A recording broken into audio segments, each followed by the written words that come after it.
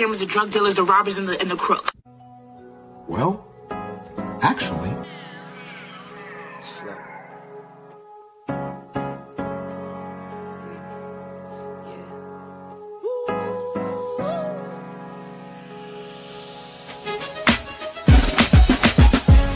Yeah, I'm watching the rise, and I wouldn't say I'm shocked, cause I'm hardly surprised.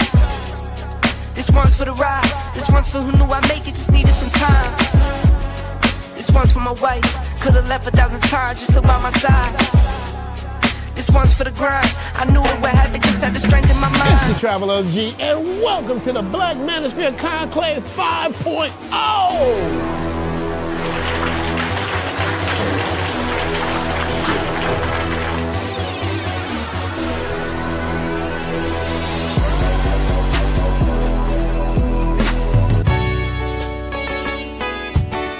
We got started in 2021 in Atlanta, united in the pursuit of excellence in all things. It's been one hell of a ride. Can I tell you what's on my mind? Cause I've been thinking about it for quite some time. Hey, can you give me a moment to declare my love? Can I tell you what's on my mind? We're now focusing more on opportunities for men, in particular passport bros. Guys who go abroad, they want to have a different lifestyle, they want to have a different achievement abroad. Oh yeah, there's without a doubt the narrative has changed for us greatly. I just finished speaking and having a chance to tell individuals about how to live the American dream outside of America. And I was here to help so many men when it comes to understanding what they need to do in order to relocate. With the political climate, things that are happening worldwide, guess what? Nobody's coming to save us. So it is indicative that we all bound together, tighten up like a fist, and strike a mighty blow against everything that's fighting to stop us, man. It's nothing but good, positive people, good, positive energy with one goal in mind, and that is to make money, get the hell out the Matrix, and enjoy your life. You dig? So shout out to all of y'all. Theme music.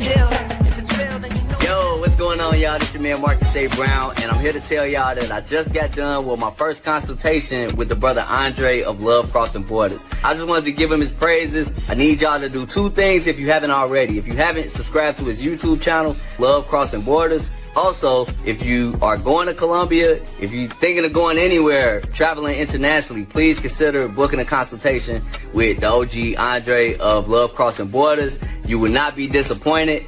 And y'all, get in tune with him if you haven't already. Tell him MAB sent you. Peace. Where are all the black men? And I'm not talking about the scammers, the drug dealers, the robbers, and the crooks. Well, actually. Well, actually, they are here. They are here enjoying Andre and Andre's Love Crossing Borders. Shout out to all you men that are here and all you ladies that dare to tread this channel. Before Kevin Samuels passed on, he often talked about hypergamy. Some men agreed with what he had to say. Other men were like, hey, 50-50, I'm not paying for everything. Either way, whether you're paying 50-50 or if you're paying for everything, we all pay. Those of us who are married, it's called responsibility. And those of you who aren't married, it's just called a luxury tax. Either way, we all pay. But what's the difference? And what does that have to do with tonight's show? Even though we all pay, there is still a such thing as rate on or rate of return. Meaning, what bang for your buck are you getting for using your resources, your money, your time, your energy, and your attention on these ladies? What rate of return are you getting? Many married men can say they're getting a good rate of return, and some men can say they aren't getting anything. Many men that are out there traveling the world and dating different women can say that they're getting a great rate of return. Some of you guys, you're getting scammed. Today's episode is going to be talking about don't lead with your resources, because women are cheating on men in record numbers who lead with their money. I know a lot of guys that believe that women only want money.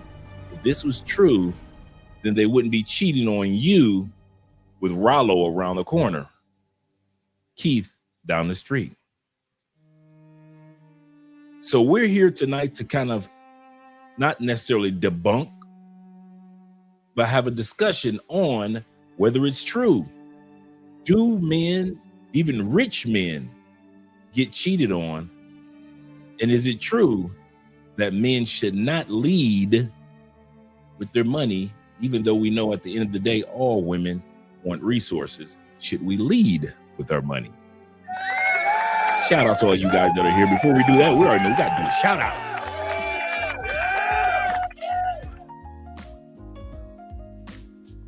Oh, wrong song. Here we go. Let's go back to this song. How about this?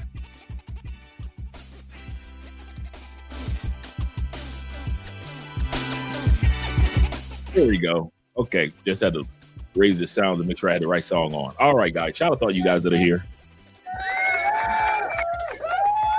Shout out to all of you that are here enjoying Andre and Andres Love Crossing Borders on a wonderful, wonderful Monday. You know what? I gotta text my boy Terrell. I just remember something. You know, Terrell is one of our brothers of the show.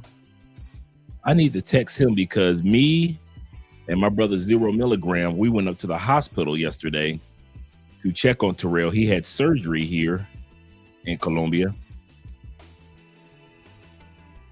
And he had to have gallbladder taken out.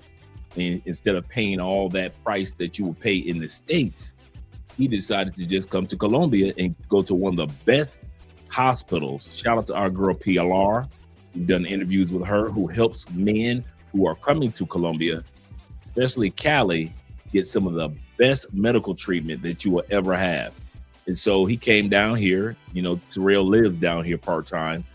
And so he came down here, did his surgery. So me and 0 Milligram, shout out to 0, went up to the hospital yesterday and surprised him. And we spent a few hours up there. We were up there late. And that's why I didn't do the show yesterday, because I was hanging out with one of our brothers in the hospital. His surgery went well. Everything was great. But they were supposed to release him today. So I'm going to text him to see, did he get released? I forgot to text him. And shout out to Terrell.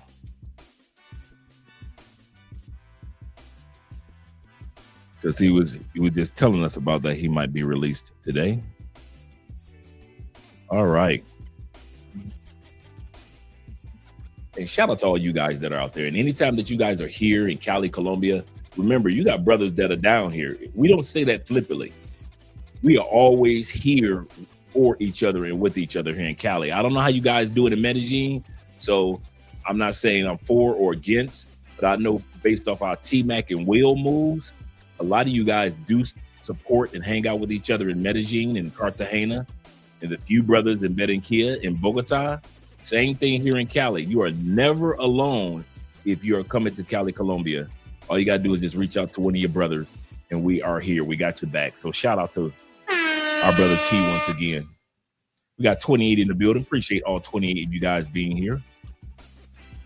Let me scroll back to the super chat with my brother David Dice. And Dave says this with the number 1. He says, respect the Kevin Samuels. Rest in power, brother. Kind of funny that you and I are thinking the same thing, right? He said, respect the Kevin Samuels. Rest in power, brother. He said, but that term, high value man, has been misused. I can believe that. He said, it's just a term for a man who leads with his money, aka simping.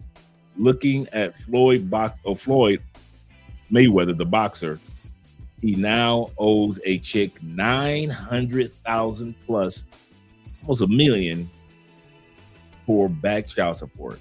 $1 million in back child support. Well, we know Floyd he might not be using his passport anytime too soon with that much child support.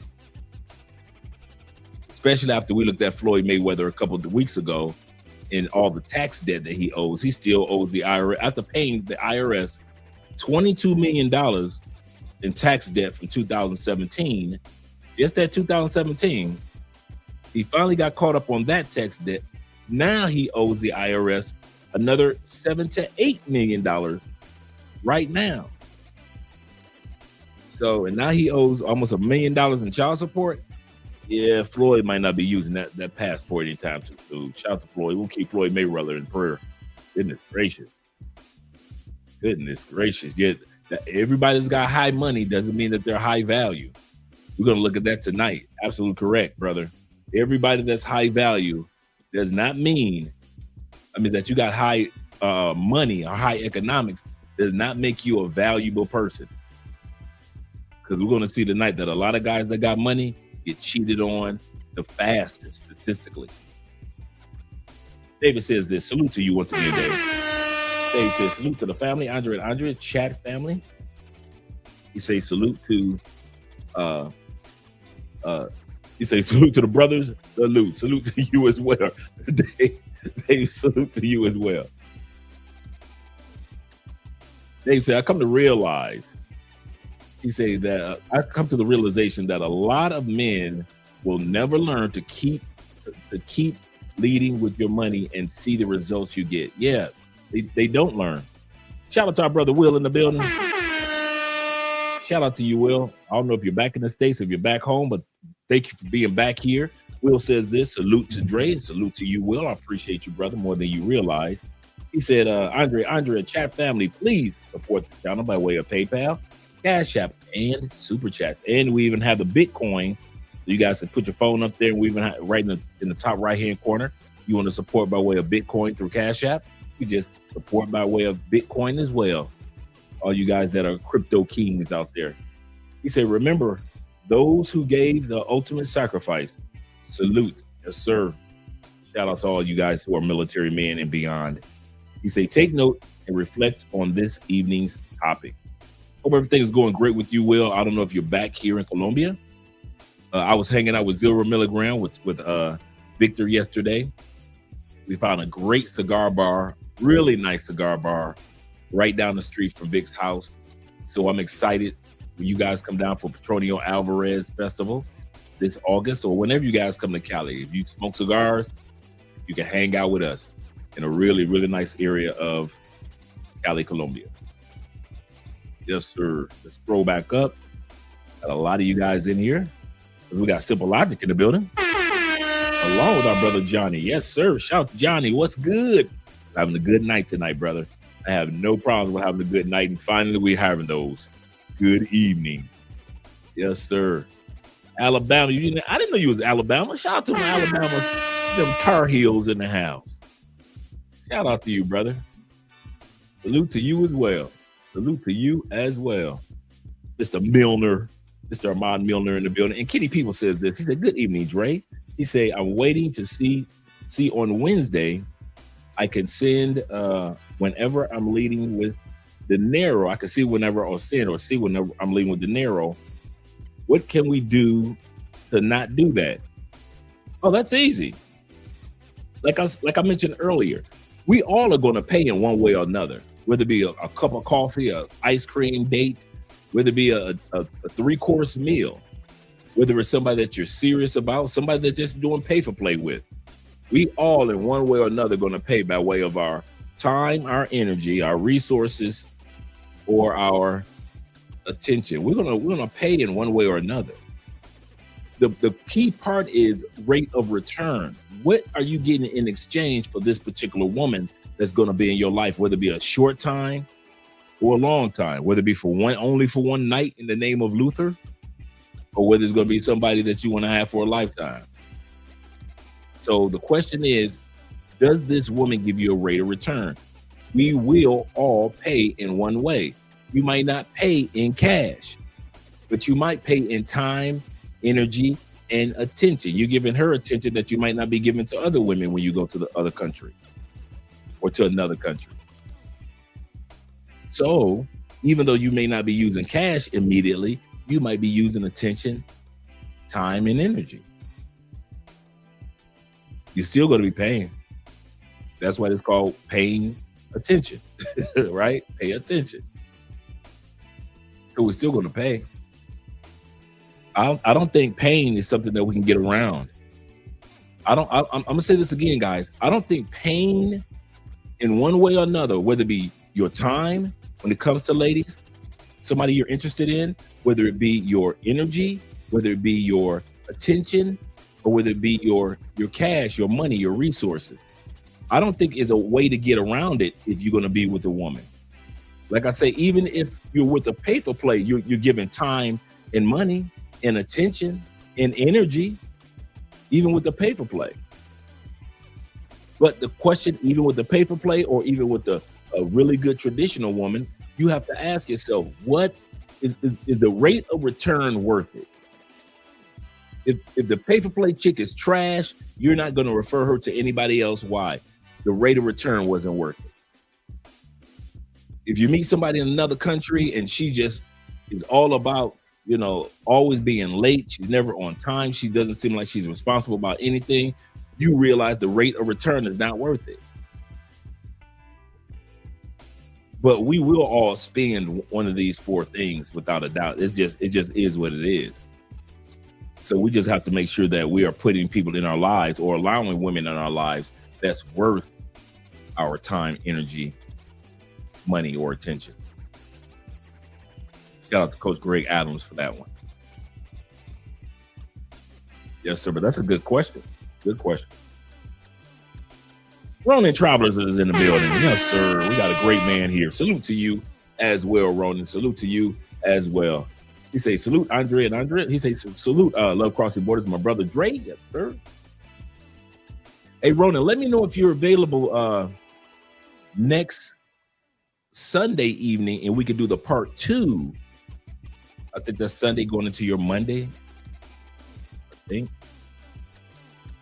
And we could do the part 2 of your video slides, man. A lot of guys really enjoyed those slides that you did.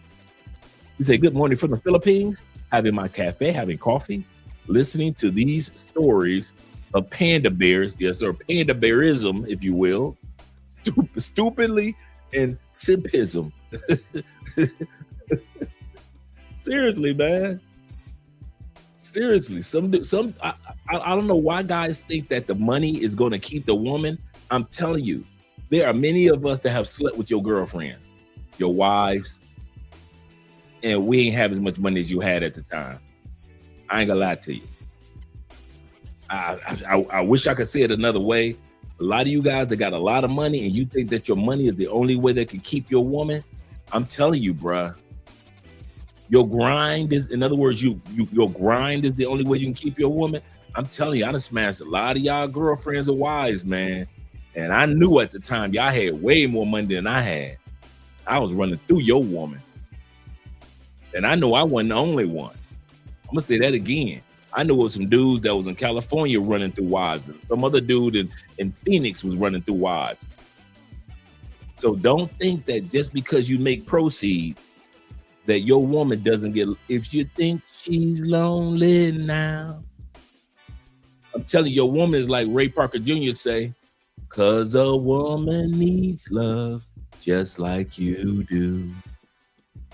Don't fool yourself into thinking that she don't. She will fool around just like you do. With you or without you, just like you do. I'm telling you, man, your woman will cheat on you just like you do. Take it from me. So don't take your woman for granted, man. Don't take her for granted. Don't think, in other words, don't think any woman that you're dealing with and you really want to get to know her. Now, we're not talking about party girls. Let's get some clarity. Let's you know what? Let's stop this music for a second. Let's get some clarity real quick. This episode, we already know as grown men, we ain't talking about party girls. We don't even talk about party girls on this channel. We ain't talking about pay for play, because we don't even talk about pay for play on this channel. We ain't talk about beautiful, but they bottom feeders. We ain't talk about bottom feeders on this channel. We on this channel, we talk about quality women in every country that have the potential to be somebody that you can either be friends with, somebody you can be a girlfriend, or somebody that might be potentially a wife. So a friend, meaning that y'all friends with benefits, potential wife, or your girlfriend, or situationship. But if you think I'm talking about leading with money, and I'm talking about just pay for play chicks or party chicks, this is not the channel for that. I don't care. When it comes to party chicks, you will definitely lead with money. When it comes to pay for play, it's called pay for play. You're definitely leading with money. When it comes to beautiful bottom feeders who have nothing going on in their life but their beauty, you will be asked, and in many cases, you will start off with cash. But I can tell you those groups are not most women in most countries. Most women in most countries, you don't necessarily have to lead with, hey, look at what I got. Look at my gold chain. Look at my shoes. I got the latest Jordans on. Look at I got the latest cologne. Speaking of cologne, tonight's cologne is Green Irish Tweed by Creed. Creed's Green Irish Tweed, my favorite one. I like this one better than I like a Venice. It smells completely different from any other Creed. But just like all Creeds, they only last 2 to 4 hours. That's the funny part. You pay all this money for Creed colognes, but none of them last over 4 hours. None of them. They are notorious for not lasting long. So if you collect Creeds like I do, you know it's just to say I collect Creeds because you like collecting colognes. But if it were me with any Creed cologne, I would tell a person, keep your money in your pocket and buy 3 colognes for the price that you will buy Creeds. I kid you not. Even Creed Absolute, and I love Creed Absolute. I wouldn't tell you to buy it. It only lasts. Get a clone of Creed. They last longer. Any Creed clone or dupe, get those. Don't get original Creeds. Don't get Creed Adventures. Don't waste your money. They are notorious for not lasting. Like I said, if you're a collector, okay, cool. But if you aren't, don't waste your money. I'm telling you. I'm giving you the hookup. You'll be mad. You'll be mad that you spent that $250 on that Creed bottle and you got to spray again in 4 hours and spray it again. You think you got to spray a lot, and it don't matter how much you spray, Creeds don't last long. And they smell good, but they just don't last long. But yeah, let's bring the music back. So when we talk tonight about this topic, I'm not talking about broke chicks in Brazil. They sexy, but they broke. I ain't talking about them. I'm not talking about the party girls that be waiting at the airport, waiting for dudes to get off the plane, like they used to wait for sailors to get off the ships. I'm not talking about them chicks, and I am not talking about pay for play tonight. So when I talk about women, and they talk about all women want money, no, I'm not talking about them that you're talking about. This channel is dedicated to if men are looking for a quality friends with benefits / situationship / girlfriend / wife. That's what this channel is dedicated to. So whenever we talk tonight, do not think I'm talking about some raggedy chick that's going to try to scam you out your money. I'm not talking about them chicks. But I will say that if you lead with money, and even though you got money, we all know the pool boy and the mailman has been notorious for smashing dudes' wives throughout American history. So this is not something new that I'm talking about. Let's bring that music back. Okay, let's get ready to go back with the shout out. I just want to give a little bit of clarity in regards to that. Shout out to my brother Don, aka Don D. Don JP. Shout out to you being in the building. He says, good evening, Andre and Andrea. Andrea is in her French classes tonight. He does her French classes throughout the week. And all in the chat. Yes, sir. We scroll down because we got our brother Zeta in the building. Hola, hola to you, brother. Salute to you as well, Zeta. Glad to see that you're here, brother. Glad to see that you're here. And we got our brother Ati Bad. I hope I pronounced that correctly. 6 Trinidad Tobago locked in. Yes, sir. Listening in from Double T. Yes, sir. Beautiful location. Oh my goodness. You talk about a festival that we all take for granted. You talk about a celebration that we all need to go to at least once in a lifetime. We talk about Brazil and Bogota a lot. I mean, in Barranquilla a lot. But that Trinidad boy is nothing to joke about. That's nothing to joke about, man. That's a celebration that we need to get to. Shout out to my brother Hugh being in the building. Mr. Stephens himself. He said, good evening, Dre and chat. He said, these live streams are a breath of fresh air. Hey, I'm 54 years old. Shout out to us older men. No children. No major debt. Shout out to you, brother, for that. He said, I plan to retire abroad at age 60. Countdown. And that's how I always say that, guys. Don't be in a rush. Take your time. Your season will come. He said, it could be done, y'all. Yes, it can. Yes, it can. Shout out to you, brother. I'm glad to see that you're here again. Oh, you still in the U.S., Will? Okay. Take care of business, brother. Take care of business. Bean is in the building. Bean said, hello, Dre. How are you feeling on this Monday night? I feel as good as if it was a Monday night football game coming on. I kid you not. I'm having a great night, man. And I've been kind of like pondering on this topic I've had this topic sitting in the attic in the archives for a few weeks.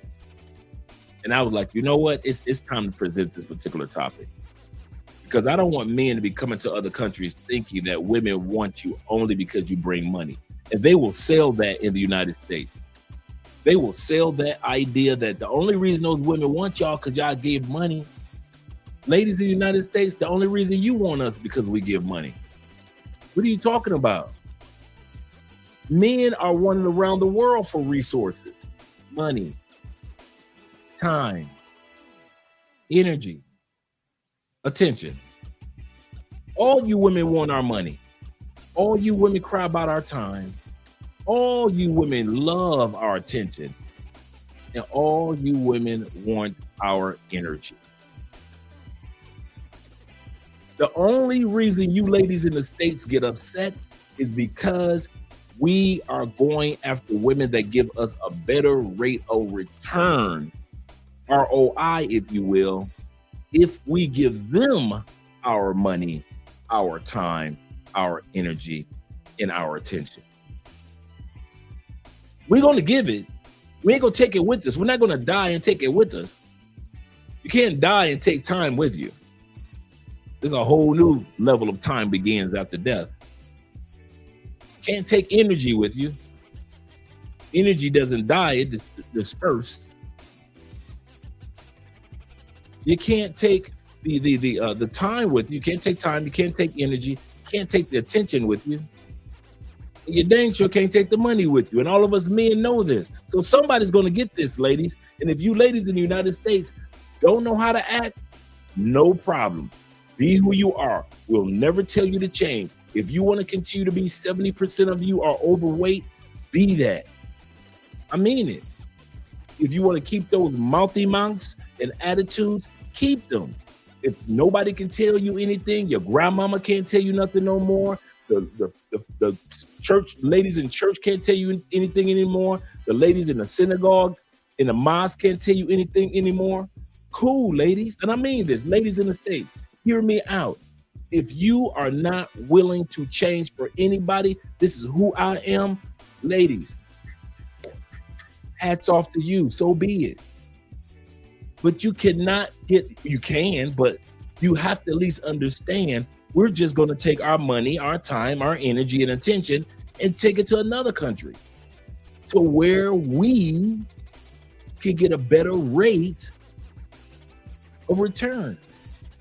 And for all you guys that are still stuck on a plantation in the United States and you're married or getting married, so be it. We don't have anything against you guys.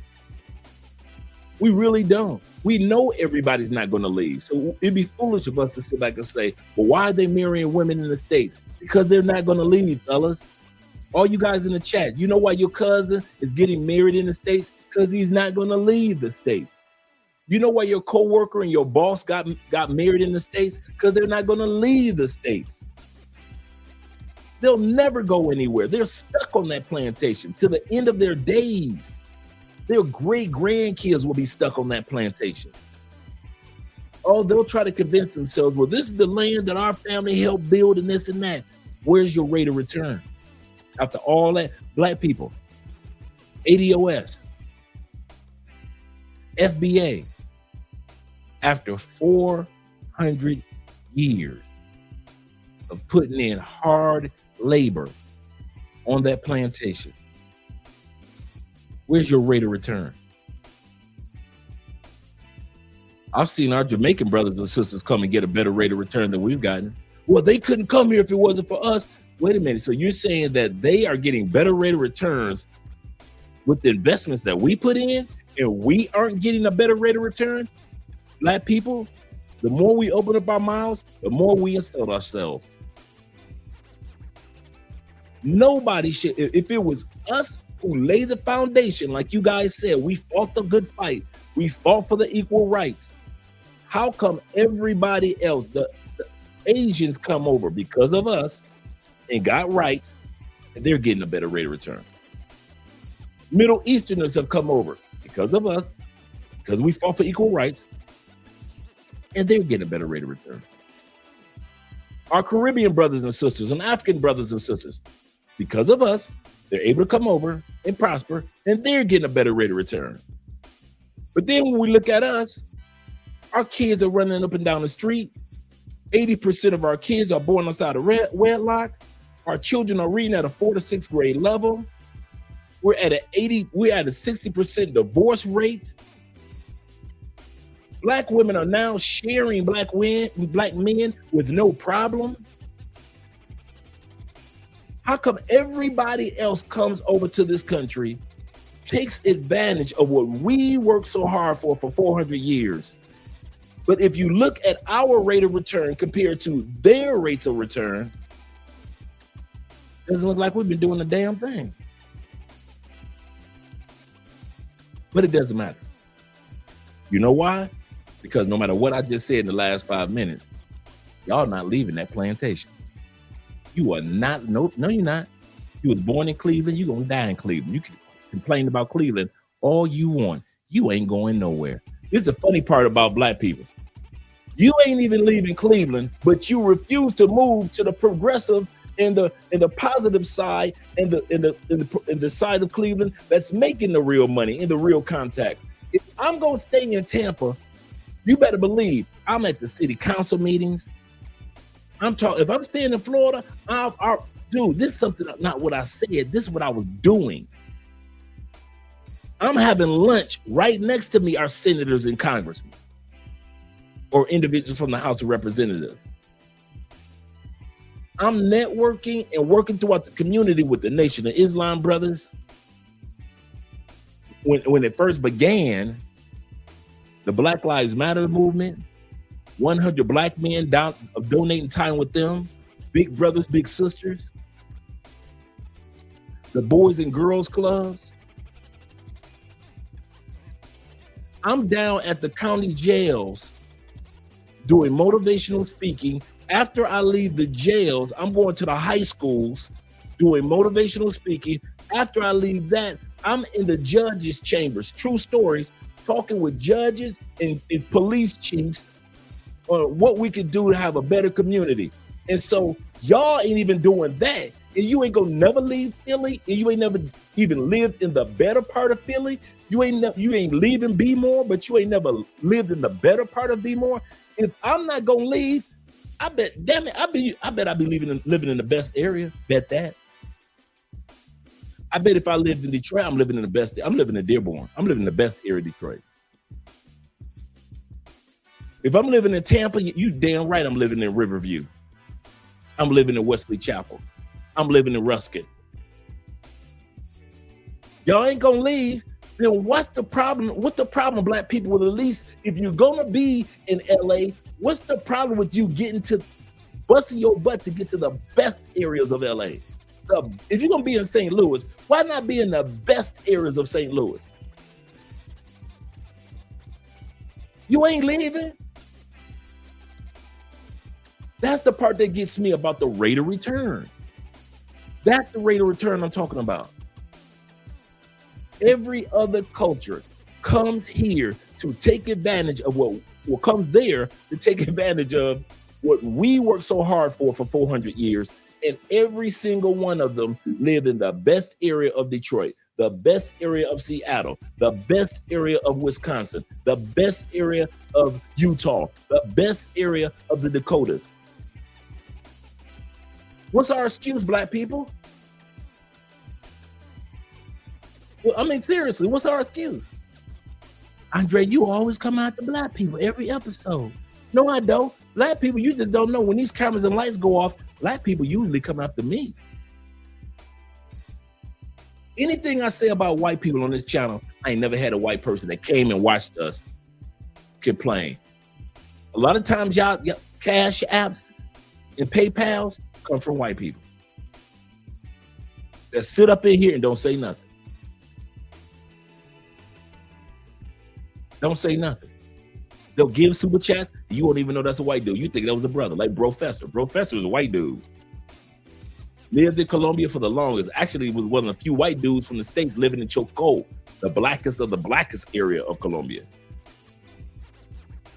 Moved to Mexico, helping out the firemen out there in Mexico, and helping them get certification.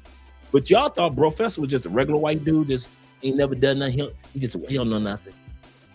That ain't true. So when I talk about white people, they got nothing. I don't know.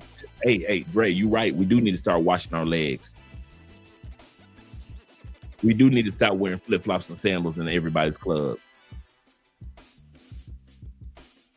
But when I say something about black people, it's all about emotional damage now.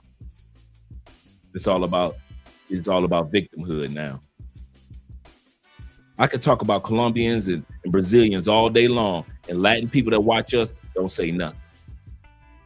I have Latin people that have walked up to me. One dude was having dinner. He jumped up. He was having dinner with I think his wife or his girlfriend. He jumped up and he saw me walking, and I was just walking away from Andrea. You know, I was going to the men's room, and I was on my way back. And he was like, "Oh my God, Andrea, shake your hand, brother. And I watch your content all the time." Thank you, man. Andrea's sitting over there.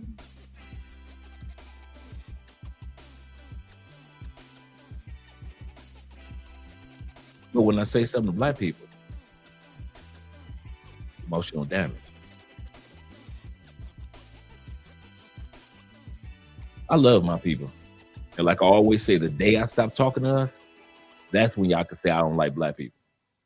I promise you that. The day that you don't hear Andre say nothing to black people and about black people, you better believe that's when the day is you like, Andre must don't like black people. Why? He don't talk about us at all.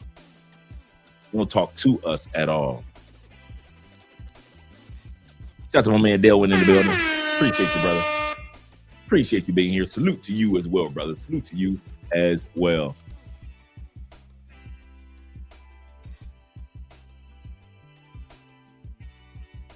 Okay, cool. That'd be great. That'd be great, man. That's going to be fun. That's going to be fun. Do a part 2. Will says this. He said, money never kept a woman. It's quite the opposite. Women, yep, absolutely correct. Money never kept a woman. So true. Shout out to No Excuse. Hey, No Excuse. I just saw your interview, the last interview you did on another brother's channel. I watched it this morning. Good interview, brother.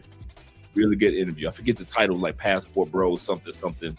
But I watched it this morning, and really good. And I just clicked on it. I didn't even know I clicked on it when I saw the Passport Bro part on the title. And then I realized he was interviewing you. And I was like, oh, let me check my man out. So shout out to you, brother, for that interview you did. I don't know if he posted it yesterday or today, but I'll check it out this morning. He said, my brother Delman says this. He says, men need to stop waiting for life to get easier. That's true, because it never will. It'll be a time where, things stabilize, but life doesn't get easy for men. And it's not supposed to, man. Like Kevin Samuel said, pressure is made for shoulders, not for hips. Men are built for pressure.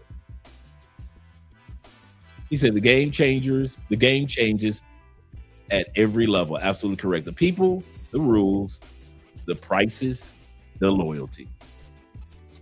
He said adapt fast or get left explaining how things used to be.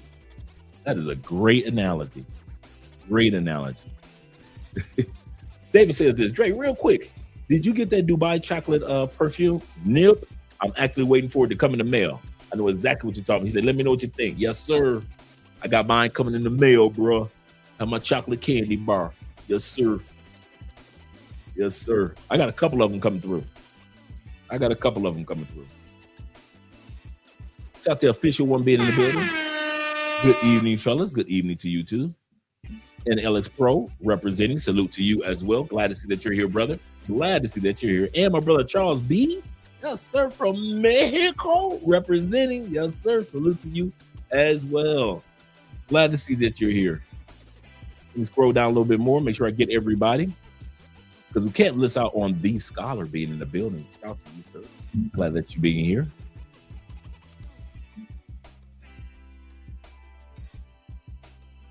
Let me scroll down. Oh, we got D. Kirk in the building. Shout out to you, D. Kirk, being in the building, as well as our Detroit brother. You better back the fuck up out my face, goddammit. I'm from Detroit, Michigan. Don't play with me. Yes, sir. Yeah, we're talking about next Monday show. It's like Monday in the Philippines, but it'll be Sunday. So Ronan and I are going to be doing the part 2 of his slides that he had. Very important information that he shared next week.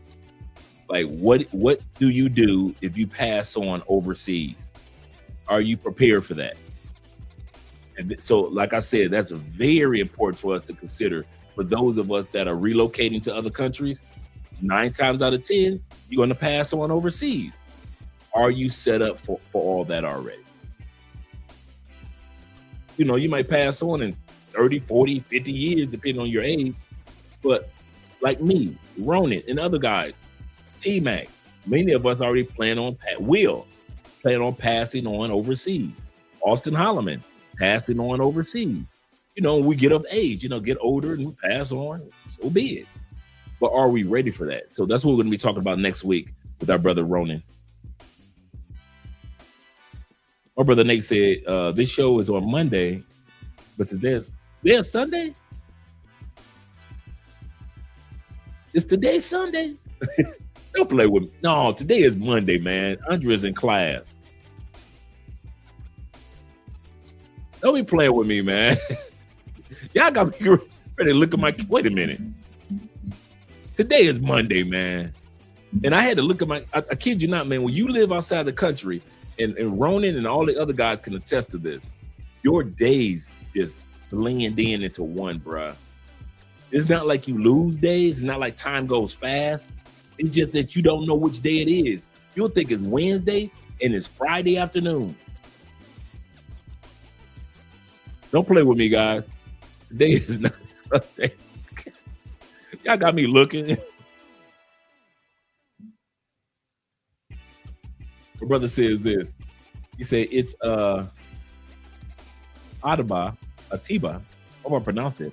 He said, I'm booked for the Petroleum Alvarez. You ready? Oh, shoot. He said, I will connect with you as soon. He said, I will connect with you soon. Also, if you want to experience Carnival in Trinidad, we have 2 cars. I didn't know that. I thought it was just one. He said, I got you. Okay, cool. Yes, sir. Do me a favor. Shoot me an email. Shoot me an email when you get a chance so we can exchange numbers. Shoot me an email so we can exchange phone numbers on WhatsApp. Yeah, man. That's what's up.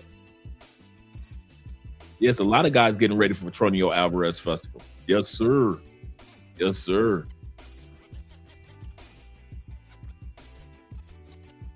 Shout out to 2021 in the building. Shout out to you, brother. Glad to see that you're here. Zeta says facts. We got Theo here already? What? On a Monday? Zeta says facts. He said, when I realized as a man, life is tough and will not get easier as a man, I just sucked it up and I moved on, although I do not get a few commercial breaks. He said, although I do get a few commercial breaks. That's a good way of putting it. He said, don't abandon us, Dre. I know you are not talking. I know you are not talking, Theo. Yeah, we're going to keep it. You know what? I'm glad that you're here because you and I need to start scheduling some episodes for the Black Manosphere Conclave. You know, doing some interviews for that. So I got to reach out to you in regards to that. My brother says this. He said, us black folks be too busy blaming the white man. The white man. He said, we are short on effort and long on invalid excuses. We got excuse for everything. Don't leave us, Andre. you are booking something.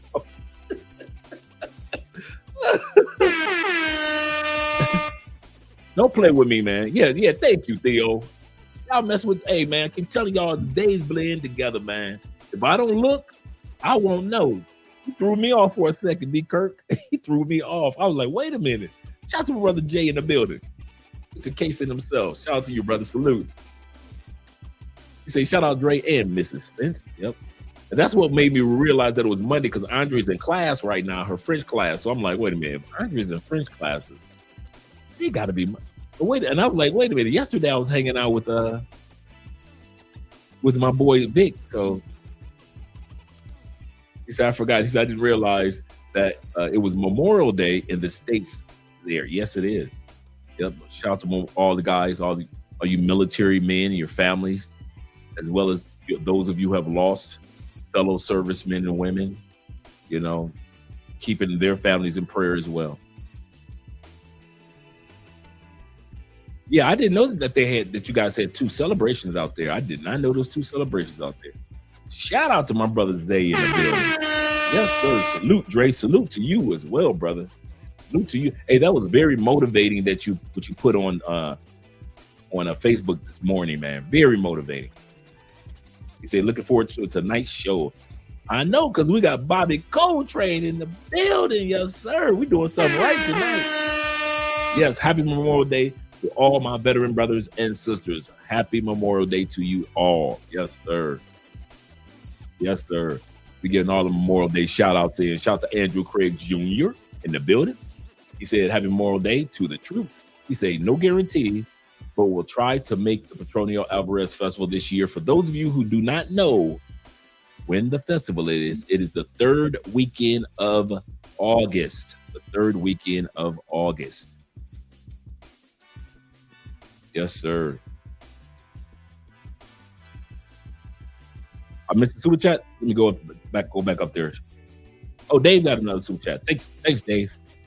He said, Dre, recently a 75-year-old sister got in an argument at a coffee shop over her coffee, put her hands on the worker at 75 years old. Then she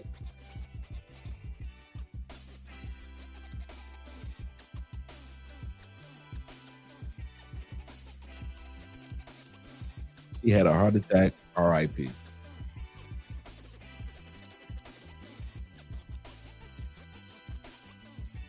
There is nothing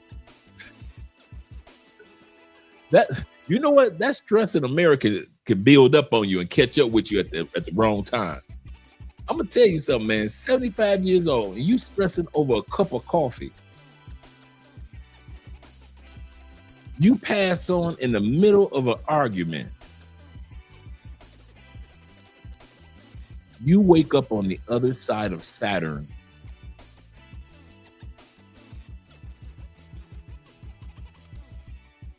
Over a cup of coffee.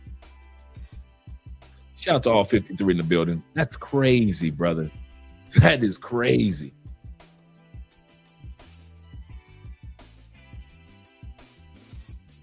No, I'm not leaving. Theo teasing. Theo teasing. I'm not going anywhere.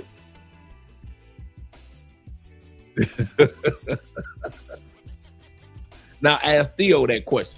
See, since Theo want to put me out there like that, ask Theo that question. He says they would be listening after Chewbacca humps their legs. Oh. And last but not least, Zeta says this. He said, yep, I seen David, 70-year-old, losing Their mind. Wow, that's crazy. That's crazy.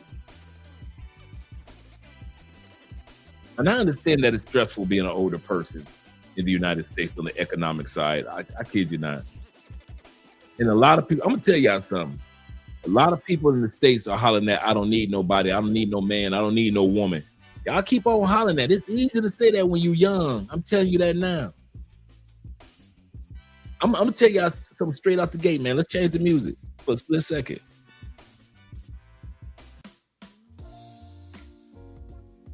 It's easy to holler, I don't need nobody while y'all young. All you under 50 crowds, I'm gonna say this to y'all. It's easy to say that. As you get older, you want that companionship.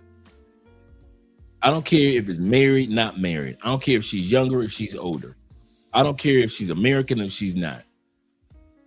I'm telling you, I ain't trying to ride through the rest of my days by myself.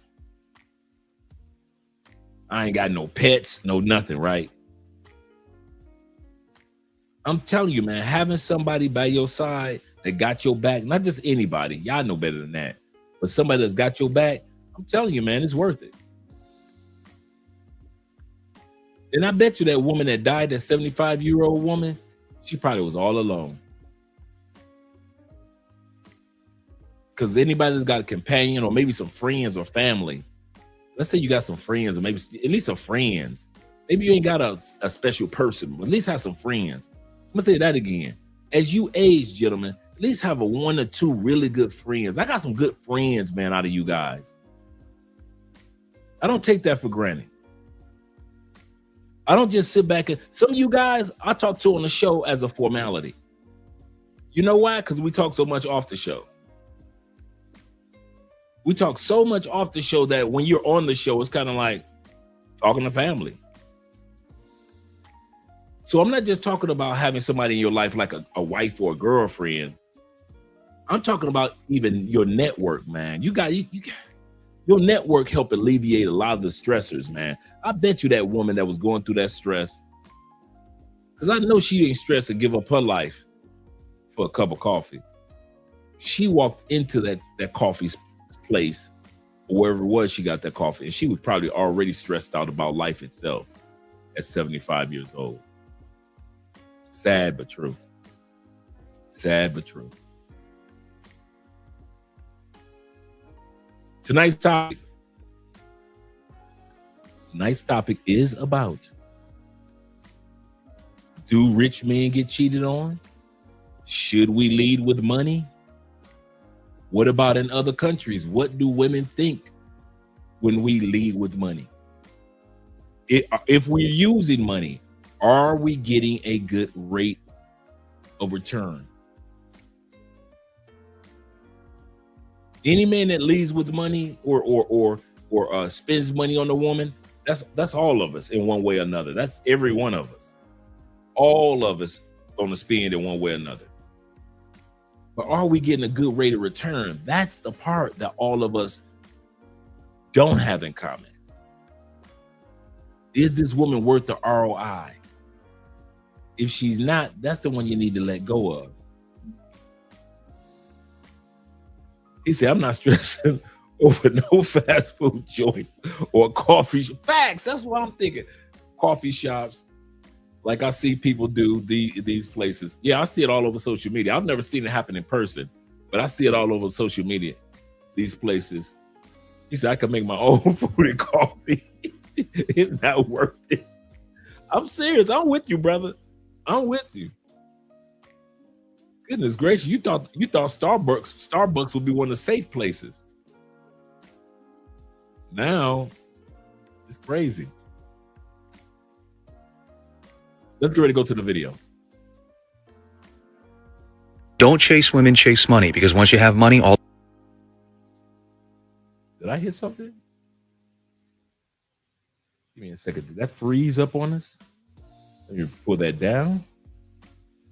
And give me a second. I'm going to bring it back up. Give me a second.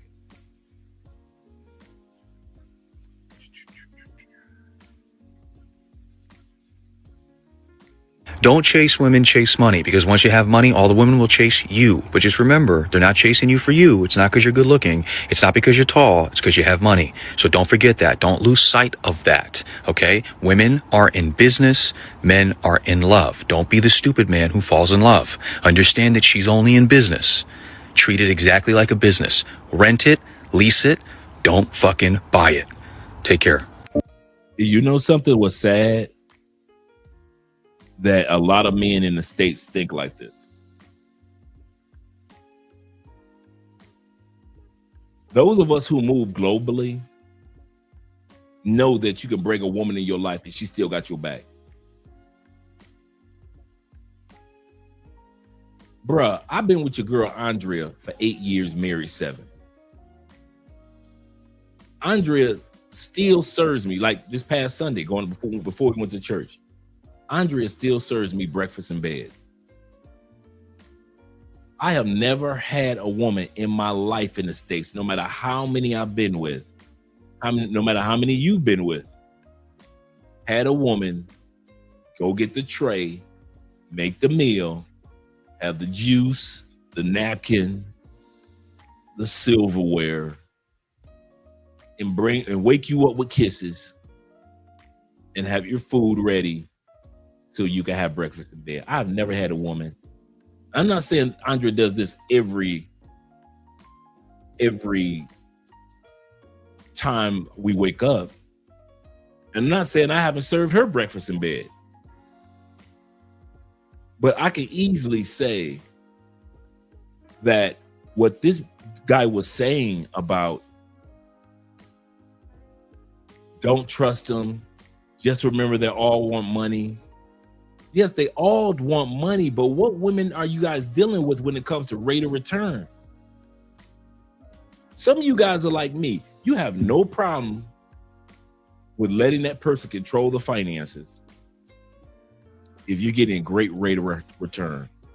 Now, they don't have to control everything, but when it comes to making sure this gets taken care of, that gets taken care of, you ain't got no problem with that. Why? Because you're getting a great rate of return. Especially compared to what they get in the United States or in Canada or UK or Australia. So when you hear American dudes talk like this, remember, it's American dudes. Those are American dudes. Dudes that got money in other countries get treated well. But have you noticed dudes that ain't got money in other countries get treated well? Their wives still go in the kitchen with them curvy bodies in DR. Them fine Dominican women will go. You can have a woman in DR that's living in a hut. Am I lying? Her man ain't had a job in 3 years. 4 days out of the week, they eating fish. The other 3, they eating pork. That woman is so happy to serve, support, and have children by that man. And you looking at him like, how the hell did he get this fine Dominican chick to be on his team and he ain't had a job in 3 years? It ain't like he ain't been trying. It's just the opportunity hadn't been there in this town. Same thing in Philippines. Come on, guys. Don't act like I'm the only one to be going. I still do this to this day. I walk through the mall in Colombia. I be flabbergasted. I be seeing some of women that look like supermodels walking with some of the most regular, normalest looking Colombian dudes. Ain't nothing about him that says he should be walking with her. And they got 2 kids. One look like the daddy, one look just like the mama. And you be thinking like, and you can tell he ain't got no money like that. He gets out a regular Colombian job. And she be all on him holding hands like, I wish a bitch would look at my man. And you thinking like, wait a minute. How is she the one that's protective of him? That wish a motherfucker would about him? She ready to smack a chick about him? And I see that in Colombia all the time. These men in these other countries ain't got money like that to lead with, the average dude. Now, we know that there are rich men in every country and rich women in every country. I'm talking about the average bear, like Yogi, the average bear. And I kid you not, dude, I'll be sitting up here scratching up. Me and Jeffrey do that, Ghostface, my uncle. We do that a lot. We'll still do like, how the hell he get with you see a dude with an Afro-Colombian chick, beautiful long hair. She got shea butter on her skin. She jet black, beautiful face. Body is clinging, is banging, thick thighs, walking through the mall. And you be seeing her man, and you be like, what the heck? Oh, hell no. You be mad, just damn, you like, oh, hell no, she ain't with him. And those couples be just as happy. So when I hear a man back in the United States and Canada and UK complain that women are in business, men are in love, that's your country. That's our country, gentlemen. Everybody in other countries don't move like we do. I think that we as Americans fail to realize that. Are there women like that? That's around the world. Are there gold diggers around the world? Yes, that's a given. I shouldn't have to explain that. But what I'm saying is how women look at how attractive women expect from us in our home country, the United States, is completely different from some of these gorgeous, attractive women that are in these other countries view their men. They get a far better rate of return for doing next to nothing, really. That's the craziest thing. Shout out to the International Quiet Storm in the building. He says this. He said, Dre, I know I asked you this during our consultation. He said, but for public record, how much would it cost a month to live comfortably in Cali? We did this one the other day too. In Cali, and be able to live in Star 5, which we live in, and do not, man, you should, man, you need to see 0 milligram spot. This man is living like a czar over there in his zone 5, zone 6. And I'm telling you, all the bells and whistles, and I mean all of them, including the cable, including the utilities and everything. $1,500. We're in zone 5. 3 bedroom, 3 bathroom. His spot is 3 bedroom, 3 bathroom. He's in zone 6. We're on Strata 6. We're in zone 5, zone 6. In all of our bills in all, everything right around $1,500. So if we're just talking about your bills to live in a good area, just your bills, in Cali, I would easily put it at $1,500. And I'm talking about including your cable, utilities, everything. Now, I didn't talk about groceries. I didn't talk about your gym membership. I didn't talk about your proclivities. You know, some of you guys might be cigar guys. Some of you guys might smoke your weed. Some of you guys might have your girlfriends. I'm not talking about that price. I'm just talking about your basic living. I'm not talking about your transportation or your Uber. I'm talking about your utilities, your cable, your Wi-Fi, and your furnished apartment. You could easily live in zone 5, zone 6 in really, really nice, roomy apartments. I know 3 or 4 dudes that's over there by 0 milligram. And every one of their apartments are humongous.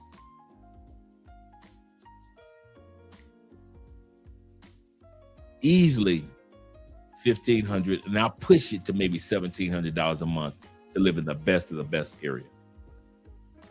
Now in Cali, if you crack 2,000, you living in Ponce. Ponce is like where the rich live. That's like a zone 6 invisible zone 7. There's no such thing as zone 7, but people kind of like play with it like that.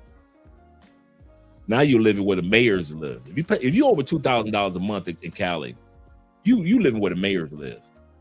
You living where ex-governors live. You live where the rich live. Like the whole area is gated, right? You live where our pastor lives, you know. That's where you living. He say, "Oh, what is his rent? Or does he own the place?" No, he's renting the place right now.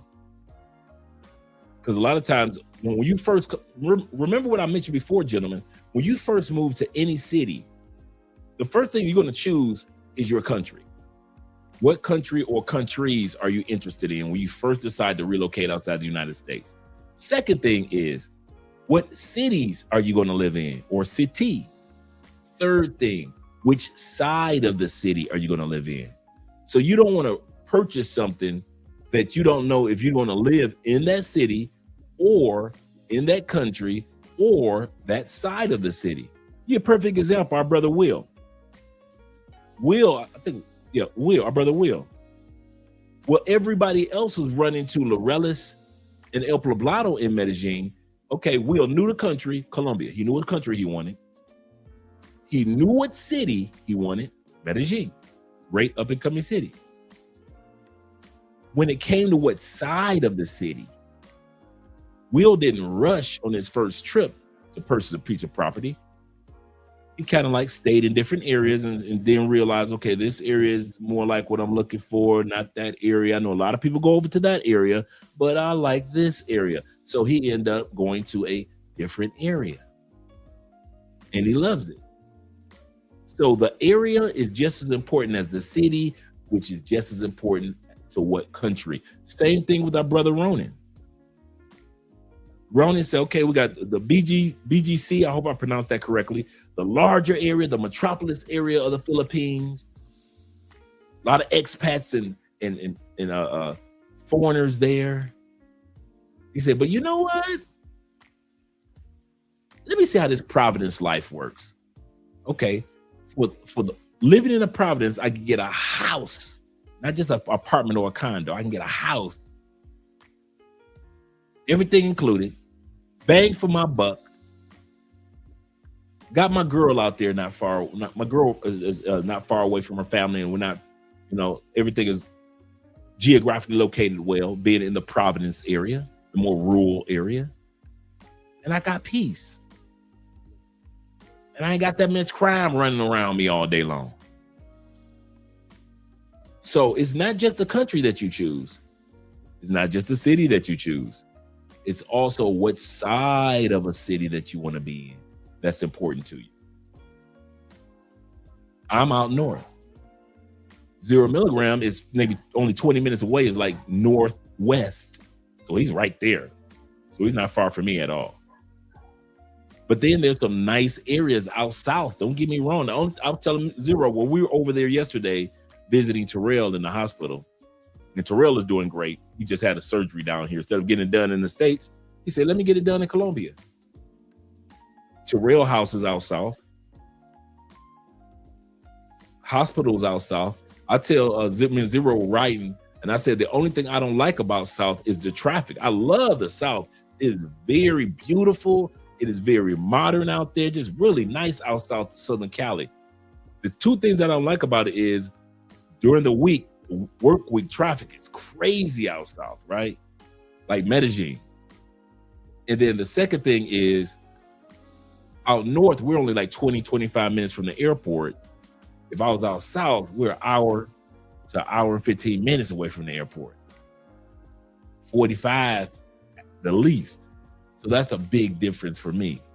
The length of the airport and the congestion of the traffic.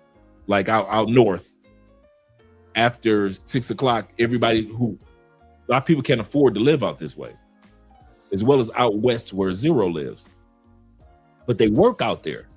So right around 7 o'clock, it is a ghost town out here. Why? Because most people can't afford to live out here. So it's quiet, it's tranquil. But out south, it don't matter what time of the day it is, they got traffic going on. Because a lot of people live out south, even though they have a zone 6 zone / zone 7 out there, really nice. But a lot of people live out south.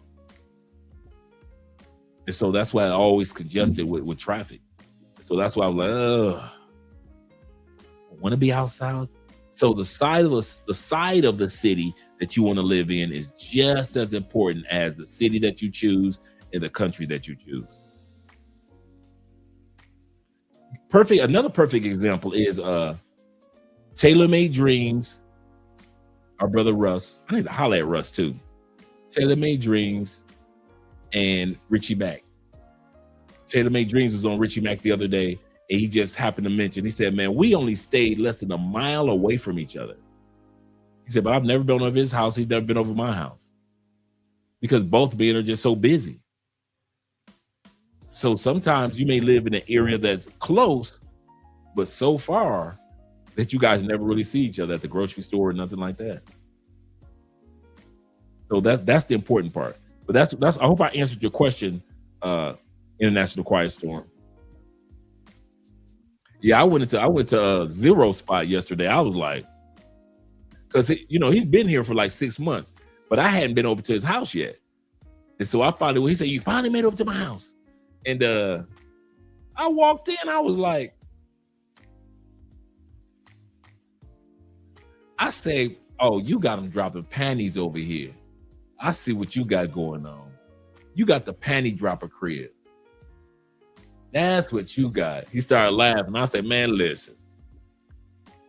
The gigantic island stove, gigantic. I'm like, oh yeah. I say, he said, as soon as I walked in, he said, you want a bottle of water? I was like, yeah, but don't put it on that island counter. I said, because I know you didn't have some adventures on that island counter. He got a huge island counter, man. So yeah, really, really nice place, man. And both of our spots add up to be about $1,600 a month to live in zone 5, zone 6. And his gym is in walking distance. The grocery stores are in walking distance. And where he lives out west, there are so many vegan and health spots and just a lot. It's that kind of yuppie type of crowd when it comes to eating healthy in Colombia. He lives in that area as well. That's another thing. Yep. Shout out to my brother Zero. He said, of course, Dre, spot on. Yes, sir. Yes, sir. He said, I like South Thailand and Cambodia. When I was younger, he said, I lived in both in the countryside and city in the States. He said, but I like the quiet of the rural countryside. Yeah. A lot of people are like that, man. I'm going to tell y'all this. It will amaze you how many brothers live in the towns like Manizales, Beretta, or Maine, the coffee region. How many just regular everyday brothers, man? Like they'll come to Medellin to go to the airport and you will see them, or they'll come to Cali to go to the airport. You be like, where you live? I live in Beretta. Or I live in Santa Rosa where the waterfalls are. Or I live in, you be like, man, that's a town. Yeah, me and my girlfriend. You be like, and you be happy for them. Them dudes be happy. They got kids. I know dudes that got kids in small towns, man. And just regular everyday brothers from the States. Happy as can be. Happy as can be. Kid you not, man. Yes, sir. Yep. Shout out to T-Mac being in the building. Shout out to you being here, brother. Let's get back to the video. Andrew Ron's here. Yes, sir. Salute to you as well, brother. All right. Talking about don't lead with your money. Let's bring it back since we didn't go far. Don't chase women, chase money, because once you have money, all the women will chase you. But just remember, they're not chasing you for you. It's not because you're good looking. It's not because you're tall. It's because you have money. So don't forget that. Don't lose sight of that. Okay? Women are in business. Men are in love. Don't be the stupid man who falls in love. Understand that she's only in business. Treat it exactly like a business. Rent it, lease it, don't fucking buy it. Take care.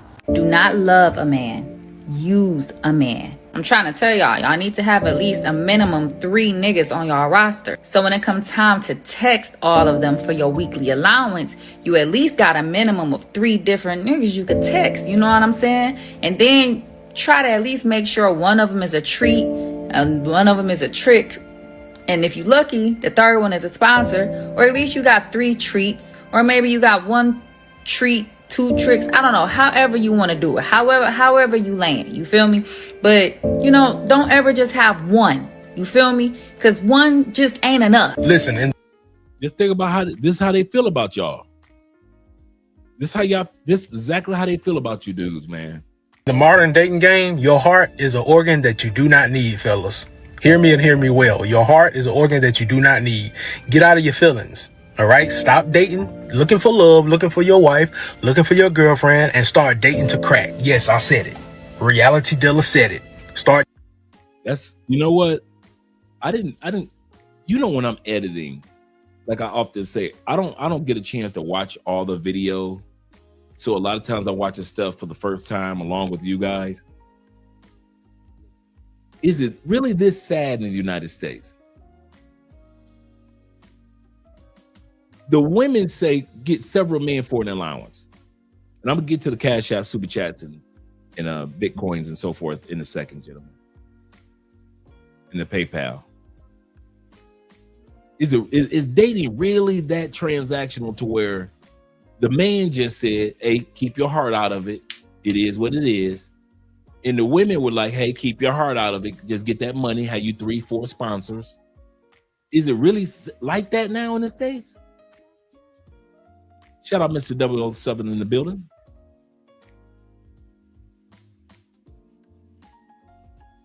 Because I thought he was going to come on and say, hey, guys, avoid these type of women. There are other good women out there. No, he just came on and kind of co-signed what she said. Hey,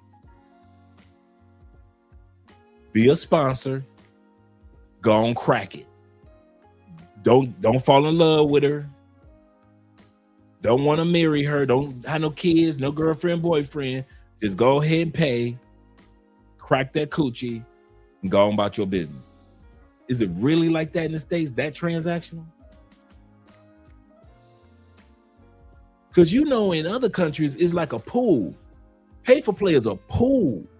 Bottom feeders and scammer females are a pool. They're like a small pool. You got all the other everyday regular women in all the other countries, right? But it looks like the United States, like being a gold digger is like, now it's part of the makeup, and men are the kind of like, the way that they're talking, the men that we saw on here so far, the way that they're talking is as if it is what it is. These dudes don't seem upset. These dudes don't seem angry. They don't seem like we're being used. They're like, hey, the women only like money, so make money so you can give women the money. You can sleep with who you want to, Like, oh, okay. My brother says this. He said, yep, middle-aged women past this ideology to younger women, dating is monetized. Yes, sir. Salute to you, brother. Kobe says this. He say, leave these women to their demise. Zay says, leave these women to their demise. He say, don't pay for them. Can't coach them. Can't play with them. Don't court them. Don't sleep with them. Stack your money, get your passport, and walk away. Yes, sir. Goodness gracious. You guys say yes. Yes, it is. Shout out to you, 007. Mr. 007, that is. Andrew Craig says this. He say, that's what I say to myself. Said to myself the last 2 years. Wow. Shout out to Montrez in the building. Good evening, Dre. He said, where are you doing? He said, where have you been buying your nice suits from? There are a couple of spots here in Colombia. A few of them I brought down with me. But there are a couple of really nice spots where I get custom suit jackets made down here in actually in Grenada area, in Cali. You get a custom made suit in Colombia for less than $800. But if I was in Thailand, whoo. He say, no, Dre, these hurt women. He say, one hurt dude. Let's say, these are hurt women. One hurt dude. One dude hurt them. So now they all the bad guys. Yeah, but it seems like the guys are agreeing with what the women are agreeing with.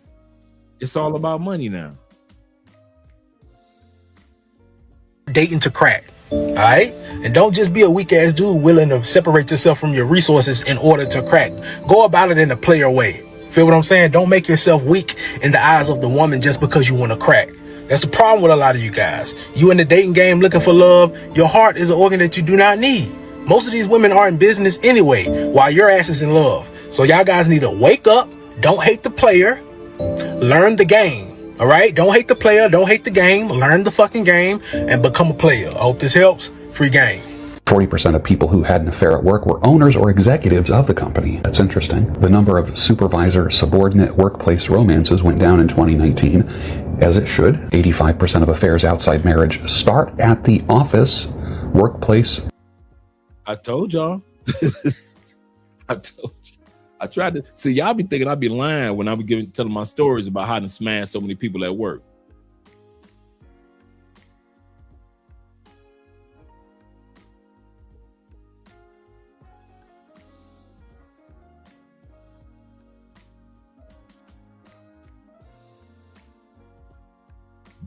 A man say 85% of all affairs start in the workplace. And I want to put it out there even more. It ain't just men approaching the women. I know a lot of dudes like, I don't want my woman to be working in an atmosphere full of men. And I can understand that. But I'm here to tell you that. You ready? This is going to hit you upside the head. See, a lot of y'all thinking y'all don't want y'all woman working in a workplace full of men to keep it down. You know, keep the opportunities down of men flirting with your woman or, you know, being, you know, just flirting with your woman, right? I got you on that one. But I'm here to tell you, take it from me and all you other brothers that's in corporate America. Half the time your woman was hitting on me and you other brothers were getting hit on. See, nobody wants to talk about that part. They always want to talk about corporate America as if us men walk around the workplace just prowling like vampires. Oh, hell no.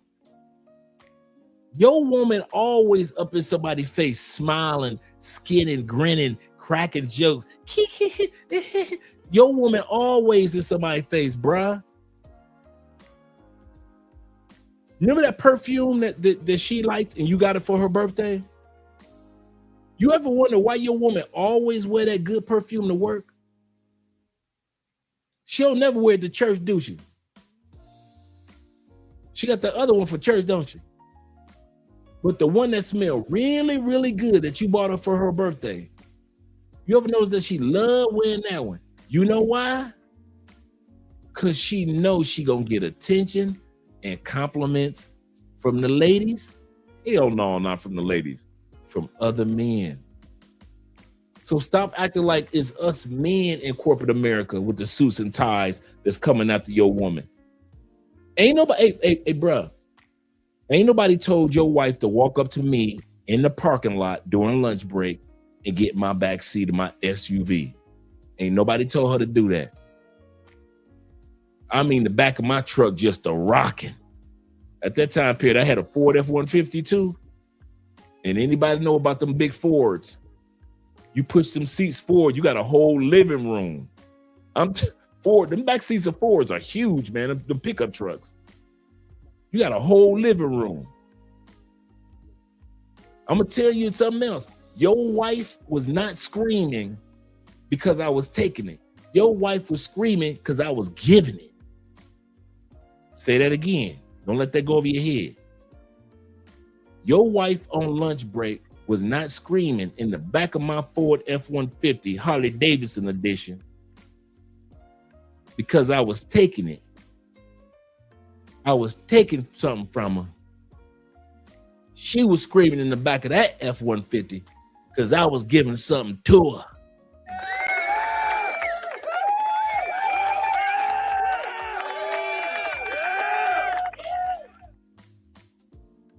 Your wife come home from work, she just yawning like a mug. I'm sleeping. Your wife looking at you like, what you cook? What you cook? Did you cook something for you and the kids? Did you leave me some? It's in the microwave. Thank you, baby. I love you. You done cook for the kids. When you got home from work, you cooked for yourself. You left her a plate in the microwave. She yawning like you thinking your wife yawning because she was tired. Because she was working so hard. Your wife was tired because she didn't get that lunch break that she usually get.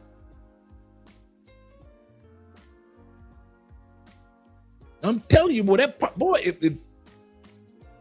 if corporate America parking lots could talk, if corporate America parking lots, if the business parking lots could talk, they will be the most gossiping buildings. Goodness gracious, that takes place in parking lots. And don't let your vehicle have tinted windows. Oh no, don't let it be tinted windows. Or I used to park my truck in a secluded spot in the back that I knew security guards would look out for it. But I would park mine in the back because I knew lunch break, it's going to be me and your wife again. I'm sorry, bro. It's going to be me and your wife again. She came after me with that perfume smelling oh so delicioso. She knew that raspberry rose perfume was my favorite. So all you do is just sit back and talk about, oh, no, man, I ain't going to have my wife working in no corporate America. Them dudes going to be all over her. Nope. Your wife was all over us. I was beating up your girlfriend in the ladies' room with the lights out. Your girlfriend with the lights out. I had your wife in the hotel down the street from the offices. I already booked the room. I'm sitting there booking rooms. Saying true stories. I'm sitting there booking rooms. I'm supposed to be working. I'm booking rooms. I'll be done with that report in a second. Yeah, I'll be done with that report in a second. All right. Yeah, I got you. Red Roof Inn. Okay. Quality Suites. Okay. Holiday Inn. Okay. Embassy Suite. Okay, I got that one too. I'm sitting there.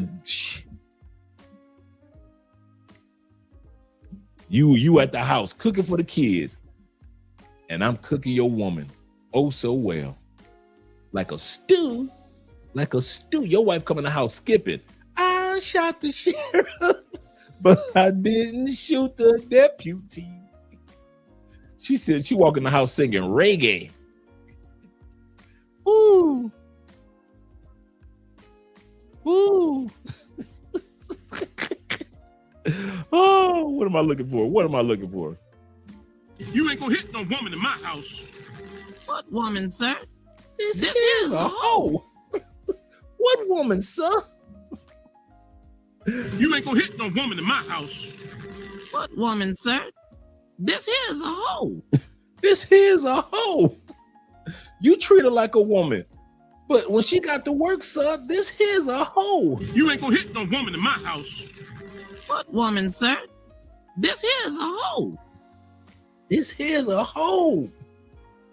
I didn't tell you to marry her. In my eyes, this here's a hoe.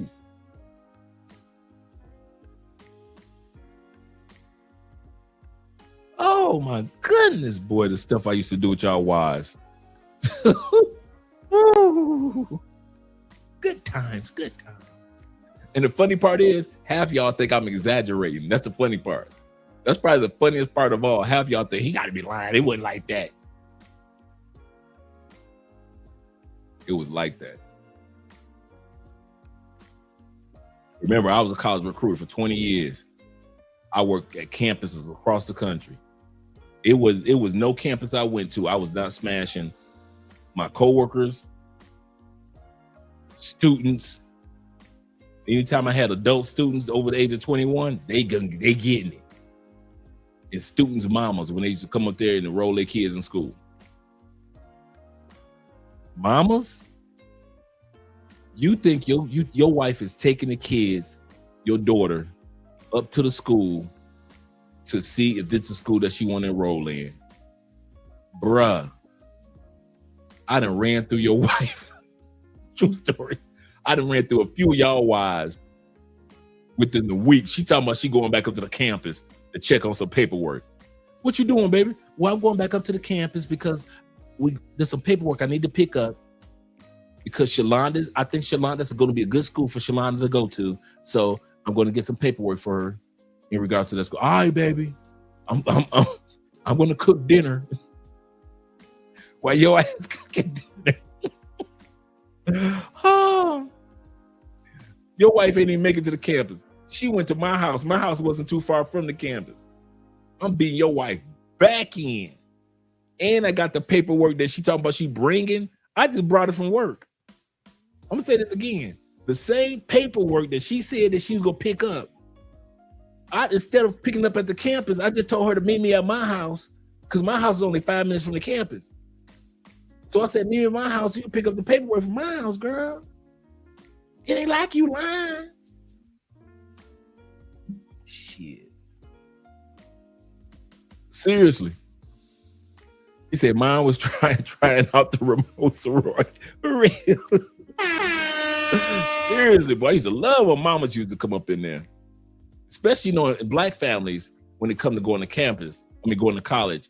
Like I always say, when it comes to white kids or students, it'd be mom and dad together used to visit the campus for the most part. When it came to Latin families, everybody coming. Auntie, grandma, mom, dad, all the little sisters, babies coming, the dog, everybody is coming for a college tour. That's just a given. Black people, either the dad is going to come or either the mom is going to come. And 90% of the time was the mama skinning and grinning and laughing at my jokes. So who was I not to smash the mamas that will be coming by themselves? You let your woman come to a college campus by herself, looking that good in that dress.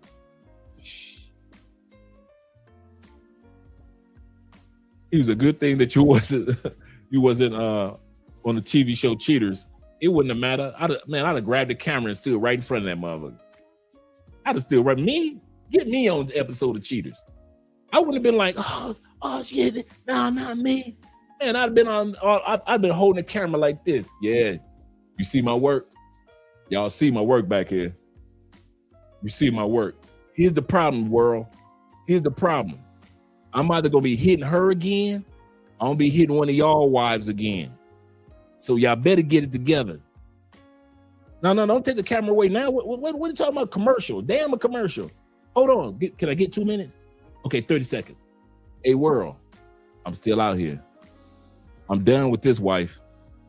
I'm coming after yours. Coming after your wife next. Shit, that'd have been me on Cheaters. Shit. Wish I would be scared to be showing my face. I'm coming after your wife next. Now y'all can cut the commercial. Now you can cut the commercial. Why'd you do it, Dre? Why'd she do it? You interviewing the wrong man. Did you know she had a husband? A husband, kids, children, a pastor? I knew she had all that. I knew she had a mole on the bottom of her ankle. I knew she had a tramp stamp on the back of her on the bottom of her back. I knew she had all that. What else you need for me to tell you that I know about her? Her husband, that was the least of what I knew. I could tell how she was in the 3rd grade, 5th grade, 12th grade, 9th grade. What else you need to know about her? Y'all would have been interviewing the wrong one. Talking about something, didn't you know she was married? Did I know she was married? Her mama been married now. I told her everything. Her mama been married 23 years. Her sister got married, but she got divorced at the age of 41. Her other sister still married. She been married for 16 years, 3 days, 14 hours, and 23 minutes. Did I know she was married? She got a kid that's 9 years old named Joshua, and the other one named Gunther. Gunther's a 3-year-old. Joshua's gonna be playing football this year. I'd have told all type of shit. Did I know she was married? How do you feel? What do you mean? How do I feel? When I was in her or when I was outside of her? When I was in her or when she was giving me head? Which one you want to know? How do I feel? I feel that y'all fucked up. Y'all could y'all at least let me have, hey, could y'all at least sit outside until I bust this nut in her mouth before y'all come busting through the door? Could I at least got my last one off before y'all come busting through the door? How do I feel that y'all can? How am I supposed to feel about it? The wife came up to me. I feel that y'all should be looking stupid. I kid y'all not, man. I mean this from the bottom of my heart, and I mean this. And I know I sound like I'm cracking jokes, but I'm serious, man. Ain't nobody filed no rape charges on me ever, and on dudes like me ever. You know why? Your wife or your girlfriend was giving it to us freely. Half the time she was the one that, you know how many times I done got hit on by wives and girlfriends walking across the campus, minding my business. Now, I'm not saying I was player number one. I wasn't the only dude. Guys, I am not the only one that had work wives. It was a bunch of us that had work wives and a bunch of women on the campus that had work husbands. Every job I went to, where I was working in warehouses, or whether I was working in a factory, or whether I was working blue collar or white collar, everybody was smashing somebody. When they say 85% of affairs happen in the workplace, dude, I can't think of a job that nobody was fucking.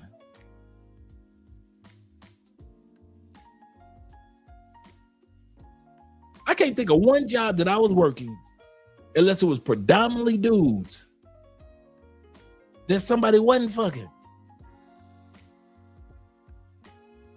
So all you dudes that want to sit around and try to talk about us, that man, he over there sleeping with, he should be ashamed of himself sleeping with all those wives. No, your wife should be ashamed of herself while your ass at home cooking, leaving her food in the microwave, and she over here sucking fabulous dick. Your wife should be the one that should be ashamed of herself. You kiss on the forehead, and not even an hour ago, hey baby, how you doing? Kiss on the forehead, and I just finished slamming nut on that same damn forehead, just banging on what, bah, bah, bah, bah, on your wife's forehead. She just finished washing nut off her forehead, and you go, soon as you see her, hey baby, how you doing? Give her a kiss on the forehead. Who wrong? Your wife, your girlfriend.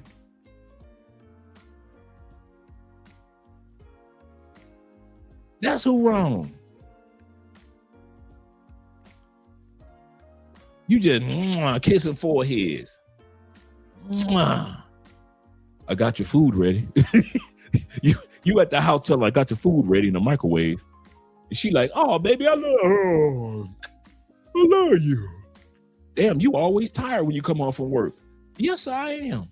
You've been tired a lot lately, baby. You pregnant? Ladies and gents, let me introduce you to Andre the Ripper. Seriously, he's back. And I wish I was just. It wasn't just me, so it's not like I was walking around around the campus like I was a player number one. No, it wasn't like that at all. Cause I wasn't the only one. Dude, come on, let's be for real. Happy hour. We all just chit chat after work. We all chopping it up from 5 to like 7 o'clock. We all just having drinks. Next thing you know, we flirting with each other. The annual corporate meetings. I mean, not the quarterly meetings, not annual, but the quarterly meetings. You know, the quarterly meetings used to be out of town or at a different part of the campus. And all of a sudden, they had, am I lying? Quarterly meetings, they kind of like break y'all up into groups to play little corporate games with each other. And everybody who wants to flirt with each other the whole time get a chance to chop it up and flirt with it. Next thing you know, your woman gave me her number, I done gave her my number. We just scheduled, we at the quarterly meeting for the whole weekend. Training events. Come on, you corporate dudes, you know what I'm talking about. All them damn annual or quarterly or biannual training events for 5 days, 3 days training in Los Angeles. How you think I got to LA the first time I ever went to LA? A training event. After the event, we getting drunk and partying our ass off. Everybody's in everybody's hotel room. So don't act like I done just invented some shit. Like I had the plot to do it. They kept putting, damn it, I'm guilty, but they kept putting us in positions to fuck each other, okay? That's how your wife got fucked. They forced us to do it on the job. It was part of the prerequisites. Some of you dudes are having flashbacks right now. He ain't lying about them damn quarterly meetings. The Christmas party. They don't allow husbands to the Christmas party no more. You ever notice that? Husbands and wives can't come to Christmas parties no more. There are only a few companies now that the husbands and wives come to the Christmas party. You know why? Because the work wife and the real wife start fighting in the damn Christmas parties. So across the country, am I lying? Put a 1 in the comment section if I'm telling the truth about Christmas parties. That now you can't bring your wife or your girlfriend or a date, no damn body, to the Christmas party. You can't bring nobody to that Christmas party no more. In corporate world, no. He said different period, Dre. He said I'm 29. He said that used to be against you. You get fired or catch a case. Oh, it's still like that. Well, hey, dude, when I was fucking wives and girlfriends, you can get fired too. But who gonna get fired? Everybody, so many people were fucking each other. The goddamn campus would have been empty. Bruh, I'm fucking my boss. I'm fucking 3 of my coworkers in my department. 2 in the financial aid department with they fine asses. I got my ass. I got pussy all the way on the other side of the campus. In departments I don't even know nothing about. Ain't never been to. But I met the chick at the Christmas party. So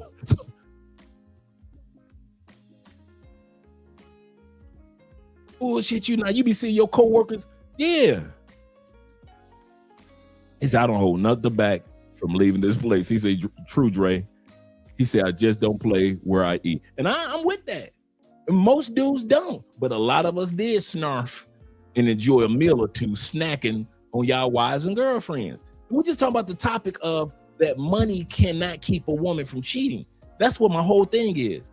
Now, I'm laughing and just. But the truth is, don't lean on your money to assume that your wife ain't gonna give me that pussy. Because you did, okay? Yes, you had a good job. Yes, you do live in the suburbs. So I'm saying, yeah, Clarence got really nice parents type of motherfucker, right? I'm telling you, bro. He said only in the military. Yeah, it happens in the military all the time. You dudes are famous. Running through somebody's wives. Y'all be running in the military. Y'all run through wives like boot camp. Shit, you motherfuckers be y'all be running through wives like it's D-Day. Shit, you can't tell military dudes nothing. What? Who was that? Oh yeah, she getting fucked. She gonna get fucked. Shit, Christmas party? Free drinks, music.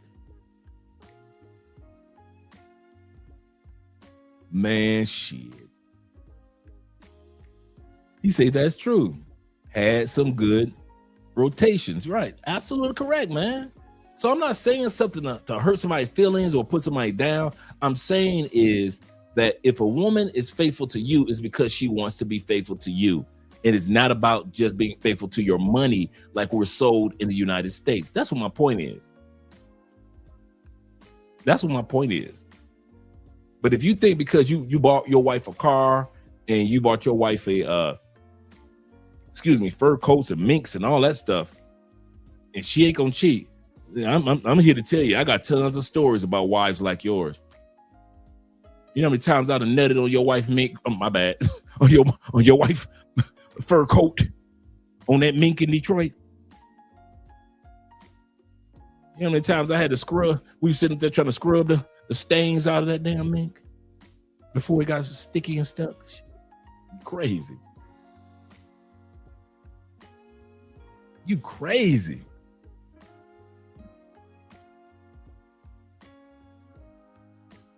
Yeah, I was on the Jodies, man. Like I said, they gave us too many. Dude, I told y'all I would get a true story. I would get a hotel room down the street from wherever we had a Christmas party. I knew your wife needed to be back. Let's be honest. Christmas party in, let's say, 9, 10, 11. I know and your wife knows she need to have her ass back at that house no later than 11:30, 12 o'clock. Christmas party night. Man, me and your wife left that motherfucker at 8 o'clock. We left that motherfucker at 8 o'clock. Fuck that Christmas party. We see them people every day. Me and your wife see them people every day anyway. We ain't trying to be around these people. You crazy. Nigga, I got a hotel room. I already got drinks waiting in the hotel room for me and your wife, man. The fun and festivities, nigga. She ain't got to be home till 12. 12? Man, please. I ain't just smash your wife and we would go back to the Christmas party. We would go back, take photos as if we was always at the party. So she could pull out her phone. You like, let me see some photos of you at the Christmas party. She taking photos at the Christmas party. I'm all in the background and shit. I ain't gonna lie. She's showing your ass photos on her phone at the Christmas party. I'm all in the background. It might be like 4 or 5 of her lady friends. I'm all over here in the photo and shit. You don't even know I've been fucking your wife since 8 o'clock that night, nigga. It is 10:15 and she taking Christmas party photos. Shit, Christmas? Oh man, I done got some. One of my partners, this brother, true story. This brother was cool dude. He met his Philippine wife at the Christmas party. Took her home. True story. They have been married since the Christmas party. They have been married for about 13 years. About 13 years. No, I would say 10. About 10 years. 2 kids. 2 kids. She came to the house that night. They got freaky. Kept getting freaky. And they just moved in together. Then they got married. And they've been together ever since. Don't tell me what the Christmas party won't do. Don't tell me what don't happen at the Christmas party.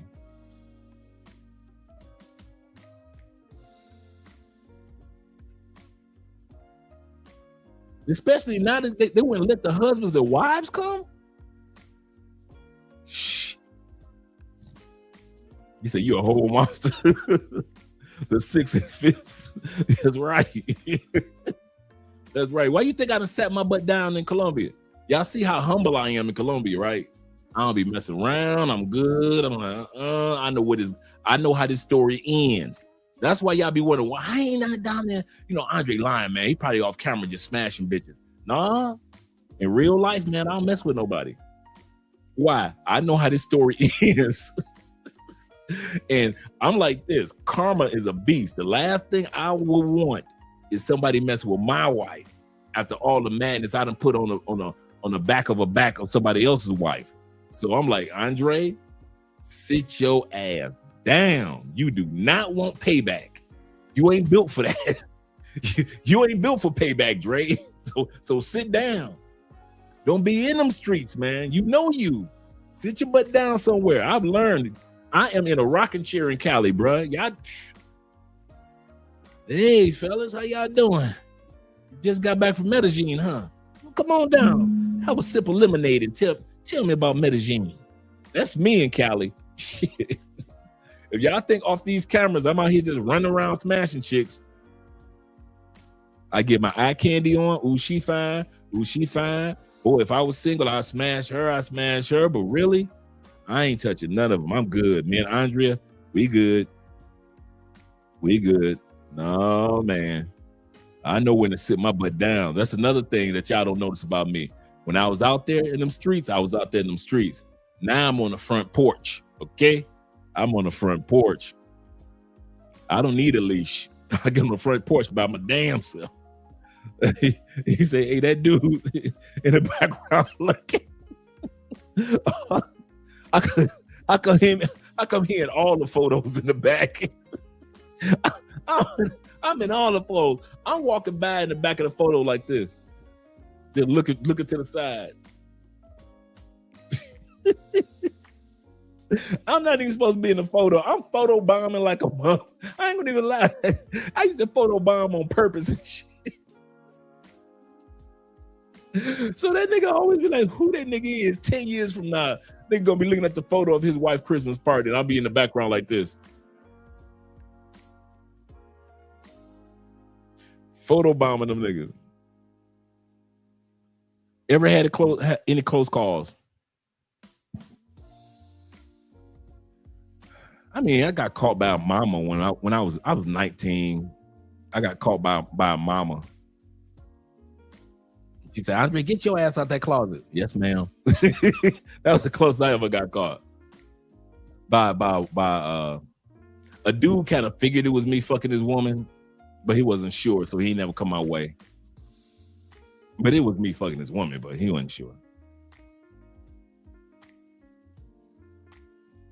Plus, his woman was so upset that he was cheating that she was like, he was too busy trying to keep his marriage going than to come looking for me on some bullshit. But she told me, he said, he kind of thought it was either you or another dude, but he wasn't sure.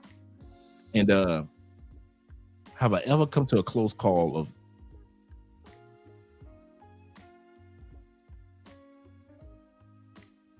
no? Because everybody, to be honest, everybody knew I was fucking everybody. Everybody kind of knew I was fucking everybody. You know, a true story. That's how they knew I was serious about moving to Colombia. Because I went on monk mode and I stopped fucking everybody. That's when people knew, okay, Andre's serious about relocating outside the United States. Because I went on monk mode, I wasn't fucking nobody. I was minding my business. I was taking care of business. I wasn't flirting with nobody. I give you a nice smile, a nod. You know, I have a cordial conversation, but none of that flirtation shit. And you know, you're on break in the break room type of shit. None of that. I was good. That's all right. That's when everybody starts, okay, something different about Andre, because you know Andre he gonna fuck something. But I was cool. And I was fucking my boss. Like, I didn't even think about fucking my boss until somebody said she want to fuck you. She was a beautiful chocolate sister, right? And you know, the rumor was getting around that, are you fucking, you know, so what's up? I'm like, no, man. And you always in her office and nothing. I said, because she always scolded me. You remember I told you guys it takes 2 years to become a good college recruiter, and like she always had me in her office, just kind of like, Andre, you're doing this wrong, you're doing that wrong, you're doing this wrong, you're doing that wrong, and I was kind of like feeling bad, and she's like, don't feel bad, because as long as I'm correcting you, you got a job, but if I don't correct you, you ain't got no job. And after my 2 years, I was excellent as a college recruiter. So she was right, it takes 2 years. So I had my trainer, I was fucking her, and I was fucking my supervisor. I started fucking my trainer because corporate meeting, the quarterly, and you know, I got my trainer, like you had your, like as an academic college recruiter, you got your department head, your boss, who's the head of like 15, 20 recruiters, a senior recruiter, beyond a senior recruiter, right? But then they'll have like one person from a department that's at your campus or another campus that's your trainer, that actually is your motivator. Like with Theo is our instructor, right? But Theo also has guys that work with us that move a little slower, that are our tutors, right? That it was the same type of concept. My tutor was Haitian. Ooh, she was thick too. Haitian, right? And so I didn't think about fucking my boss until it was like a rumor going around, like, you fucking her. I'm like, nah, man. I said that, and she always put me in check. She don't want me. And the day I saw her husband, man, you thought we was twins. Me and him was cool too. That was my dog. That was fucked up part too. I was cool with her husband, but I was fucking his wife. But that was my dog. He was a good dude. And I'm having flashbacks, man. We went to church together too, because he invited me to church. He said, Trey, what you doing, man? Come on, hang out with me, man. Hang out with me and the wife, man. We're going to church Sunday. Come out to our church on Sunday. So I went out to their church. The whole time I was fucking this man's wife. But how I started fucking my boss was because of the rumors. I didn't know I could fuck her. They were like, you know you could fuck that. Come on, man. I can't fuck that. I said, man, if I fuck that, I'm going to fuck up. I'm going to lose my job.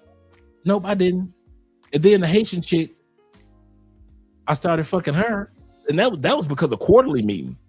I had her number, man. We sitting around the quarter. You know, quarterly meetings be boring as hell.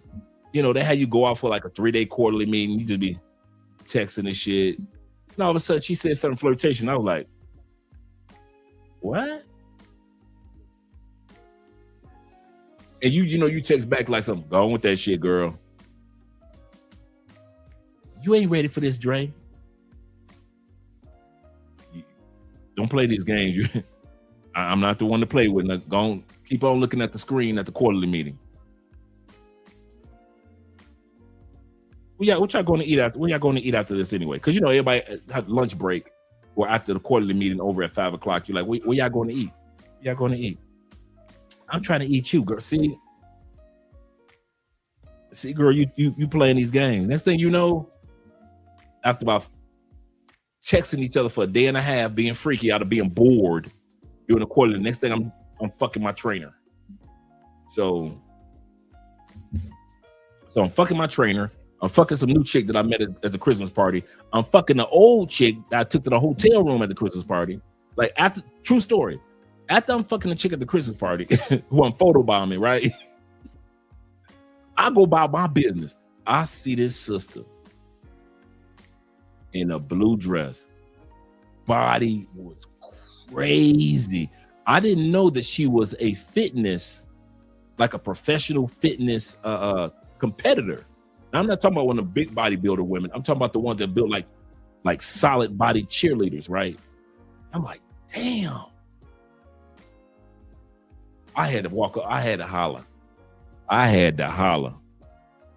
I smashed that freaky motherfucker for like, we still cool friends. I smashed that for 3 years. And then Hurricane Katrina happened, and she decided to quit the job and move to Texas, where a lot of people, she got a job for FEMA in Texas, because a lot of people from Katrina were moving to Texas, and she got a job with FEMA. And so but we stayed cool, always been cool. But You know, we just became like really cool friends. But yeah, man. So shit, after I got done fucking one, I met another chick at the Christmas party.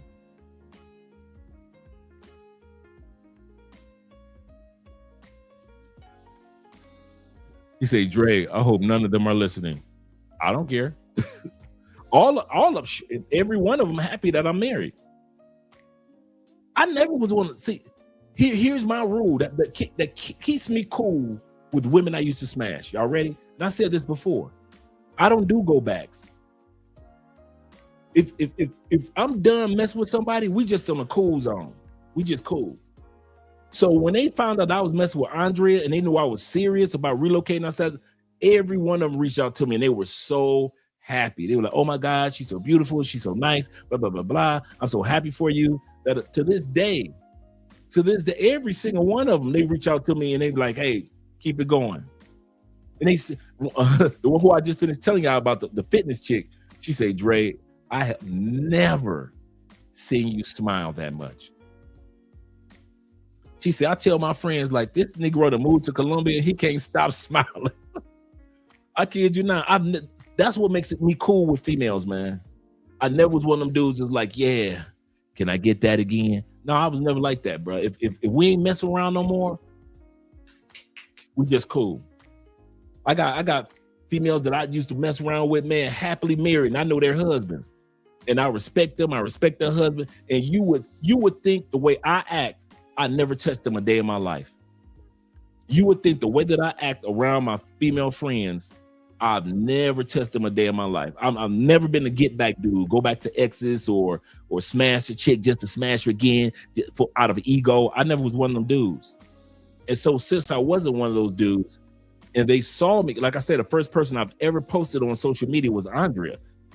When nobody, my ex-wife, nobody got on social media, on my Facebook, Instagram, none of that shit. The first person I've ever posted on social media was Andrea. So they all knew, and they were all happy for me to this day. I never had nobody come back, oh, man, fuck that. Co-workers that I was smashing, they looking at my social media like, what the hell?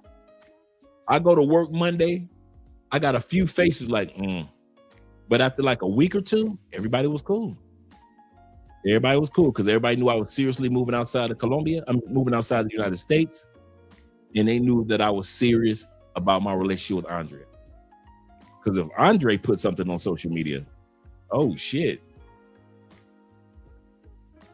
Because I ain't put none of their ass on social media. He said, Dre, I'm gonna put the phrase. He said, how was he a good dude on the show? He was a cool dude, man. I know, right? Shout out to Big Brother, man. I'm just saying. He said, I know that chocolate Haitian woman was, oh my God. Freaky.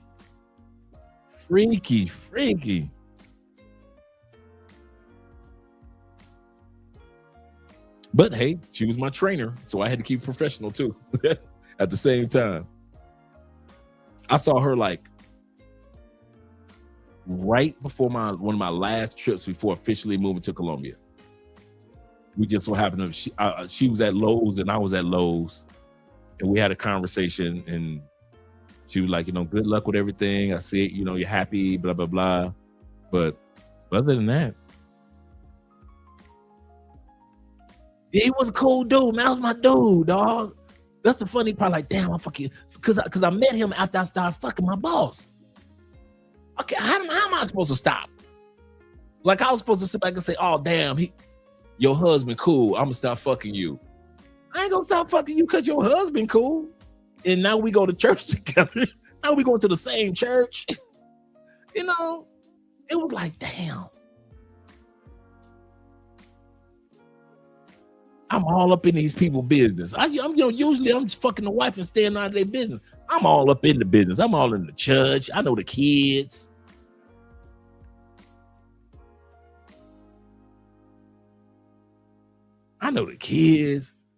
So I'm smashing the wife first. I didn't know the dude was going. You don't never meet the husbands or the boyfriends. But when I met my man was cool as hell. I was like, damn, man, cool, we good people. I'm like, damn, that's fucked up. I'm fucking his wife though, with her chocolatey thick ass. Damn. Oh well. that's how it was. Oh well. Oh well. Shout out to my brother Rico in the building. I actually blame her. She knew she was married to a cool dude. She was married to a cool dude. She should never let me meet her husband. He's a cool dude. That's the fucked up part, man.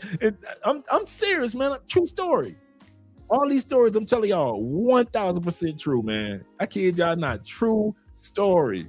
He was a cool dude, man. He's like, man, what you doing Sunday? So I ain't doing nothing, dog. Dude, he was so cool. I'd have forgot for a minute I'm fucking his wife. That's how cool he was. I should have been like, oh, dog, no. Damn, dog, I can't go to church with y'all this Sunday. I'm fucking your wife. I didn't even think about that, man. He was so cool, man. I'm like, damn, this nigga cool. And we started chopping it up like he would come up there all the time, hang out with his wife at the campus and stuff like that. And so I see him there, when he'll leave her, he'll come, hey, Dre, what's up? Da, da, da. We chop it up. Like, damn, this nigga cool. And I'm making his wife bust major nuts. Damn. It's fucked up, though. Well, I'll see you in church on Sunday, bro. See you in church. Oh, the Lord has forgiven me for a lot. Believe you me. Oh, yeah. I banged a couple of my bosses over the years. That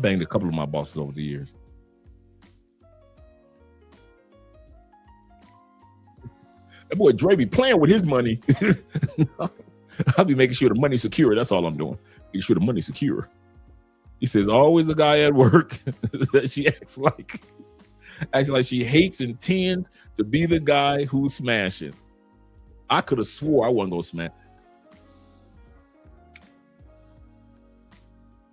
I'm smashing her. Ain't nobody got their own office. Everybody's got cubicles. I'm smashing her. She got her own office. I'm smashing my boss. She gives me my own office that has a waiting room. So my office got a key to get into the waiting room. And it's like a doctor's office. Then you got to wait. Then you got to go through the key to get into my actual office. Why you going to give me, out of all people, their own office? That means double door. So if I ever hear somebody coming in, that gives me enough time to pull my pants up, have the woman pull her skirt up, and we skirt down, and we can sit. Man, I not only was fucking bitches. See, I'm flashing back, trying to think like, what the hell was I thinking? I'm not only fucking her in that office, I'm fucking several other bitches on lunch break in that office. I got a mini refrigerator full of liquor in that office, like on Saturdays or Fridays before happy hour, because they didn't care. Like after like 3 o'clock, our department closed down on Friday at 5, so everybody's gone, right? And so the bosses didn't give a fuck if we was drinking. Shit, everybody would bring their liquor to my office because I had the refrigerator. We getting fucked up before 5 o'clock. Then we taking our asses to happy hour. We partying to 8, 9, 10 at night and shit. Ain't none of them bitches that took their ass home to their husband yet. None of them. Them bitches got shit in my refrigerator. They can't keep in their refrigerator at the house. Cause Andre the only one that got an office. I mean, my motherfucker, I had liquor all in my shit. Bitch, but Andre, keep this for me. I'm lunch break. We go happy hour on Friday. We popping bottles. Like, what your man gonna say? Fuck him. I'm doing flashbacks right now. Like, what the fuck was going on? We supposed to be focused on children's and adults' educations. We in there partying like it's 1999. I mean, we popping bottles every fucking Friday. Yeah. I had a mini fridge, man. I just remember that shit. I had this mini fridge, man. Shit, we kept that motherfucker full. Shit, we was acting a damn fool in there. Ooh, and I was fucking. Ooh, this one chocolate chick I was fucking. She was the one I think I told y'all about that. Her husband called her at work every 5 minutes. Every 5 minutes, she had to clock in, and as soon as she clocked in, she had to rush to her desk and call her husband, not from her cell phone, every day from her desk to prove that she was at work and at her desk. If she was 15 minutes late, it was all hell breaking out at that house.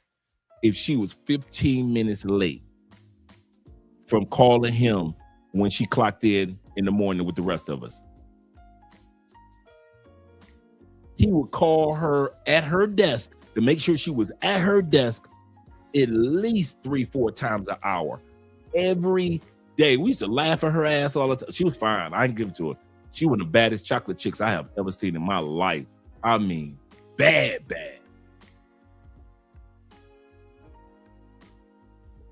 That's the one who I told y'all I wasn't even trying to get to coochie. Your wife walked up on me.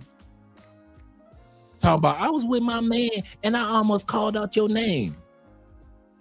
And I thought I'm like, girl, go on with that. Stop playing games. I ain't trying to hear all that.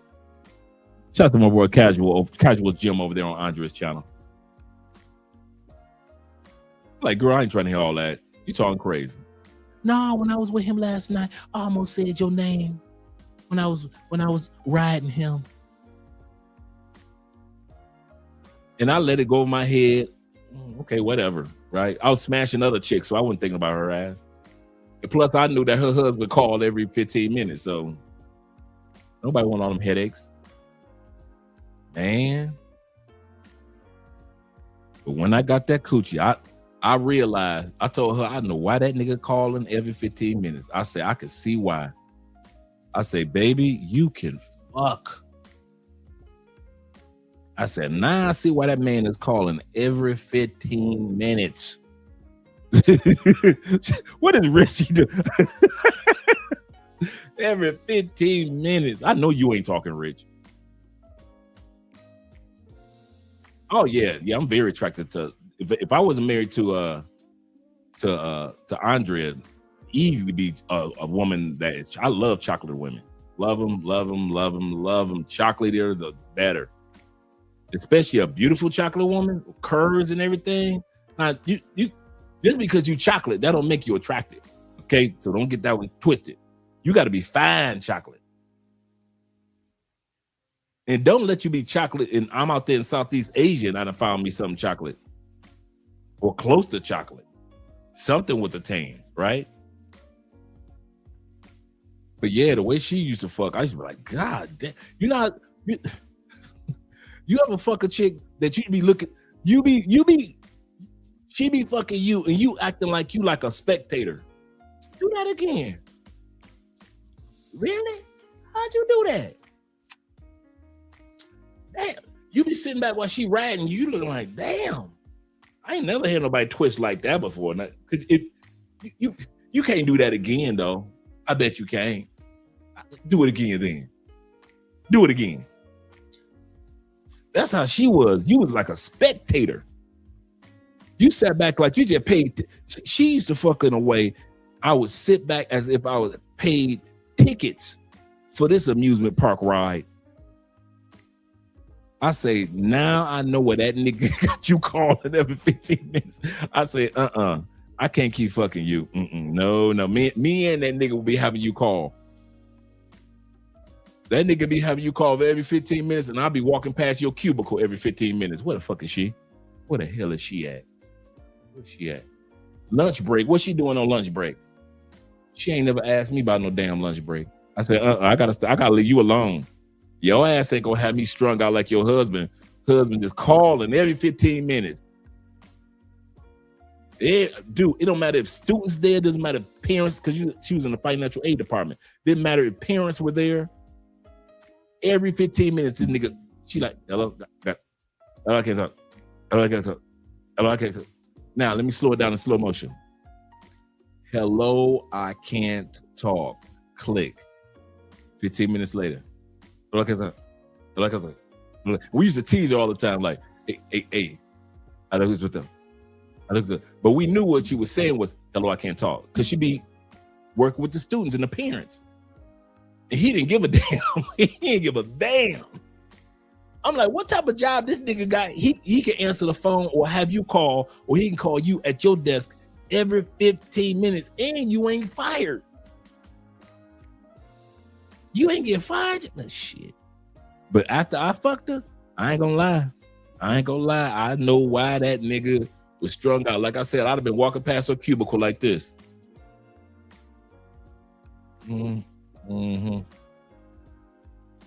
Shit, she'd have had me strung the fuck out. I had to do mystical shit on her ass. Shout out to Richie Mack in the building. Shout out to Coach Andre the GOAT. I'm just saying, man. Boy, my boss gave me that office. She was like, if this is your new office. Is it? She said, yes, it is. All right. So I can have meetings up in here? Yes, we can. All right. I see I got a waiting room. Is it going to be somebody waiting for me? Yes, it is. All right. we ain't got to go to the parking lot no more. We ain't got to go to the parking lot no more. Shout out to our Canadian brother in the building. I told this guy where I was from. He said, oh, Canada. We ain't got to go to the parking lot no more. He was looking for her. Hey, I ain't gonna lie. That was the only one that kind of got me, bruh. That's the only one that had me kind of like sparked. My nose was a little bit open on that one. That chocolate one had my nose a little open. I wasn't going past her cubicle every 15 minutes, but you know, maybe every other day when I ain't had shit else to do. Every other day when I ain't had shit else to do, I'm looking like, where's she at? What you mean her child's sick? She ain't text me and tell me her child was sick. She's supposed to be here. We supposed to be meeting for lunch in my office. I ain't gonna lie, she was the only. I saw her and her husband. They still together too. I saw them like the last time I went to Tampa, and I was in the gym on the treadmill. And that's the crazy part. We went to the same. Come to find out, we went to the same gym. So even after I stopped smashing her, I would still see a fine ass, but she was always with her husband. That motherfucker kept her right there.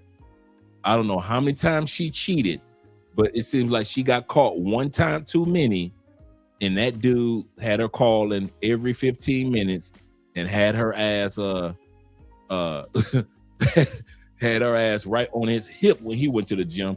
Bitch, if I go to the gym, you go to the gym. If I leave this gym, you leave this. I'm like, damn. I say he had her so strong. She had him so strung out. He put a ring on it. Put a ring and a motherfucking ankle monitor on her ass. That dude was strong. Shout out to man supporting men. Everyone in the chat. Let's get back to the video. We haven't even started the video. Okay, here we go. Remember, all you guys that think because you got money that you can keep your woman from cheating, that is not the reason why she's going to not cheat. There are other reasons why she won't cheat, but because you got money, won't be one of them. Romance statistics show 85% of affairs start at the office. That is huge, huge. I've said this in the past. Men, if your wife works outside the house, she is working with other men that want to have sex with her. Say that again? What did you say? Why would I want to be with a bum? How come no man in this room has ever said that about a girl they dated? Because you're all gold-digging skanks. We're romantic. We'll take a bum McDonald's worker. You couldn't do that. No woman's ever done that. You guys date up, we date down. That means every ex-boyfriend you've had was better than you. That's why you let him hit it. Because you guys date up. So you fucked up a lot. Could you marry a Burger King employee? I won't do that. Could any girl here do it? Has any girl in history ever done it?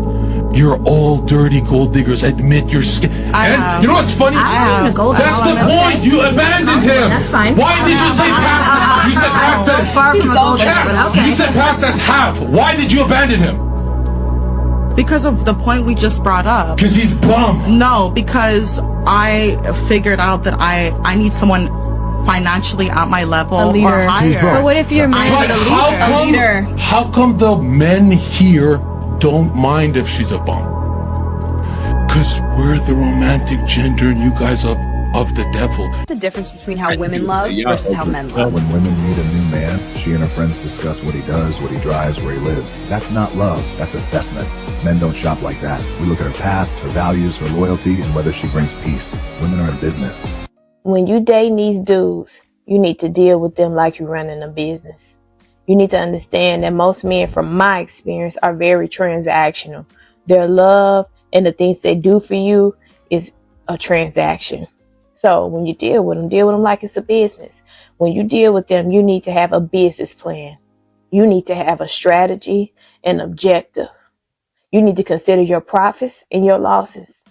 Whether your objective is to get love, marriage, or even money, deal with them like you're dealing with them as if they were a business. You know when a woman is most likely to cheat situationally? Well, it's when they're maximally fertile, isn't it? Very good. You've done your homework. Yeah. So when they are maximally fertile is when they're most likely to stray. Now that strategy, by the way, and they're less likely to insist on contraception. You would think that if I'm cheating outside my marriage, I'm speaking as a woman now. If I'm cheating outside my marriage, I would want to increase the likelihood of using protection because I don't want to be pregnant. But if the strategy for why I'm cheating is because I'm shopping for superior genes, then it becomes incumbent that I don't use protection, right? So these women will most likely cheat and most likely not even wear protection. They will most likely cheat and on purpose, most likely not even wear protection. That's crazy.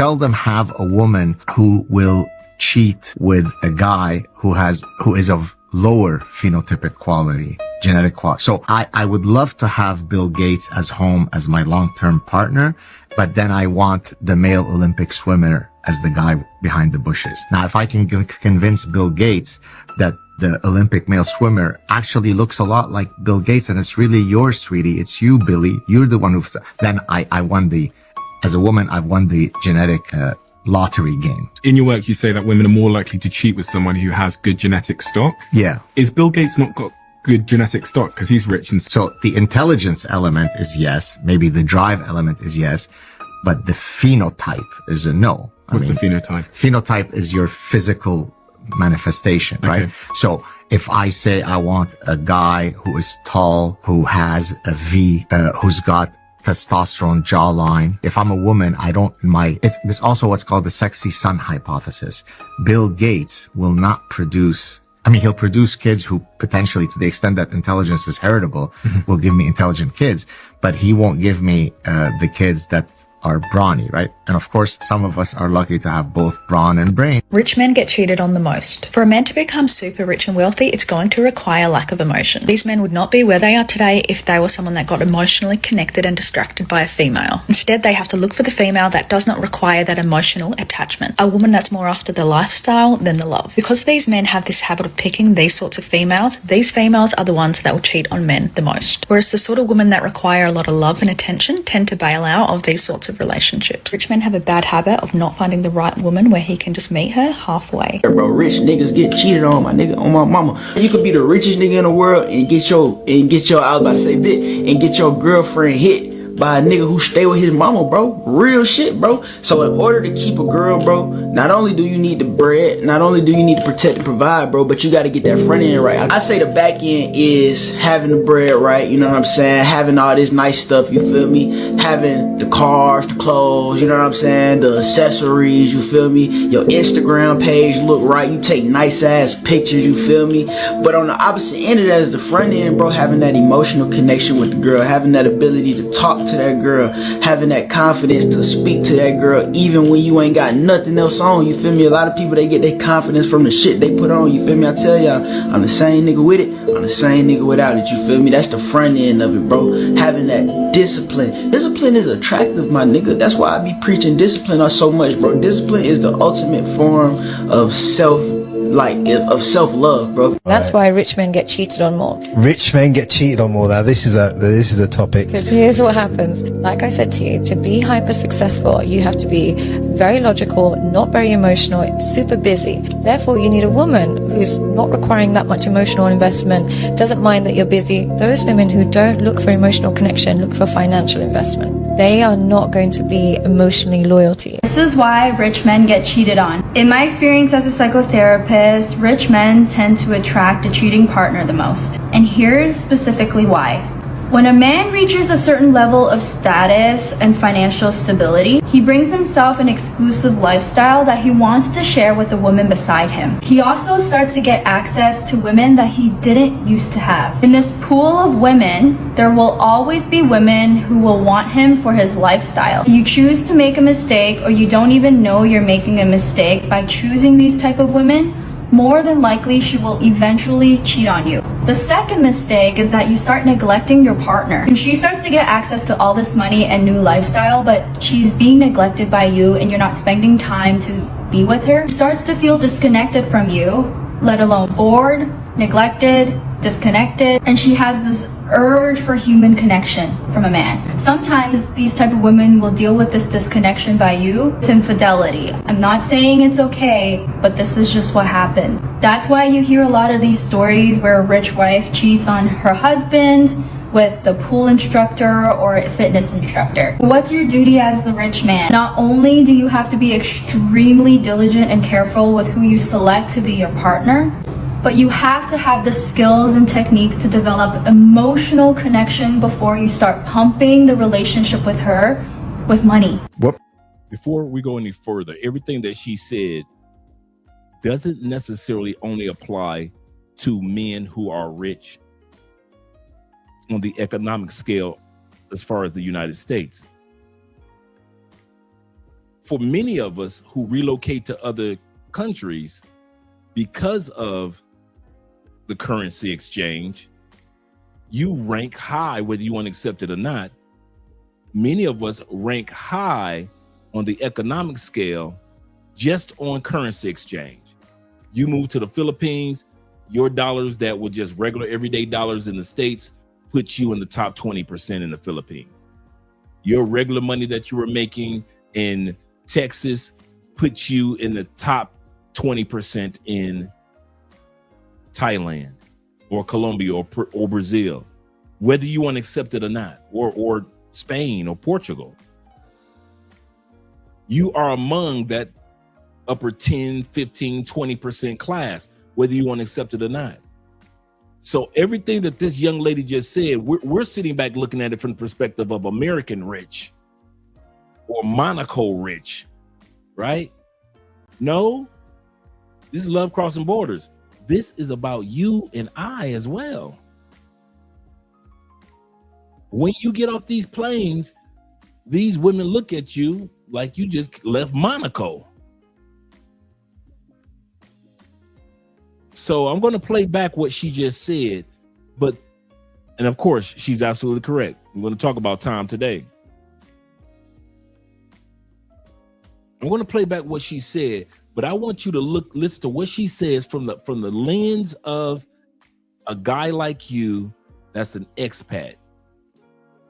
You ex-military guys, you guys that are digital nomads, you guys that are in real estate back home in the States, whatever it may be. When we land in these countries, quite often, just because of economics and currency exchange, You guys rank in the top 10, top 20 percentile in their country. So everything that she's saying, it applies to all of us. That's why I'm going to play it back.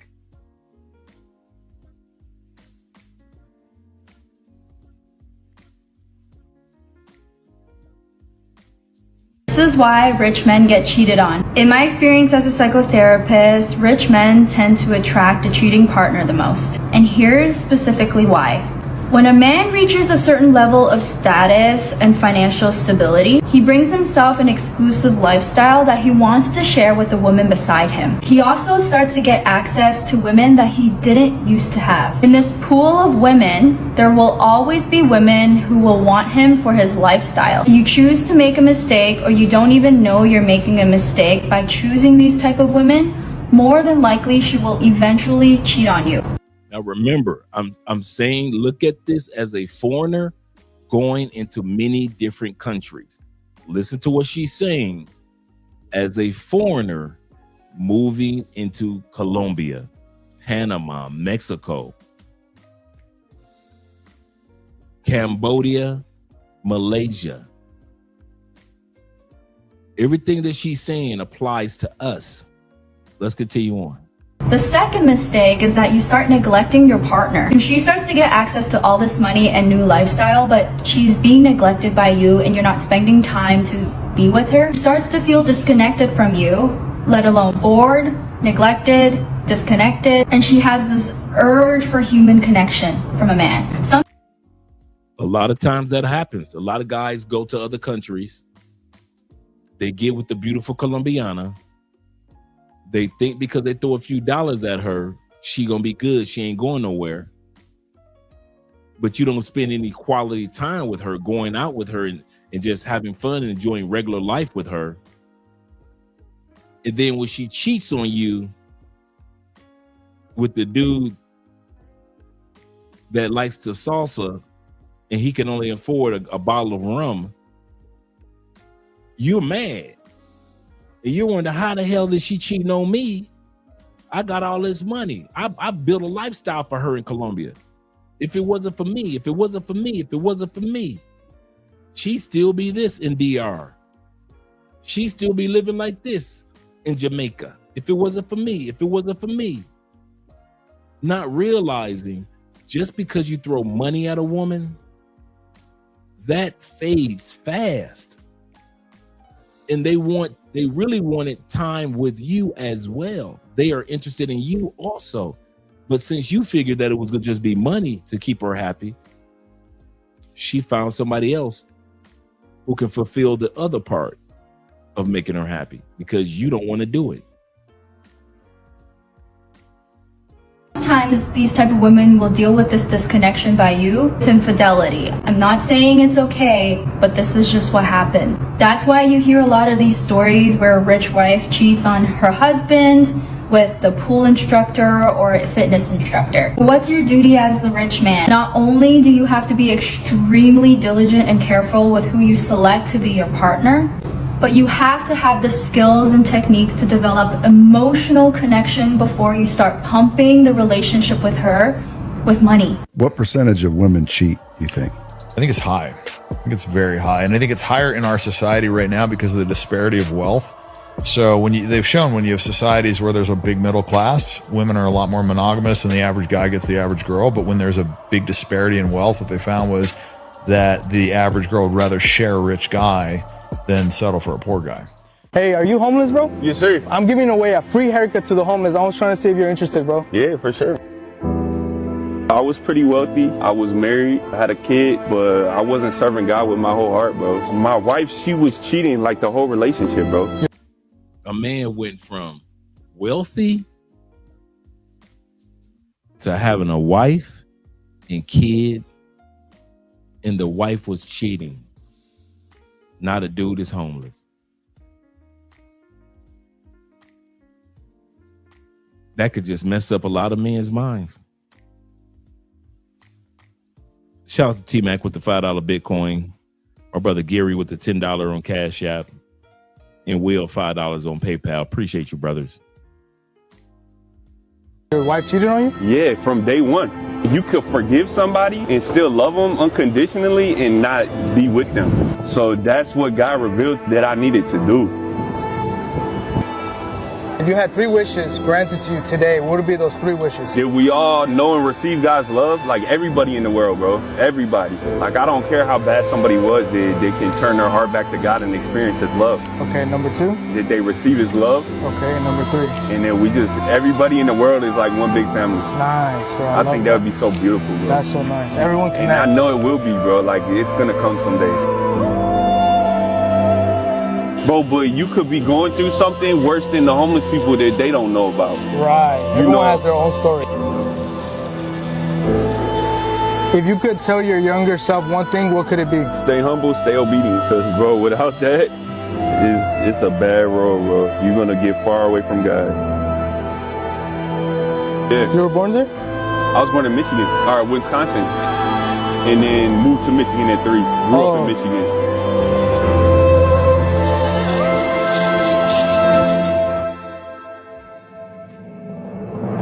What do you think? Hey, yes, sir. What do you rate it out of 10, though? Be honest. Extra crispy. So 10? Yes, sir. All right, yes, sir. Thank you for allowing me to cut your hair and bless you today, brother. I really appreciate it.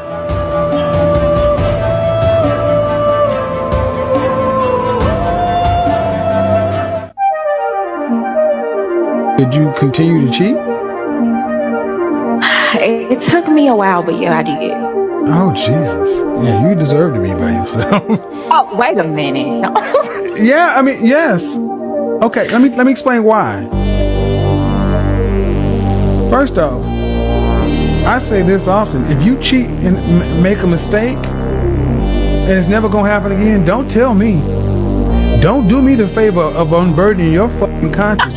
You carry that burden. Okay. Kevin Samuel said, don't tell him. If you cheat and it happened one time, and seriously just one time, which I doubt it, because if I'm smashing your wife, I am not going to smash her one time. That was not, no. So she lying. But let's go with Kevin's story, right? If she cheats one time, would you want her to tell you it happened 7 years ago, 3 years ago, 2 years ago? But she been feeling bad and guilty for 2 years. Would you want her to tell you? I ain't gonna give what I have to say until after. My brother said there is no one time. Right, I already know there's no one time, but we gonna roll with Kevin on this one. Would you want to know? Let me hear what you guys have to say. Would you want to know? Or just keep it to yourself? Is that one time? They just say, yeah, tell me so I can leave. Let me know. Zeta's the only one that said anything. He said, a woman cheats in her mind first. She's already gone. That's a good point. No, because I'm done with her. She better take it to the grave. You guys say yes. He say, honestly, I don't think that you just cheat one time. No matter if it's a man or woman, it goes on for a while. That's a good point. Especially if we got kids. He say, no, keep it to yourself. Zero tolerance. I will engage marriage. Yeah.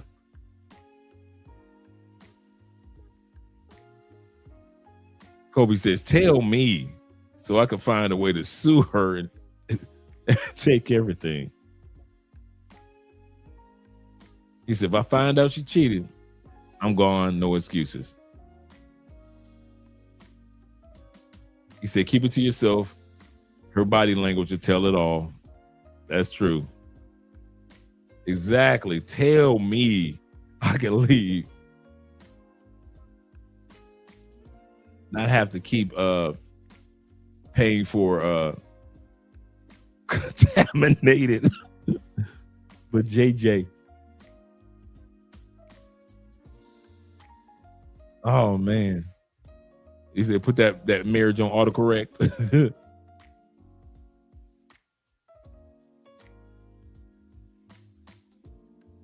Wow. He said, no, take her back. And you bend her knee like Boys to Men on a bended knee. Yep. That's funny. She shouldn't have did it in the first place. She could have just left.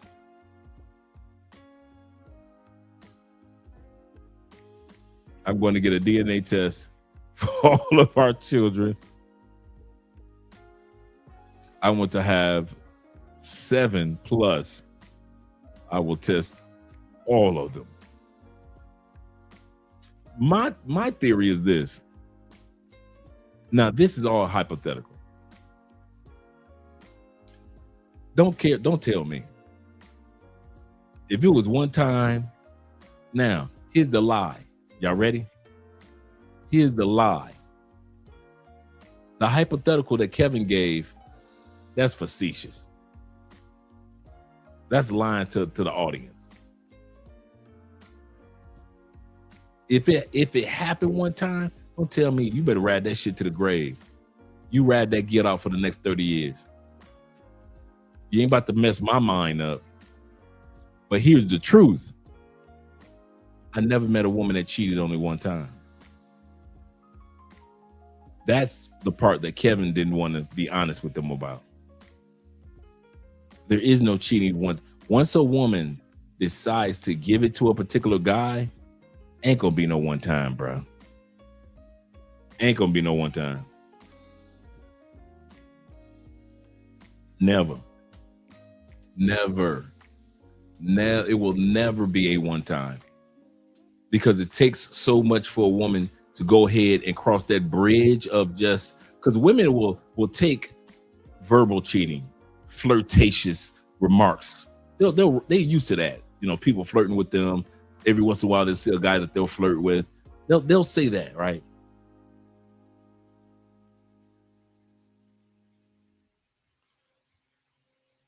Text messages.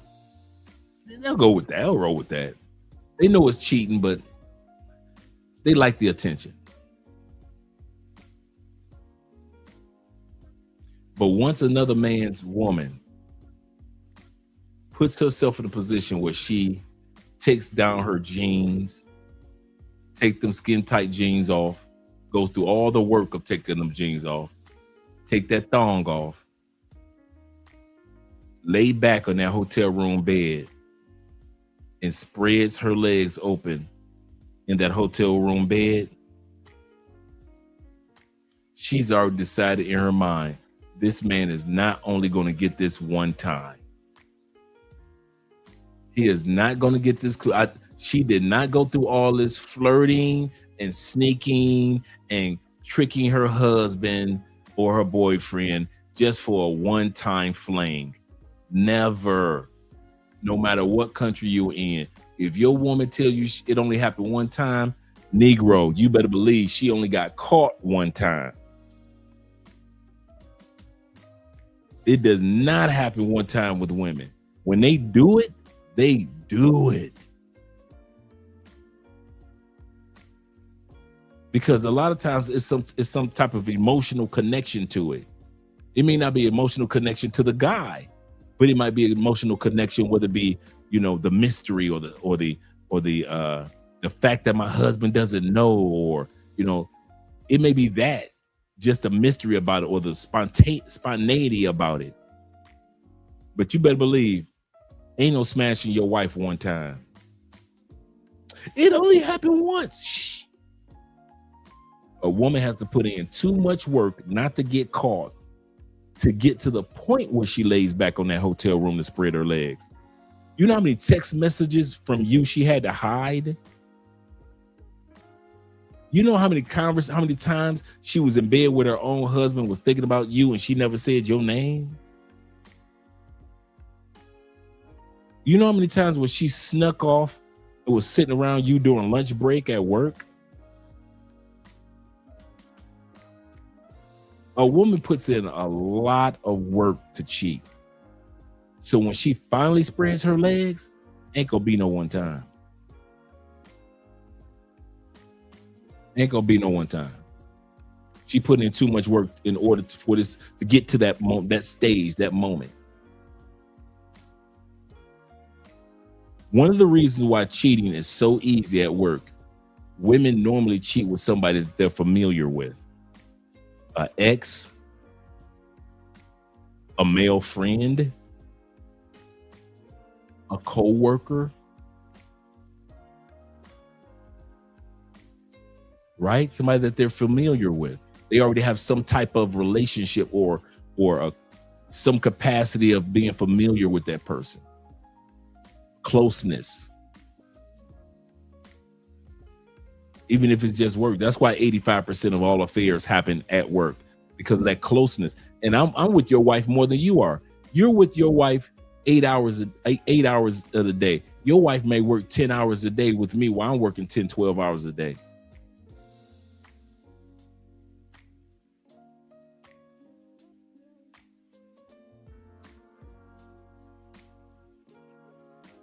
He said, Dre, he said, I was effing with a friend, and it was months of us. He said, it was months of us getting it in every time we could. He said, I learned a lot about women through our sescapade. She showed and taught me more about how and why women move that way. Bruh, you ain't lying. Yep, it's an emotional thrill. Sometimes it's not even a guy. Dude, I knew them chicks wasn't in love with me. Not one of them carried themselves like they were falling in love with me. Not one of the coworkers that I was smashing came close to acting like they were in love with me. None of them. And I was running through them several times. Some of them I was smashing for a year or two. Didn't matter. They were connected to their husbands emotionally, but the thrill was the emotional fulfillment for them. The fact that there was this other man that they could keep secret in, their little toy that they could bring out the toy box, their boy toy. That was what they were in love with. Not me. Not me. Now, one time, I say, this is my coochie. No, it wasn't my coochie. I didn't want nothing to even imagine me saying something like that. Yeah, I'm hitting it. And I'm like, yeah, this mine, ain't it, baby? I never did nothing like that. No, it wasn't mine. They were just around me for the thrill of the game. That's it. About 50% of married people at my job are having affairs together. Yeah. He said, you're so true. He said, I just read a story earlier where a woman cheated and said that she wouldn't do it again. And all of a sudden she cheated again and talking about that I couldn't help it. It's so good. Work spouses are a thing. That's so true. He said, yeah, so I'll tell her. So I'll tell her, hope that he can take care of you. Don't call, don't text me. If she asks where she's supposed to go, I'll say to hell for all I care. I'm just saying, if your woman cheats, she's not cheating one time. Don't ever, that one.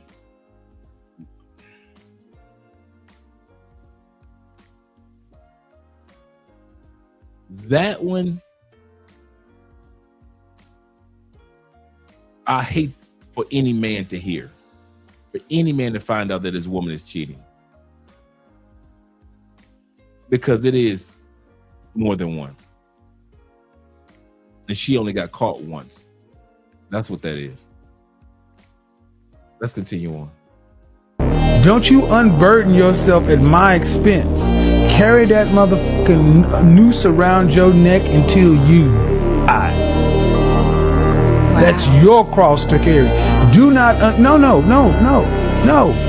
Because I don't want to have to know that. Because then I have to do something about it. If you do it and it's never going to happen again, you suffer.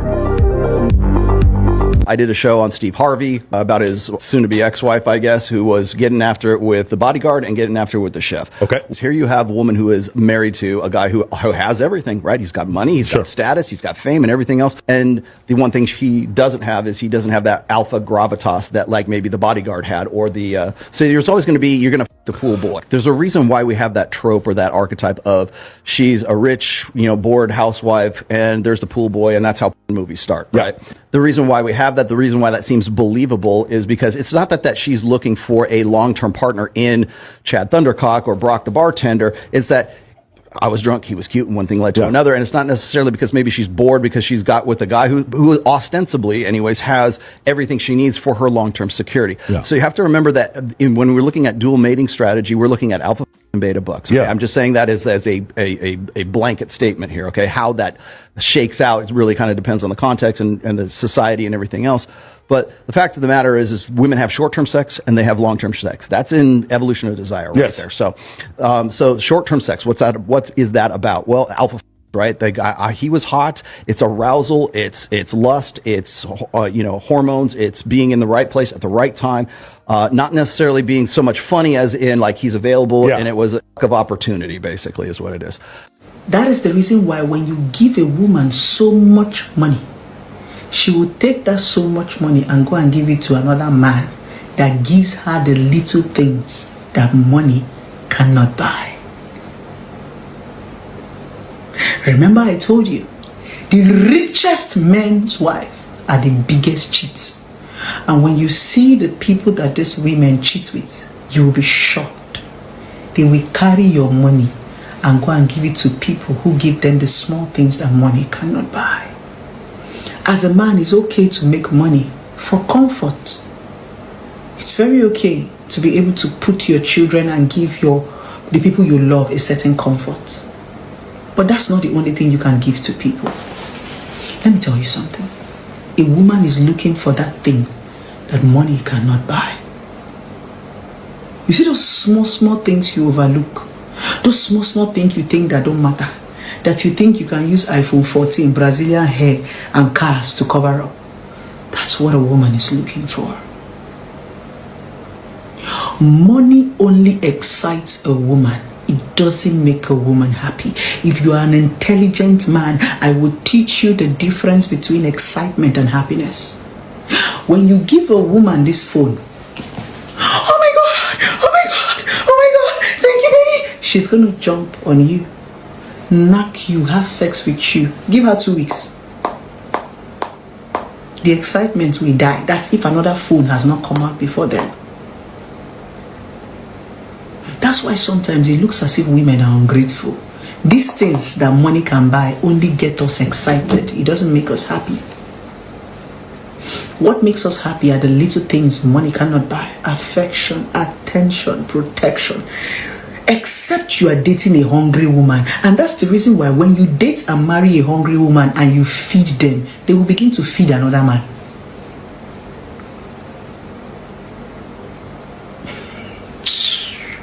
It's only a hungry woman that gets excited by money. That's the reason why when you give them money, they will begin to feed another man.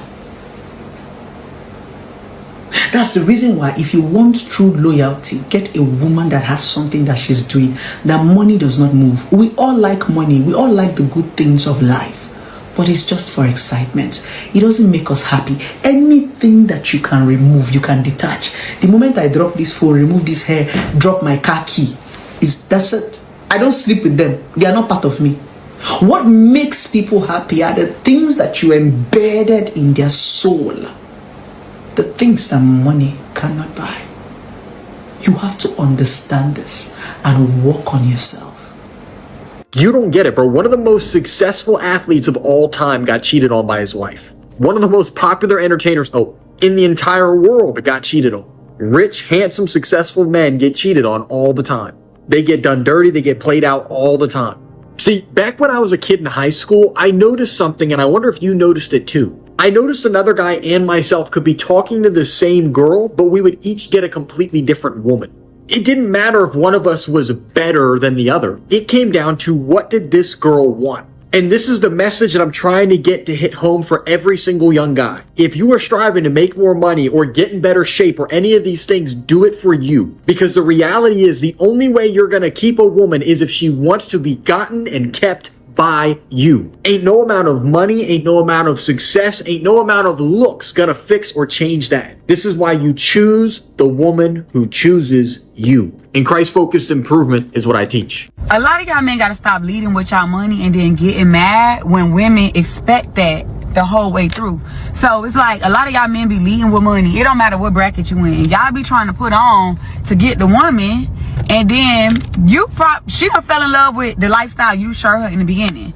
You was trying to spoil her to get her to respect you and stroke your ego and do all this shit, and you knew you couldn't maintain that, instead of spoiling the woman that respect and love you for you. But instead, y'all go out here and be trying to lead with y'all money and be big tough guy, and then get mad when y'all don't get no love in return, and then y'all be out here screaming, oh, all these women want is money, all these women want is money, when in reality, a lot of y'all was leading with money, so what else do you expect them to want? A lot of y'all men fucked the game up. A lot of y'all men fucked the game up, and a lot of y'all men be out here trying to provide like men who really got it like that, and y'all don't got it like that, and y'all gotta know how to stand y'all bracket and date women that could really love and support you, instead of trying to be some man that you're not. You married Indian men for money. Yes, that is correct. And apparently, if you're a Filipina marrying a Caucasian, black man, European, Pakistani, Mexican, it doesn't matter. As long as you're a Filipina, you're automatically marrying that man for money. As long as you're a foreigner and you're marrying a Filipina, that Filipina will automatically marry you for your money. It doesn't matter who the Filipina is marrying. As long as she's a Filipina, she'll automatically marry you for green card or money. You see what I mean, folks? Especially to all Filipina ladies. It doesn't matter who you marry. People will always have something to say about you, because people cannot accept that Filipinas are great housewives. And that is why foreigners are willing to travel or fly miles and miles away just to get to the Philippines to find a Filipina of their dream. And that is why a lot of people, it doesn't matter where they come from, they will always find a way to sabotage or bring down the value of Filipinas. Before she goes any further, she's 100% correct. That same attack goes for women in Thailand. That same stereotype attack goes for women in Brazil, women in Korea, Vietnam, women in Colombia, Mexico. Women in the West always say, well, they only want you for your money. That you are a fool. They are using you for your money. They are scamming you for your money. They only want your money. Women in the West will never tell you the only reason that they are cussing and fussing about it is because that's all they want from us too. And the number two reason, that, which is really the main reason, that they are cussing and fussing about you being with a Filipina or a woman from Thailand or Brazil or Colombia or DR or Panama. Doesn't matter if she's from Germany or Portugal. The number one reason why women in the United States and Canada fuss so much is because you get a greater rate on your return when you're with a Filipina. Like this young lady just said, this woman just said, she said Filipina makes great wives.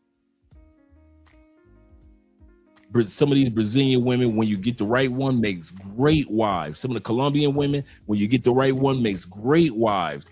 Many of these women Portuguese women make great girlfriends. Panama, great girlfriends, great wives, great Mexican girlfriends, great Cambodian girlfriends.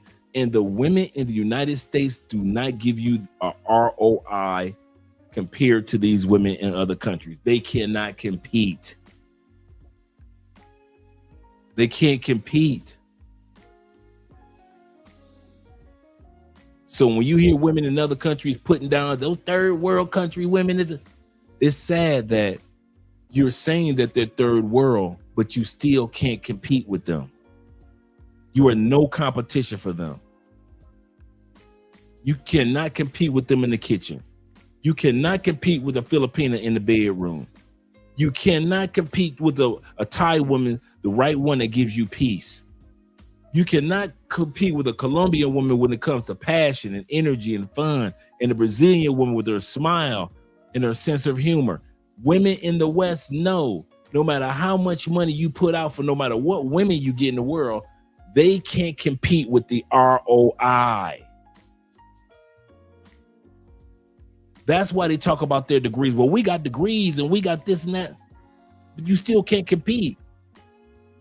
There are women that are from small towns in Portugal, women that are from the big cities of Spain, women that are from the provinces of the Philippines that are better quality rate of return for most men than all the women that cry about having, I'll say most of the women that cry about their their degrees.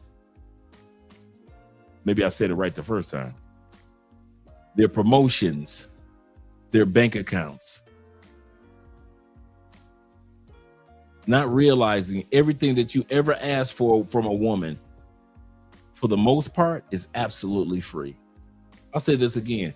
Most of what we've ever asked from women, for the most part, is absolutely free. And women in the West can't do that. And that's why men date the Filipinas as well as the women from other countries. The rate of return is far better. Because they know that Filipinas carries high values. So my Filipina dear, do not care what these people think about you. Because if you know your value and worth, no one should ever define you who you are. Except you and you only. Okay, so now you know. The most common and probably the biggest is Filipinos being a gold digger. Which may be true, honestly. I wouldn't lie. But most of the Filipinos marry foreign men are after a stable life. I wouldn't say that they're after the money, but they're after a stable life, which also involves money. Filipinos only want foreigners for their money. Yeah, the old walking ATM myth. And I've heard this one probably more times than I can count. And it really, really bothers me every single time because it's an insult to an entire category of incredible women that aren't gold diggers. But that's not who most Filipinas are, and it's not even close. The Filipinas that my friends and I have known here, they've shown up when I was sick. They've supported us when we were struggling at times. They've given us genuine care and loyalty without actually keeping a scorecard. I've watched Filipinas work incredibly hard, supporting families and building careers and, actually running businesses, some of them. And they still show a kind of devotion and loyalty and character that, honestly, quite frankly, puts a lot of Western relationships to shame. I found out 1.4 million women in America do OnlyFans. Would you ever be willing to do OnlyFans, even if it would make you rich? Oh no, never. Never in my life. I think no. Oh, no, it's not for me. No. Нет. Want very much to get married. This is my dream. You'll find way more gold diggers in New York, Miami, or Los Angeles than you'll ever find in Latin America. Like, where do you think gold diggers are going to? Do you think gold diggers are flocking to Mendoza, Argentina, Bogota, Colombia? Or do you think they're going to New York City so that they can marry a finance bro? Do you think gold diggers are going to the beach in Vila Velha, Brazil? Or do you think they're going to Mykonos, Dubai, the Hamptons? Look, people always accuse you of what they're guilty of. Every accusation is always a projection. American women accuse foreign women of being gold diggers because it's actually American women that only care about money, and it's impossible for them to conceptualize that they're people who don't. American culture is built around this cultish worship of money. Nothing else matters. Not your family, not your community, not your purity or religiosity. What is that for an American woman? American women brag about their body counts. So it's impossible for them to understand that in places like Latin America, a lot of women are not going to date a guy just for his money, because that's such a sacred and important part of their life. But before he goes any further, and he's married to a Venezuelan, I won't just say women have a cultish relationship with money in the United States. I'll say we as Americans in general have been programmed to have a cultish relationship with money, to the point that we have a bad tendency of assuming that we could just buy another person in another country. How many times have we heard the stories? Come on, guys that travel. How many times have we heard the story of the guy that met the girl? She was pay for play. He falls in love with her. He tells her, I am going to give you an allowance every month. As long as you don't sell this coochie anymore, I'm going to be sending you $500, $1,000 a month. Doesn't matter what country she's from. I have never seen one still not give that coochie out. Even if she stopped selling it, she was giving it out to one of the local guys. I have not met one or heard of one story of a dude gave a woman an allowance in another country and she stopped giving that coochie away. Not one. But I heard hundreds of stories, and I'm not exaggerating, of guys sending allowance. Why? Because we in the West have a cultish relationship with money, and we think, here's the kicker, we think since we can be bought, everybody else in the world can be bought. We think because we have a price that everybody else in the world, everybody's got a price, right? Why? Because we got a price. If somebody offer me enough money to do that particular job, I'll take that job, right? We got a price. So we assume everybody got a price. So you assume that if you send a chick $500 a week or $200 a week, $300 a month to DR, that's her price, and she'll stop doing it. And that's more than what she makes per month. So she doesn't have to work. She doesn't have to put that wear and tear on her body. You think that it's going to cause her to stop, and it never does. Why? Because she doesn't have a cultish relationship with money like we do in the West. Excuse me. AM says this. Shout out to you, brother. He said, me and my friend participated in a game show. The question was, a country where Spanish is the official language, or what the official language is. Because of your channel, I was able to guess the last country was C, Chile. Yes, sir. Shout out to you, brother. Appreciate that. Andrew Craig says this. He's right. I grew up in a cash money era in the early 2000s. It's a difficult thing for me to break even, though I wasn't the flashy dude. Luckily, traveling changed that for me. Since I've been living and traveling outside the United States, and maybe it's not just me, have you noticed that you value free things a lot more than the things that you could buy? We buy our colognes because we collect them, guys, right? We like our colognes and our scents, right? But those of us that live outside the United States, I probably spend, and I mean on clothing, my budget for clothing has plummeted to where I needed to have the latest brand, latest this, and stylish that. Don't need them in most countries, like not like that. You know, going out at night, or maybe going to church on Sunday, or maybe going out to a nice romantic dinner. I like something fashionable, but just to showboat, in the words of Kanye West, I don't spend my money in order just to be like niggas, I ain't up on this.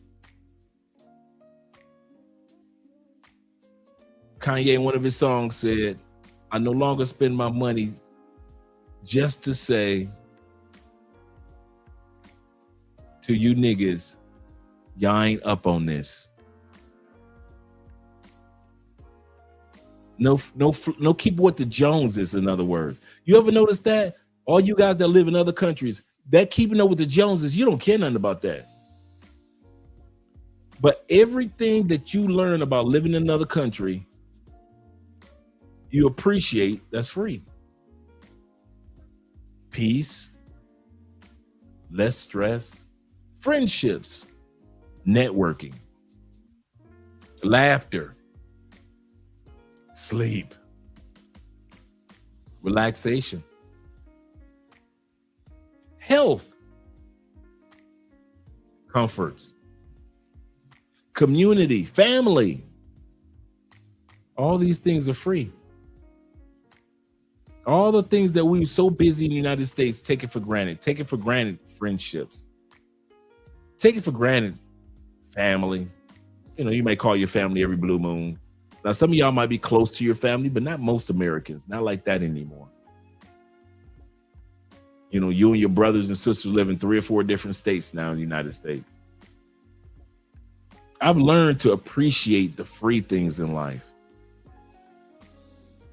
Patience, lack of anxiety, just tranquilo, you know, Colombia, tranquilo, chill. You learn to appreciate those free things. To where in our country, what we say? What do we say in the States? Nothing in life is free. Ain't that how we talk? That's how we talk. Nothing in life is free. And then you leave the United States, you discover there's a lot in life that you can get for free.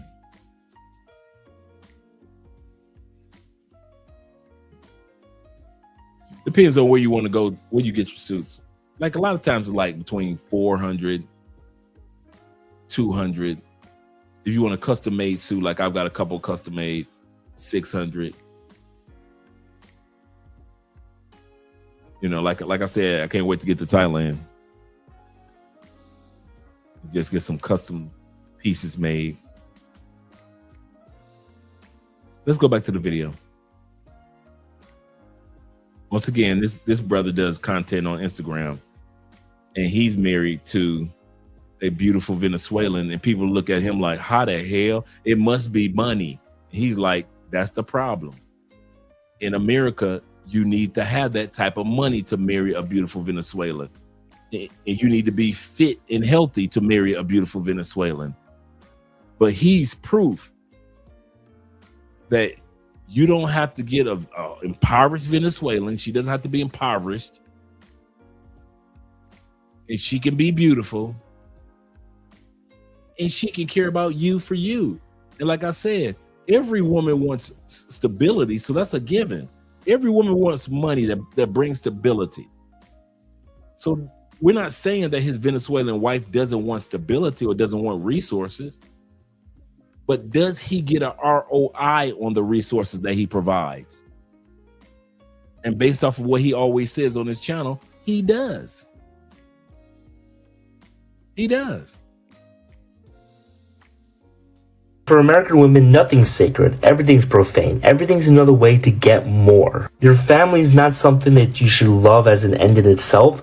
Your family is a way to get something more for yourself. And American men don't want to be a part of that type of culture, and that's why we're leaving. Why do women think it's okay to ask for money from men? Ladies, stop asking that man. But he for wants money. to take me out on a date, I Sarah. don't care. But he wants to take me out. I was chilling I love today. that. He's taking you out. That's the money. I need my That's hair the done. I exchange. need my nails done. Then go get it done. And why is your hair not done? And why are your nails not done? Why do you not live a lifestyle till now all of a sudden you have to go get those new things? So even if you had to get a brand new outfit, why don't you have outfits in the closet? Why do you feel like a man that doesn't even know you is supposed to invest in you? It is so expensive for a man to date. In fact, men, stop spending money on these women. I don't think men should do more than a coffee date. If she asks you for $1, don't spend any money on her. And Shout out to her. I agree with everything that she said. I've said it before. Excess spending on a woman that you barely know is one of the stupidest, most low value things that a man could do. But I want to even add on more to what she was saying. A lot of women don't realize that a man instantly throwing large amounts of money at you, that is not a green flag. That's simply the male version of low self-respect. And again, I'm not talking about dates, coffee dates, or a man spending money trying to get to know a woman. That's normal. I'm strictly talking about excessive spending. Because disciplined men, they value what it took to earn their money. The sacrifice, the stress, the years, the pressure and effort. So when a man instantly overspends for attention, validation, or access, that shows a lack of discipline. Because before he goes any further, once again, nobody is saying don't use your resources. All of us are saying this. The young lady and this brother on the screen is saying exactly what I'm saying. Is the ROI worth it? What is a simp? A simp is nothing but a phrase called from piggybacking off the term simple-minded. And when it comes to men who are simple-minded, the ROI is not worth it. I don't care how much Russell Wilson tries to convince us, he will die a simp. Why? Because the ROI wasn't worth it. Yeah, he got 2 kids out of it. But yeah, you had to take care of another man's kid in order to get your 2 kids. She's disrespected him several times over in songs and on social media. That's the best ROI you can get. That's the best ROI you can get. For your woman to do songs about being single, and if she was a single woman.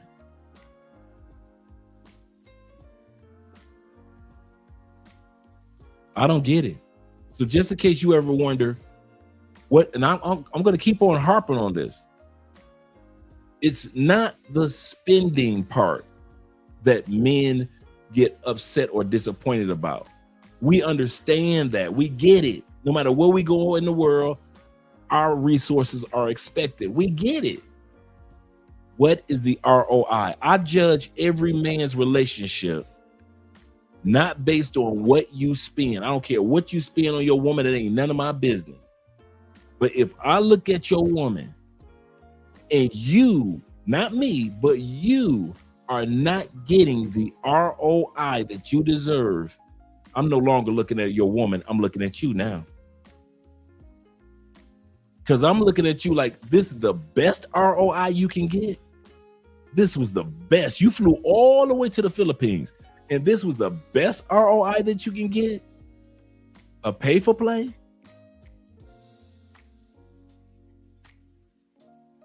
So I don't look at a man how he spends his resources. That's his money. That's his time. That's his resources.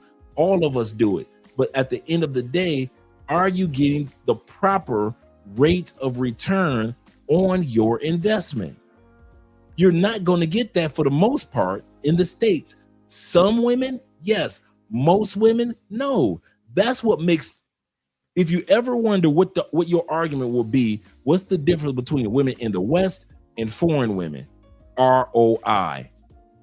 Just say that. Just say the rate of return. You both want my money. You both want my time. You both want my attention. You both want my energy. Both of you. So there's no difference between in what women desire around the world. That's no different. But the rate the statistical opportunity to get a higher rate of return. In other words, how she treats me and what I'll get back if I invest in her, and what I'll get back as an investment into me is higher with a foreign woman than it would be with most women in your home country. It is what it is, what it is. I don't care about all you American men that be crying back home, talking about you dealing with them impoverished women. Stop all that crying, because you guys don't know what type of women we're out here dating. You're not out here. You're just going by what you heard somebody say. That's one of the things that we get tired of. You people who don't have passports, having always have something to say. You don't travel. You think you did something when you went on 2 cruises and got kicked off of those for fighting. And then the funny part is, the most people that fuss and cuss about us having happy relationships outside the United States are not the women. I'll say that again. The ones that bitch the most about men having the audacity to get on planes and take their money, their time, their energy, and their resources, and I mean money, time, energy, and attention to other countries, are other men that are stuck in the United States with them fat chicks. And you can't lie and say that, what do you mean? 70%, you can look it up, CDC, Pew Research Center, WHO, all of them say American women, 70% of you are considered overweight or just straight obese. Well, how they measure things? No, baby, you can look in the mirror and see how you measure out. You are fat. And you men would get pissed in the United States, pissed at us because we decided to leave the country and get a better rate of return with education. Your woman got a degree, my woman got a degree. Your woman got a career, our women got a career. Your woman got a vehicle, my woman got a vehicle. Your woman got goals and dreams, my woman got goals and what else? What else you want to say? And let's say these women do come from areas where they don't have a degree. Let's say we go to places like you all say, third world, impoverished women that have nothing without a pot to piss in. They still give a man a better rate of return on his investment into her life than he would get with all you women with degrees and college debt and credit card debt and mortgage debt and car note debt. Y'all all over TikTok complaining about gasoline, but then you want to bitch about a woman who's sitting back and she's riding a motorcycle in another country and she ain't cussing and fussing about no gasoline prices. She ain't crying about no college debt in another country. Her country gives free college or low-cost college degree. She's got a degree and you still paying off debts. You still paying off college debts. Your rate of return ain't even worth it. Let's say you're a quality woman in the States. And I mean, you're a good woman.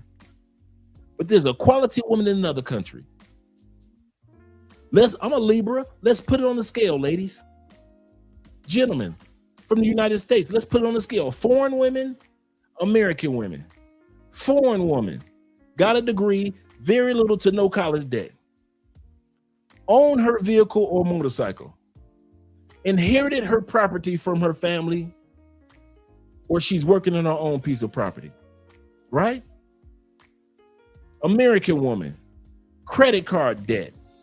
If I date you, even if you're a good woman. College debt from all 3 of your degrees, even if you're a good woman. Can't cook, even if you're a good woman. Mortgage debt, even if you're a good woman. Car note and car insurance debt, even if you're a good woman. Unhealthy foods, even if you're a good woman. Mass shootings, even if you're a good woman. violence and emotional damage from other relationships, even if you're a good woman. So this woman over here may not have all what you claim you have, which is the tangible things, but the expense that it would cost me to even marry you compared to marrying her. Yeah, let me go and get on that flight. Yeah, I'll get on that flight. I will get on a flight with a chick without college debt doing a chick with college debt. I would get on a flight to be with a woman without debt of 3 cars, your G-Wagon debt, including insurance. I'd rather get in debt with a woman that owns her own little small car or motorcycle than be in the debt with a chick that got a G-Wagon debt and got to pay on insurance on that. I'd rather get with a chick that ain't got no kids in another country than a chick that got 5 kids and 3 baby daddies, because over 56% of women in the United States got 2 baby daddies. Let's talk about that. Once again, what is the ROI? Your degrees comes with debts.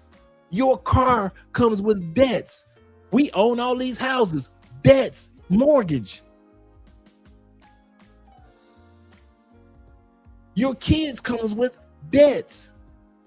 Your baby daddies, plural, comes with stress. This one over here, she might come from a small village. She ain't coming with no debts and very little stress. And she does appreciate what I do with her. To whereas I can use the same money on you, and you won't appreciate a god dang thing I do for you, American woman. In the words of Lenny Kravitz, American women, get away from me, American woman.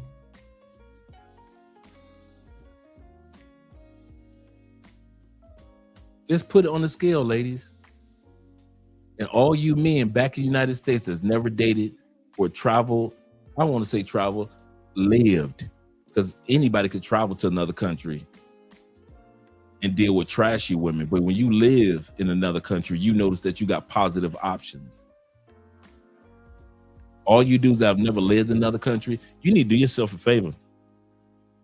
You need to shut the hell up and get a passport and start traveling and going to live in these other countries before you open up your mouth.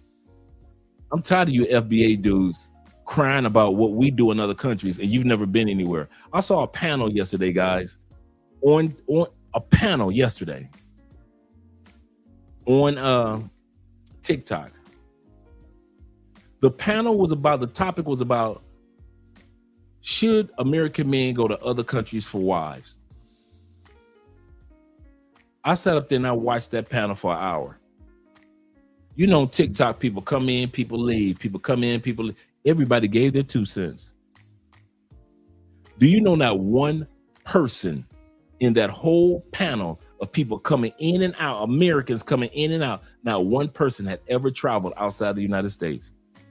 Not a one. Not a one. But they're sitting up there arguing, are foreign women better, and should American men go and get foreign women? How the hell would any of y'all know? How do y'all know? Well, I traveled over. I don't care. And all you Americans that holler that you visited 50 countries, I don't care if you visited 100 countries. Have you lived in any of them? You know how Kevin Samuels used to say, we don't count proposals over here. We count marriages over here. On this channel, we don't count how many countries your ass done visited. We count how many countries you've lived in. If you ain't never lived in another country and really understood the culture of another country, I don't give a damn about how many countries you visited. I know people that's been to 37 countries that can't tell you a damn thing about none of them. Half of y'all been to Medellin 17 times, can't tell you a goddamn thing about Colombia. Like Kevin Samuels said, we don't count proposals over here. We count marriages. And on this channel, we do not count how many countries you've visited.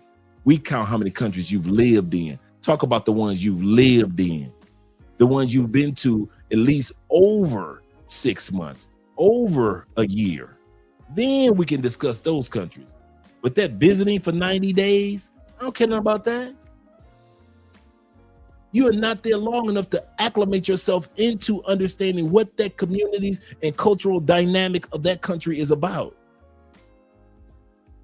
In 90 days, you still crying, well, in America, we do it this way. You still crying about what you do in America.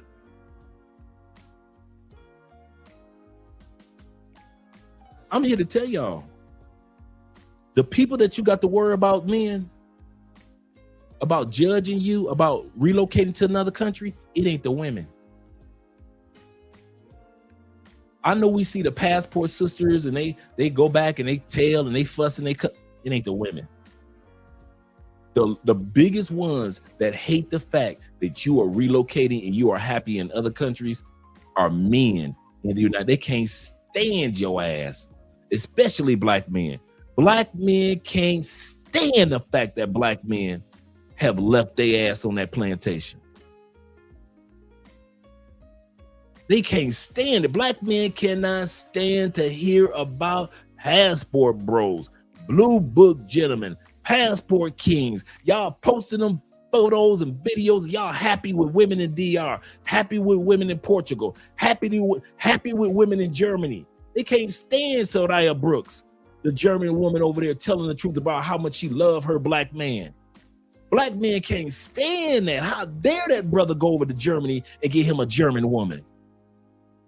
They can't stand who the hell do Richie Mack think he is? Zooming his ass to Thailand and teaching his woman how to treat him better and including making grits. How dare they go out golfing together? How dare they go out to dinner together? How dare they be not just a relationship, but a friendship? Who the hell does Richie think he is? How dare Check and Effect and Ace Live travel to these other countries? They just some regular ass brothers like us. How dare they? How dare Austin evolve as a man? And now Austin Holloman is in a solidified relationship and enjoying the continent of Africa. How dare he? We were too busy putting him down for saying that it's just that bad when he was 23 and 24 years old. And they thought he was going to be 23 and 24 forever. He got ran out of Brazil. Yeah, he was a kid. Now that he's developing into a man, they hate him even more. You think that people are happy for me? Wait a minute. You think black men in the United States are happy? Shh. Y'all better ask somebody. Black men can't stand my black ass. Black men can't stand your boy. Who the hell are you to not only leave the United States, our country 'tis of thee? I'm so tired of these niggas calling me a tether. These niggas actually think, and every time I say something, he must not be from here. Nigga, I'm from the east side Detroit. I'm one of you. And that hurts their feelings even more. See, if I was a Jamaican brother or a Nigerian brother and I talk like this about black men and travel, oh, he's a tether. That's why he talks like that. He only can take advantage of the benefits of our people. His ancestors aren't here. I hear all that shit. But since I'm one of them, it even blows their mind even more. How the hell he gonna be from the east side Detroit?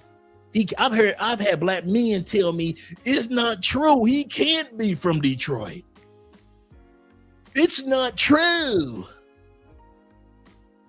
The Detroiters don't talk like that. No, bitch ass Detroiters don't talk like that.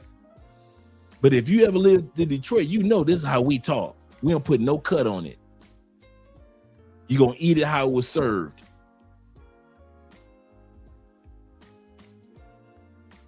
It amazes me. You would think it was more women bitching about us moving, but it's not.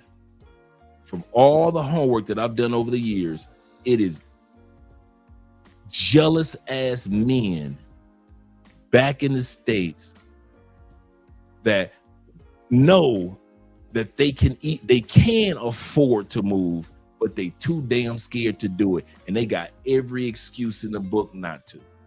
They come up with every excuse. This is the funny part. The one time they can't blame the white man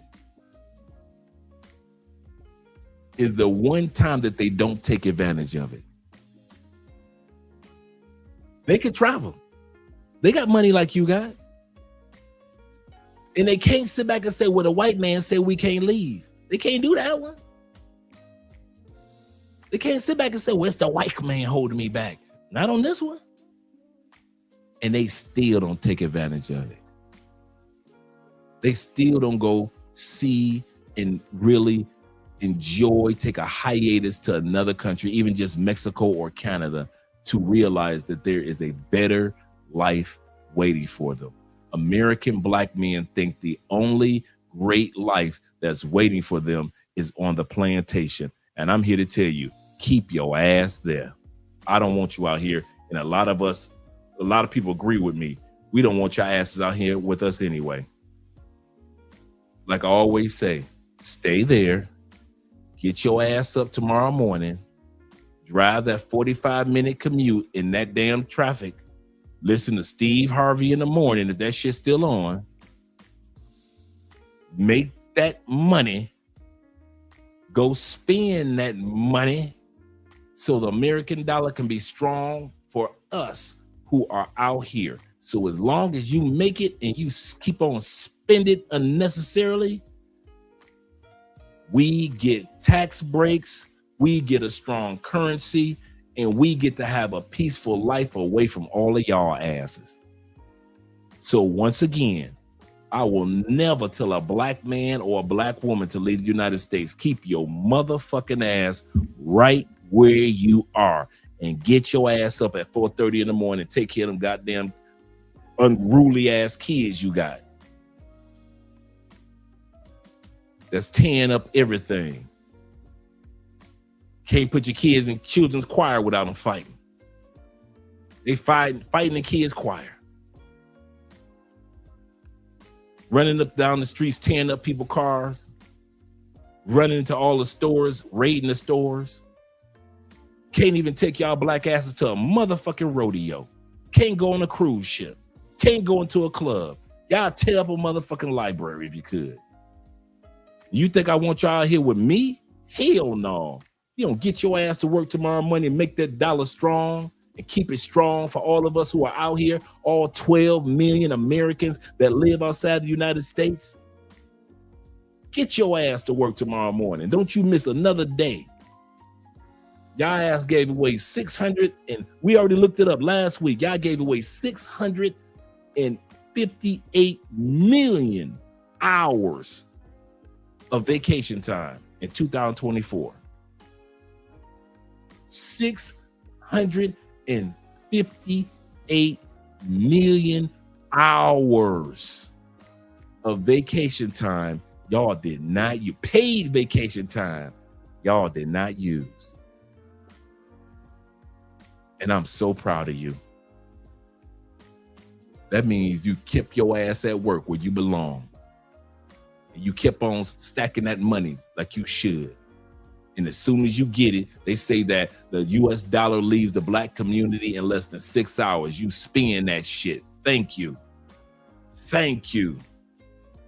And the more US dollar you spend, the stronger it gets. And the stronger it gets, the more power it has in these countries that we live in. So thank you, my fellow American workers. Now, tomorrow morning, get your ass up, get a cup of coffee, get your ass to work. I don't care if you got to take plane, train, automobile. Get your ass back to work. Want to sit up here and cuss and fuss at me all over social media like you done lost your damn mind. Once again, it ain't the women that fuss and cuss and act all jealous. It's all you damn men. You got more money than we got. You scared to leave. They want to blame your ancestors. If your ancestors knew that they could leave the United States and they had the opportunity and the money you got, do you think your ancestors would have stayed on that raggedy motherfucker? Did you ever ask yourself that? If your ancestors had a passport in the economics that you have. Nothing special, just what you got. You think your ancestors would have said, well, since my people were slaves, I'm free, I ain't gonna leave because the plant, this land was built on the backs of my ancestors. No, they would get the fuck out that country. Ask yourself what your ancestors would have did. Would they have stayed? The only reason our ancestors stayed and died there because they either didn't know or didn't have the opportunity that you have. And the sad part is our ancestors, just like our grandparents, grandmothers, and elders, have always said they want a better life. What's a better life? More opportunities. Why aren't you taking advantage of more opportunities? That's what your ancestors would have wanted for you.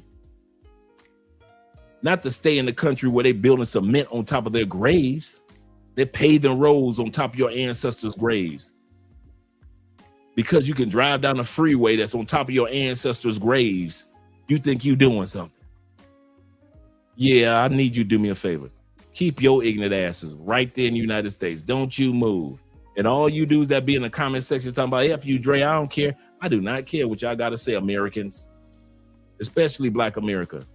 Because at the end of the day, after all of what I just said, the last 10, 20 minutes, you ain't going no damn where anyway. So whether I said this or whether I didn't say it, you ain't going no damn where. You're too scary. You're too scary. You complain about everything. And here's the funny part. If Charlie Kirk was alive and he said everything I just said in the last 10 minutes, y'all be on y'all knees worshiping Charlie Kirk, sucking his toes.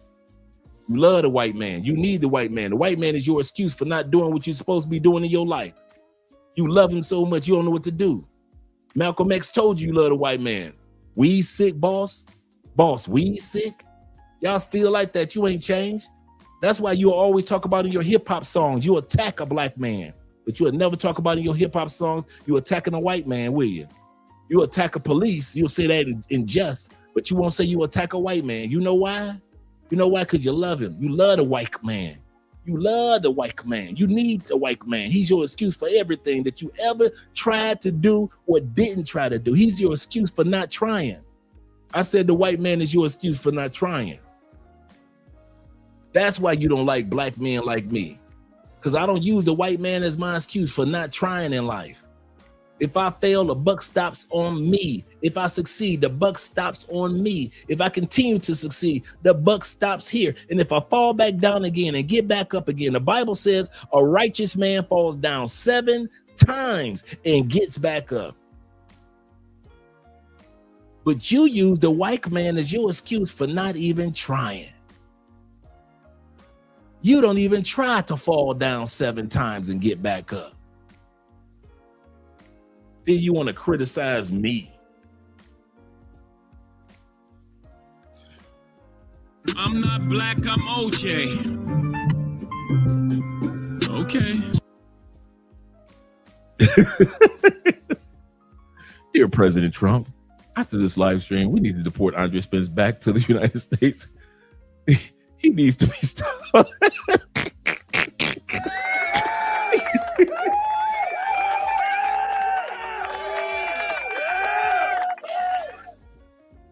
Shit, I know my grandmama and granddaddy had the money that we have as a black unit today. Just average black person. Nothing special. And they had a passport and they didn't have the fears, they'd have got the fuck on. That's one thing that we don't want to admit as black people. Our ancestors would have got the fuck on. If our ancestors were resurrected today, they might be disappointed at how many of us are still around in this motherfucker. Have y'all ever thought about that? If our ancestors resurrected today and looked around the United States, do y'all think they'd be celebrating the way that we behave as a unit? You think they'd be happy to see how we act on Carnival Cruise? You think they'd be happy the way that we acting a fool and fighting in churches? You think they'd be happy to the fact our kids are reading at a 4th grade level? You think they'd be happy that we're dropping out of high schools in record numbers? Wait a minute. You think they'd stay around if our ancestors resurrected You think that they would want to stay around this current crop of blackness? You talk about all the brothers and sisters from the 70s and 60s of black love will want to be around us? You telling me the sisters and brothers from the civil rights movement would want to kumbaya with us? Shh. You talking about the Renaissance age of blackness, of the roaring 20s, in the times after the war, when black people were starting to make a little traction when it came to money and patents and inventions. If they were to resurrect, you think that they would want to be buddies with us? If our ancestors resurrected, we'd rob them. Soon as we saw how fancy and how nice black people, we call them bougie. Soon as we see how educated the few black brothers and sisters were with the average elementary school compared to our kids, we call them those. They must think they're something. They think they're special. Soon as they hear us say, well, the white man, our ancestors will tell us, what the fuck do you know about the white man? No, tell me what you know about the white man. And our ancestors, if they resurrected and looked us right in our eyes, what a white man, I couldn't get a raise because the white man, a raise. Our ancestors would tell us so many horror stories, how they still overcame past horror stories on top of horror stories, and you bitching about a raise?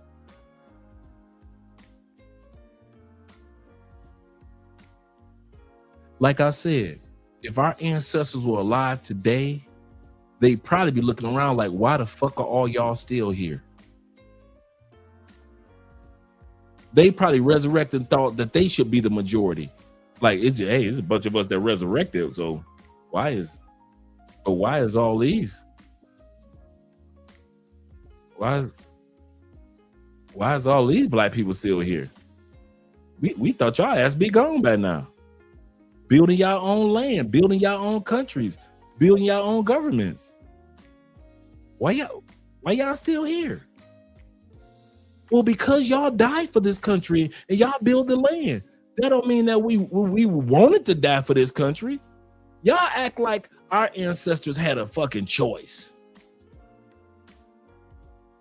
Y'all act like our ancestors really had a choice on whether they could stay and live. It wasn't like they were sitting around like, you know what, we gonna stay and we gonna build America and it's gonna be great. And then in the future, our kids gonna look back on us and say, don't leave because it's such a great country because of us. So we ain't gonna leave. We gonna build this country and make America great. Our ancestors wasn't thinking like that. They were thinking like, damn, I wish I could leave this motherfucker. I just don't know how. You know how many of our ancestors went to Canada and went to Mexico, but the rest of them didn't know where to go?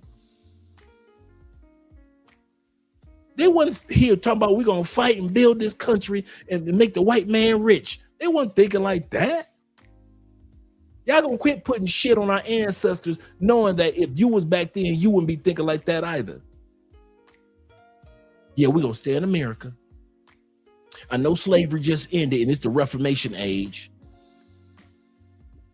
But we ain't got nowhere to go. We going to stay here and we're going to become sharecroppers. I know they're going to rob us and put most of us in jail because they're going to scam us when it comes to sharecropping.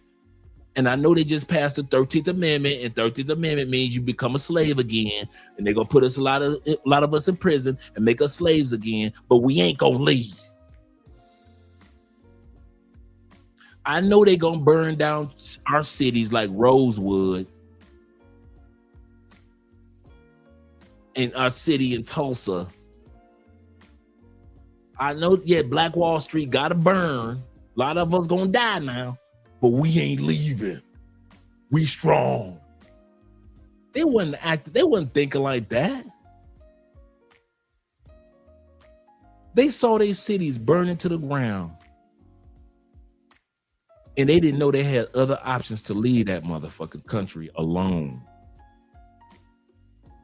They weren't sitting around talking about we building up America. Let's do it together with the white man. Because that's how y'all act. Y'all act like our ancestors were sitting around just having a kumbaya meeting saying, ooh, when our great grandkids gonna see how beautiful America is, we gonna stay here. They didn't know any better. They were the descendants of slaves who were the descendants of slaves. And yes, many of us were here before slavery. And yes, the first person in the United States to own a true slave was a black person. That's just statistical facts. You can look that one up. Y'all gonna quit putting the fact that you scared to leave the United States on the back of the ancestors who, if they had the chance to leave and they had your money to leave, they would have left this motherfucker. Bet that. Bet that. I'm so tired of y'all putting stuff on the ancestors' backs as if the ancestors sat around was just kumbaya like they were just happy as hell. They didn't have a choice.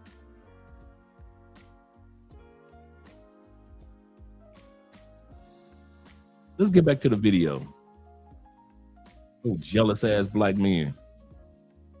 If a man does not respect his own labor, his own time, his own resources, that just shows that he doesn't fully respect himself either. And what people don't think about is, if he recklessly spends on you immediately, what makes you different from the next woman? What separates you? Now, I know a lot of women will say, I don't care as long as he's spending. But that mindset is exactly why so many relationships today are shallow, transactional, and they end very ugly. Because when your main concern is simply what you can extract in the short term, you stop evaluating discipline, judgment, character in the long term. And in many ways, it's very similar to how men view sex. A man might meet a woman and sleep with her within an hour of meeting her, but he'll never trust, value, or respect that woman long term. Because he's thinking, if it was this easy for me, how easy was it for the last guy? How easy will it be for the next guy? And it's because people respect selectiveness, people trust discipline, and people value restraint. And that applies both to men and women. A man who spends too fast looks impulsive. A woman who gives herself up too fast looks impulsive. And in both situations, the real question becomes, do you value yourself enough to have real standards and discernment? Would you rather marry a guy who is rich,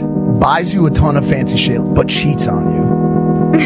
Or marry a broke dude who can't buy you shit and he doesn't cheat? I'm gonna say the first guy. Here's why. This is what you got to deal with in the States.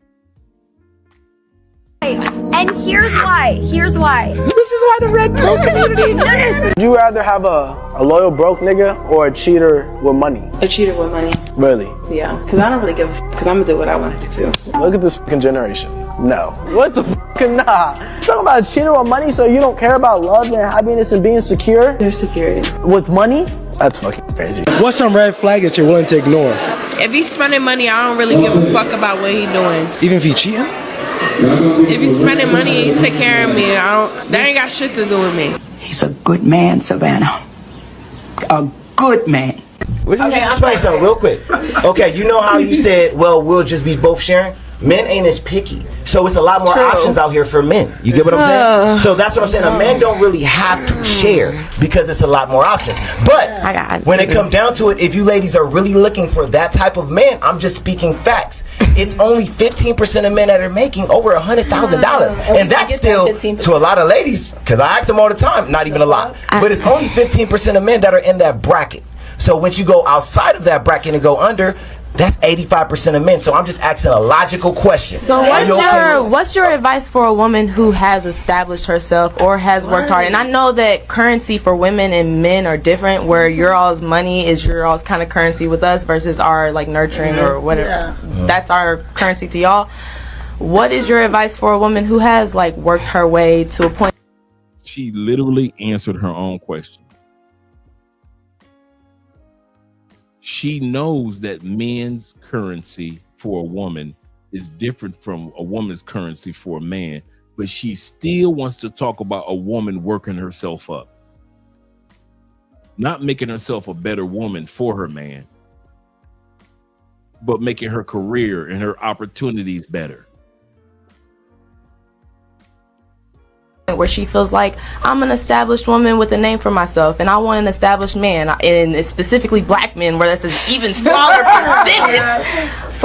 What is your advice for that woman too? Like, because I'm under the impression that when you work on yourself and you just focus on yourself, that man just comes. Like, that's what I'm under the impression of, and if he ain't here, then I need not to look at the bus driver. Like, I would say instead of looking focusing on the money and focusing on the situation of a bus driver, a truck driver, focus on someone who you can work with. Focus on, okay, I may be making 15, 20K more than this man, but when we come together, we could build a great family. An empire. But if you feel like you're the empire and then you just have like this worker who's your man, in that dynamic, it's not going to be he's the king of your castle. It'll be that he's working for you. So it's like, and I know men, like, y'all have this pride where if you're a bus driver and you know your woman's worthy of getting somebody better than you, y'all take that out on her. And that is, like, it hurts. The only thing that I'm especially when love is the reason why I'm with you. This is what I'm saying.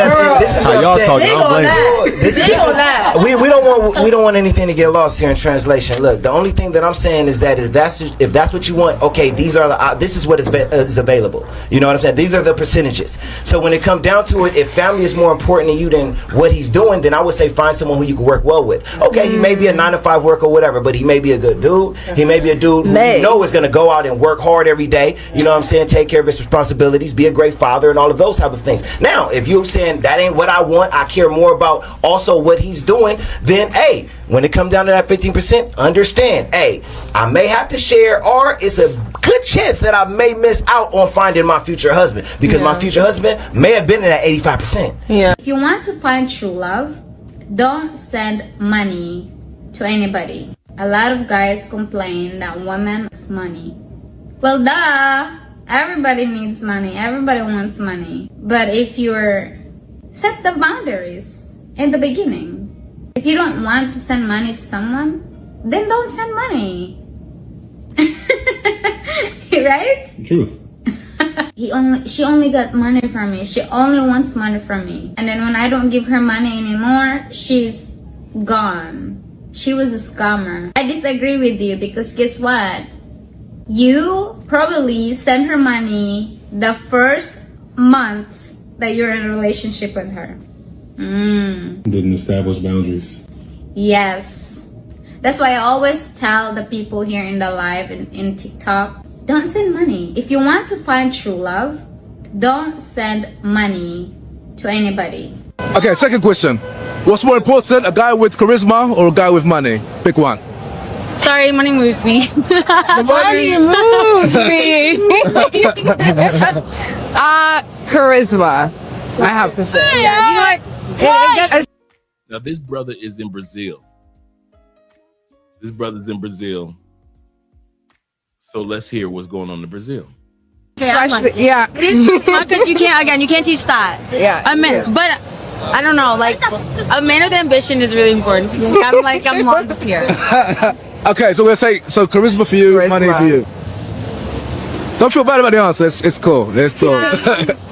Ok, te atrai mais nome. Rostro, corpo, carisma, altura, dinheiro. Primeiro, ombros e bíceps. Corpo. Sim, Oh, ombro e bíceps, específico. Okay. Depois, altura. Okay. Please don't call me if you have 6.2 less.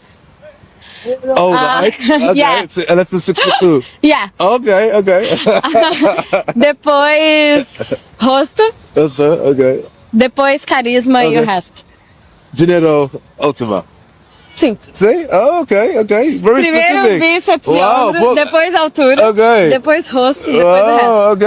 Uma pergunta. Que te atrai mais no homem? Altura. Colocou. Não, altura. Eu acho que a pizza tá tão salgada que eu tenho que passar pelo menos no carisma. Porque muito bonito já não dá pra pedir, muito alto também não.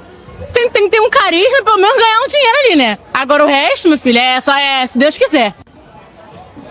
Personalidade é altura, eu sou uma pessoa alta. Altura, ok. Por quê? Eu sou uma mulher alta, né? Eu tenho 1,70 e... Eu tenho 1,73, Ok. tem alguma coisa. Vamos pouquinho. E eu não gosto, assim, é do meu tamanho pra um pouco mais alto. Nice, Então, okay. And, e você, carisma? Carisma e personalidade, porque hoje em dia tá difícil. Ok. E segunda? Qual é a segunda? A segunda coisa, eu diria um pouco da altura, mas eu também sou meio zero com isso. Eu sou alta, mas... Você é alta também?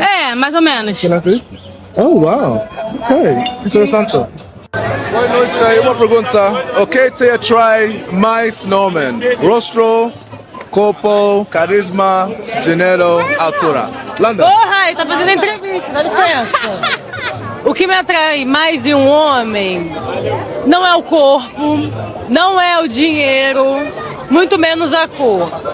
O que me atrai mais de um homem é o tamanho... é o tamanho da piroca, entendeu? Tem que ter piroca grande, tem que ter pau duro e tem que ser bonito. Wow, thank you so much. Yes, my first time. Yes. Yeah, but I've been here for a while since January. Thank you. You're very pretty. Welcome, thank you. Are you welcome? Você é solteira? I am. Quando vamos para tomar uma bebida? If you call it? Oh, you're gonna give me your number, yeah? Okay. Let's do this. Oh, you look like you wanna give me a kiss, baby. Oh, little one. Okay. Não, que pequeno. Okay. Vamos três. Vai. Okay. It's about... What's two then? What's number two? A good physique. Physique. Yeah. Why? Because if you have a good mindset, you can have a good physique. Okay. Because you will take care of yourself. Okay. And then lastly, number three is the face. Yeah, for sure. Okay, the last one. Okay. So the mindset. Okay. TV. So And it has to be funny. Funny. So that's like because charisma. I'm funny, but you know. We're gonna mix mindset and charisma together. Okay. Yeah. And what's more important, charisma or money for a guy? Charisma, because with the charisma you can make money, you know. Charisma mindset. Because if you have money but you don't have the mindset, you don't have the faith, you don't have the vibe. Okay. It's just marketing. It's nothing inside. Okay. For me, the money is not the most important. So you notice when we were looking at the states, women didn't care even if the man was cheating. It was all about the money. Not saying that all women like that in the States. Not even saying majority of the women are like that in the States. But enough women in the States said that they had a choice between a man who loved them, but he didn't have a lot of money, or a man that cheated on them and he had money. Women in the States said they'd take the cheating and the money. Women in Brazil said, give me the physique, give me the charisma, then you give me the money. But if you don't have the physique or the charisma, they like, my love for you and your money ain't gonna be there long. Ain't gonna be there long. And the reason why I'm showcasing is this is how a lot of women in different countries feel. All you dudes that like to lead with money, I'm telling you that it has I always say this, women's love for money has an expiration date. Don't you ever forget that. I'm gonna say this again. Women's love for money has an expiration date. Now, their need for security doesn't have an expiration date. They always need security. They always need, if it's financial security, spiritual security, emotional security, that will never die. So needing your resources will never, I said the love of your money, the ooh, the ah, the excitement of your money, that has an expiration date. And that's why it's so easy for rich men to get cheated on. because the excitement of your money has an expiration date. The need for stability doesn't. And a lot of you guys get it mixed up that if she's excited, then she must think that I am a tool of stability. A lot of you guys get upset when the woman is no longer excited about the money that you give her in other countries. She's no longer excited. She doesn't text you like she used to. She doesn't do video chats like she used to. You know it's somebody else, but you can't prove it because it's Brazil or Colombia. Why? Excitement has an expiration date. Give you a perfect example. This plaque back here, me and Richie Mack talks about this all the time. When you first get your plaque of 100,000 subscribers, bruh, you excited for about a good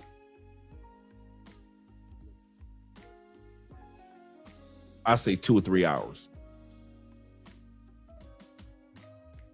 After that, everybody else is excited. You know, you excited with your subscribers. You excited with other YouTubers. You know, y'all talk about it. You excited when people come and say, hey man, I never saw one of those plaques. Let me hold your plaque. You excited with them because they're excited. But your excitement for hitting 100,000 subscribers, I'm telling you, that lasts maybe 2 hours. And it's more like pride, you know, give yourself a pat on the back after all the hard work you put in. That is the excitement for a couple hours.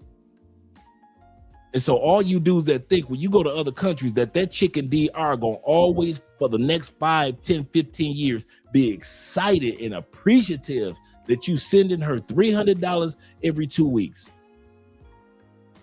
That has an expiration date. Now she looks at it like it's expected. Yeah, I caught that. She said, don't call me if you're 6'2" or less. He said, heightenism has found its way to Brazil. Yeah, she the shortest thing on the beach, talking about 6'2". He said, these bros better wake up and look at Vivica Fox now. Wants a family at 61. I know, right? However, most men don't find women that are above 40-something years old attractive. That's true. And definitely not marriageable. That's a good point. That's a real good point. Let's get to the last part of the video. But I just want to let you guys see in other countries, they appreciate the stability that money gives. The stability part never dies out. The excitement for money dies out. And that's why these women in Brazil saying, give me the charisma. Give me the guy I can get along with for the next 40 years. Give me the guy that can make me smile, make me laugh, the guy who I can enjoy at the beach. Let me have the guy that if he got it, we're good. If he don't got it, we're still good. Because life has ups and downs. Give me that guy I can do ups and downs with. But if you guys think that you're going to Brazil, and if you open up your wallet, that leading with your money is going to keep the baddest Brazilian. I'm going to say this again. I didn't say get. Leading with your money will get you a baddie. Leading with your money will not keep you a baddie. Dude, I know so many bad chicks down here that got you. I know so many dudes down here that's sending money from the States to some cuties. And they be going out smashing their ex-boyfriends or their current boyfriends.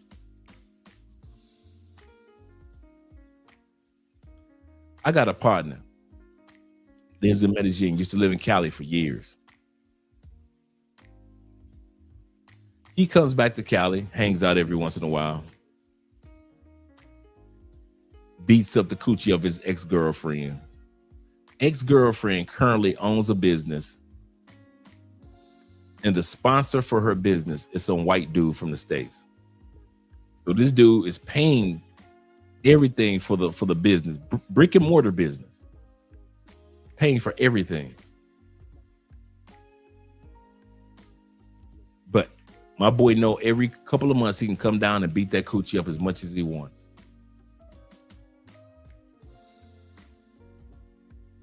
You dudes that lead with money, man, I don't care how rich you are. Women, Tom Brady's wife cheated because the excitement of winning 6 Super Bowls wore off.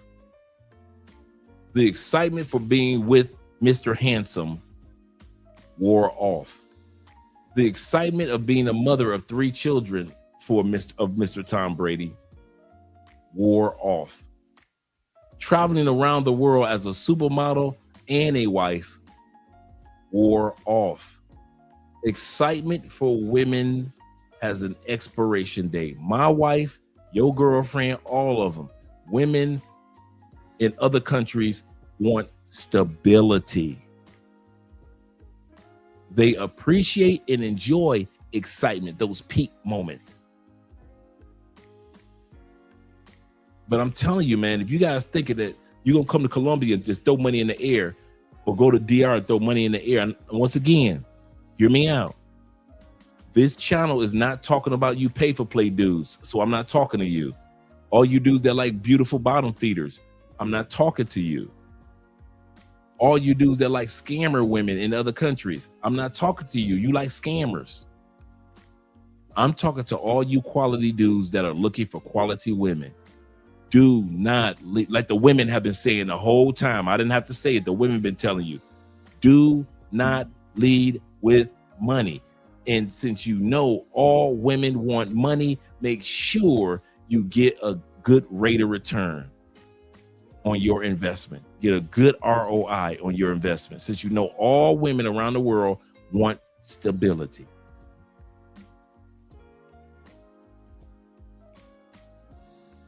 Slim said, I cut my Bogota babe off in April. That cute John kept having major financial issues. He like, nah, Diego can have that.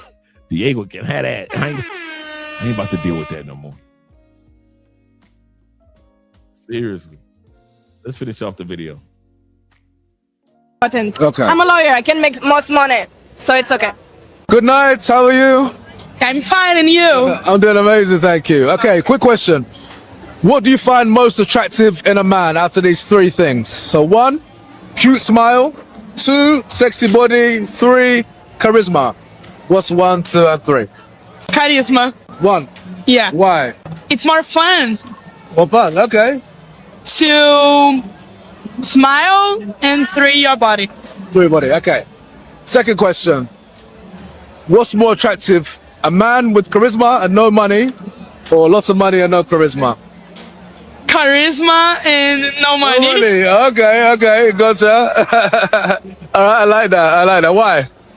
Because it's more fun. More fun, okay. Boa noite.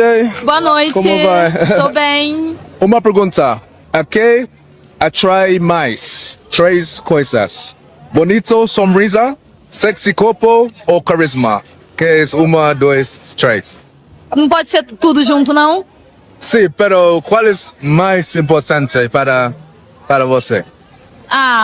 O carisma. Carisma, ok, por quê? Porque vai personalidade da pessoa, não o que eu vejo por fora.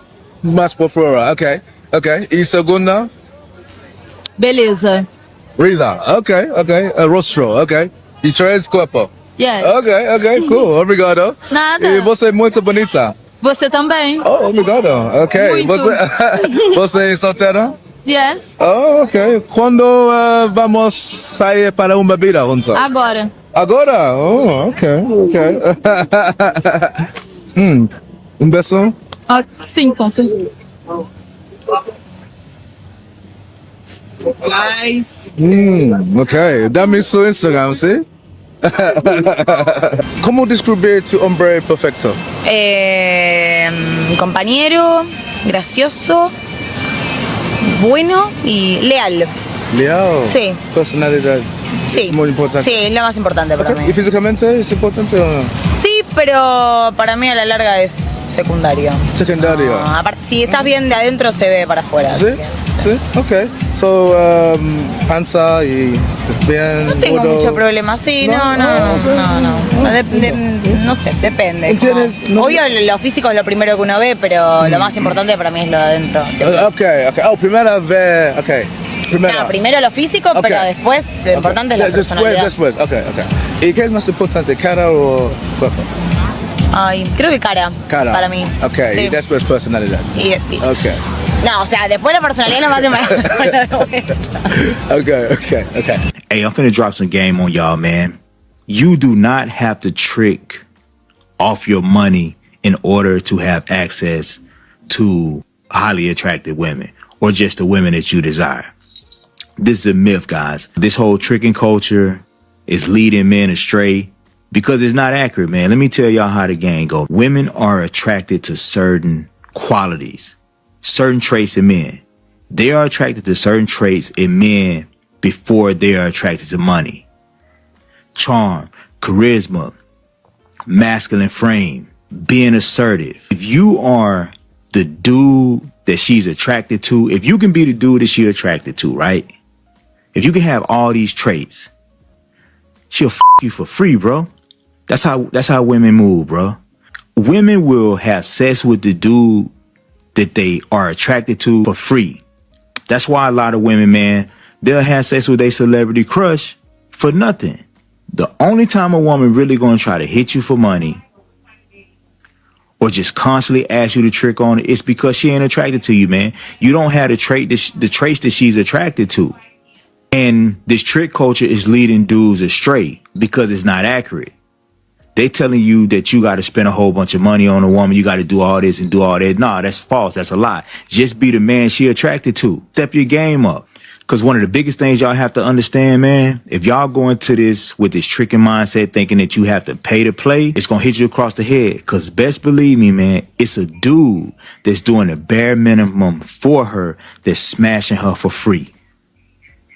This is just how the game go. It's a dude out there, man. You doing all this, you giving all this money, you doing all this pandering, and it's a dude out there who's smashing for free.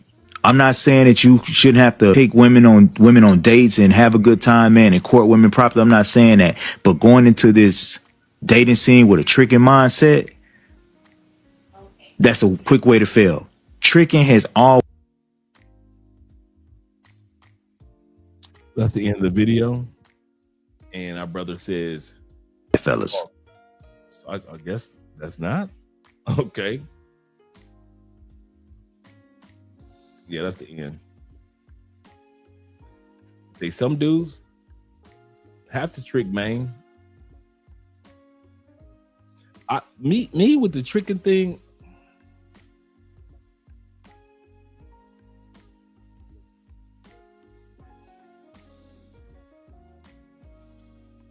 I've learned to shut up when it comes to certain areas of dating. I know that I'm charismatic and a lot of dudes ain't. I'm 6'3", and most men on the planet aren't. It's pretty good for my age at every stage. Most dudes don't. I can walk in many circles. Rich, poor, black, white. A lot of dudes can't do that. So I've learned to not prejudge my experiences and say that, no, that's not true. You know, so men don't have to trick. That's crazy because I see. No, Dre, shut up. See, sometimes I know to shut up.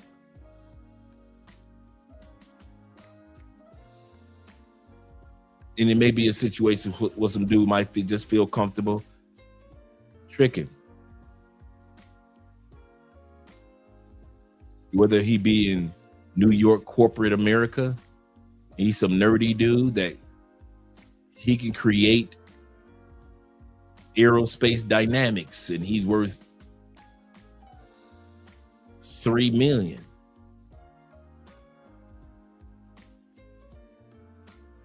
He graduated from MIT, but his social skills are shot, and so he tricks. Or some dude from the hood. All he knows is black people. That's all he ever been around. So now you put him around Afro-Latins in DR. He don't know no Spanish. So even though you got him around black people, he's still scared. So he tricks. You got a dude from St. Louis. He ain't never been around no gorgeous Thai chicks or beautiful Filipino chicks. He ain't been around this type of beauty in masses in his life.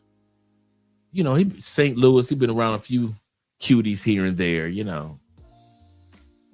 But now he's in Philippines and he's around just Asian beauty everywhere. Thailand, Asian beauty. His brain can't compute this level of beauty, this mass beauty. Some of you guys have never been around mass beauty. So he tricks. None of these things are new for me. You know, being in Florida, being in San Francisco, being in Atlanta, being in Chicago, being in Detroit and Cleveland, Indianapolis. I've lived in a lot of cities enough to where I'm used to being around different cultures and being around mass beauties. So I've learned to be quiet and not judge another man. And I'm not saying that you are. I'm just saying in this dynamic, Andre knows to shut the hell up. Because it's not about my experience. Some guys just haven't experienced things. And who am I to sit back and judge because I've experienced things already? You know?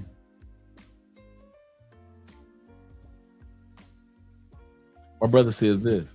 He said, facts. He said, I can admit I've been around 9s and 10s, but never around mass beauty. Yeah. Some guys have never been around, like walking through Brazil and you're like, what the? Or walking through certain parts of Germany or certain parts of France or certain parts of Portugal and seeing just gorgeous Afro sisters from the Caribbeans. Some dudes have never seen that much true black beauty like the Nigerian sisters or the Kenyan sisters or the South African sisters or the Ethiopian sisters. You ain't been around that much beauty, like everywhere you glance, every 4 seconds, like here in Colombia. A lot of dudes have never been around it.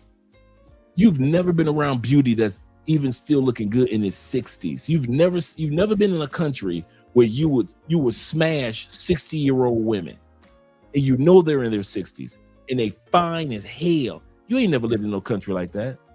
You don't know nothing about what we're talking about when we say, hey, some of these older women in Colombia, they can get it. You can't relate to that. What happens to an older black woman when she's very attractive in the States? They put her in a magazine. How'd you do it, girl? Right? Well, this is my fitness routine. It's like she ends up on lectures and she ends up on television shows. And they're like, girl, how did you do it, Angela Bassett? Right? Let's be real. If you are a woman in the States and you held your beauty like Angela Bassett into your late 50s and 60s, you are interviewed and everybody's going to ask you what your diet plan was, what you drank, blah, blah, blah. In Colombia or Brazil, it's par for the course to see a woman in her 60s that you be like, oh, she is fun. I know that's somebody's grandmama, but she can get it. It's the norm. It's the norm. So I've learned to, that's why I kind of paused when I saw that statement, because some dudes, I guess they do need tricking. And just because I don't or didn't, that doesn't mean that my story is the universal story of every man out there. So like I said, in some cases, I just shut up because I haven't experienced what other men have experienced, and some men haven't experienced what I've experienced. So who am I to assume that answer?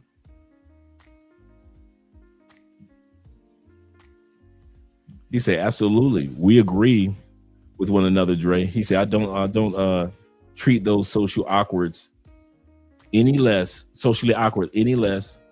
And I tried to give them room to express themselves. That's me. To express themselves no matter the race. And they will trust you more. Absolutely correct. This is, I tell you why one of the reasons why I'm so transparent on the show, and some of you guys may say Dre is graphic and he animated and he funny. I want some of the guys that travel, that sometimes in certain situations you might feel awkward, and there's nothing wrong with that. Put me in the pay for play world. I'm awkward. I don't care how I look for my age. I'm not comfortable in the pay for play world. I like to hunt for my meal. I like to meet a woman. I like to see her initial smile. I like that feeling of like, I know I got her. I've set up the first date. I want to get that Instagram. I want to get that phone number. I want to get, that's me. I'm a hunter by nature. Put me in a grocery store as a saber-toothed tiger, I feel awkward, man. I ain't gonna even lie. I sit back and I see y'all can bring in 15 women that are paid for play, and I'd be looking like, you ain't gonna smash one, Dre? If I was single, truthfully, and I gotta pay for it, no. I'm gonna tell you something. 9 times out of 10, I'm gonna try to talk one of them out that coochie, because I'm just a saber-toothed tiger by nature. That's just who I am. I can't pretend like, and the reason why I say that, because I know it's a lot of dudes out there like me, and they try to, in society, our travel society of men, try to make it seem like every dude is built for pay for play. I ain't, and I ain't a punk to admit that. I'm willing to admit, dude, I ain't. Yes, they fine. They say, ooh, she fine too. I ain't paying for no pussy. I ain't gonna lie to y'all. The 2 times I did, I was with Ace, and even when I was in the room doing the pay for play, I was like, man, this is not me. This is paying for some, huh?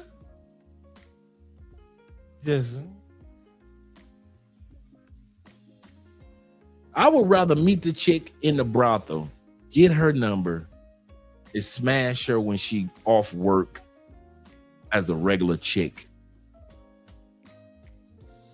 than to be in the brothel. It just ain't me, bro. I ain't gonna pretend. Y'all could not now. I'm not saying it's not for every man. Most men would pay. And I'm gonna say this again. I know I'm an oddball when it comes to pay for play. Whether it be corporate men, whether it be everyday, I know I'm different than a lot of dudes.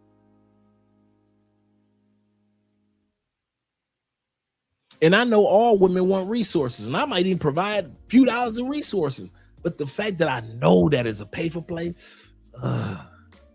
girl, you got to lie to me. Tell me you got a bill that you need to pay. You know what I'm saying? Lie to me. Tell me, we got a bill that need to be paid. Okay, here's a few dollars for your bill. you know, your lights get ready to get cut off. Lie to me. Tell me that your lights get ready to get cut off. But don't just to sell some. Ugh. That ain't me, bro. I ain't gonna lie to you. Just to know that I just woke up the next morning from buying some coochie. Just. But like I said, I know I'm an oddball and I'm awkward when it come to that. Now, give me some regular chicks. Oh, it's on. It's on and crack it. I'll catch y'all later, deuces. I'm gonna leave y'all. I'm leaving y'all anyway. Y'all might mess up what I got going on over here in this corner over here.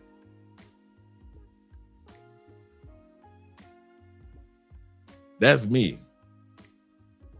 Y'all be like, we going to the brothel. All right, I see y'all at the brothel. Go ahead, have fun at the brothel. I'll see y'all back at the Airbnb. That's me.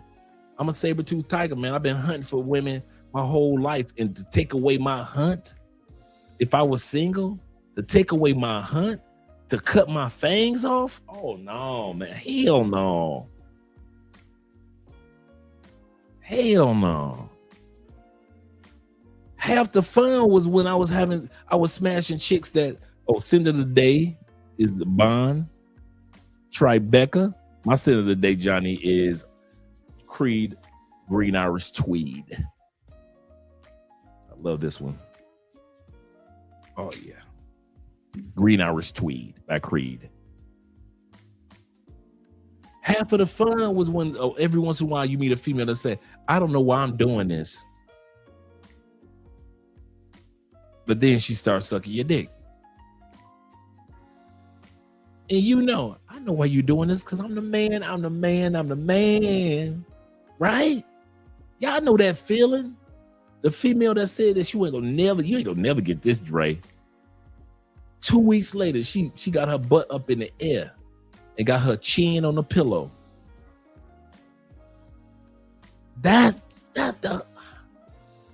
Oh man, no.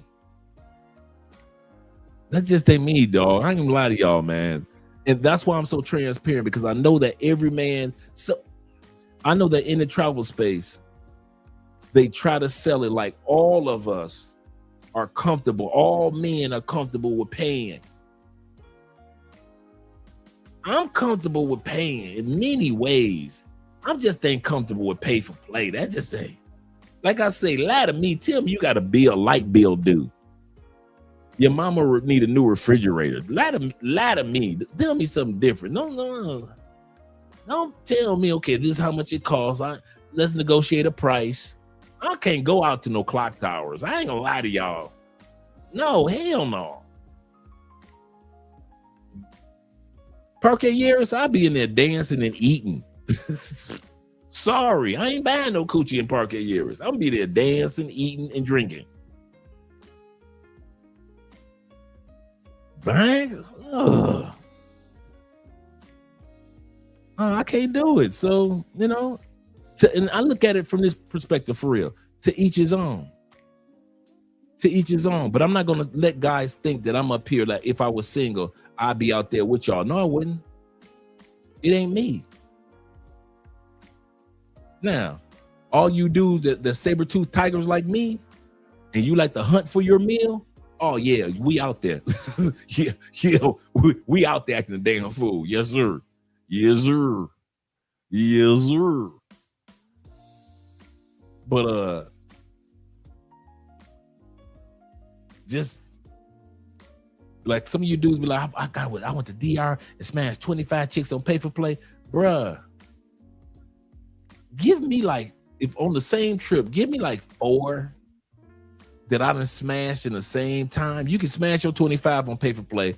I'm good with 4 that I done hunted down and subdued. I'm serious. You can run through 25 Dominican baddies and I'm gonna be happy for you. But I'm gonna be happier for me being able to subdue 4 regular everyday chicks that got a job. You know me, a nerdy girl with her nerdy glasses. Give me 4 nerdy chicks in DR and I am dancing in the streets.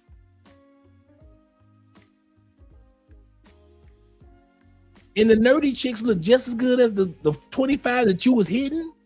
Oh no, man. Oh no, I'm just wired different, bro. I guess I'm different. Bro. I ain't gonna lie to y'all. Dre say, Corporal says this. Shout out to Corporal in the building. I can give you a shout out. He say, Dre, that's me also. He said, I even told my wife I want to visit a brothel in Asia or in Latin America. But to have fucking them? Nah. I got this without paying for play. Right.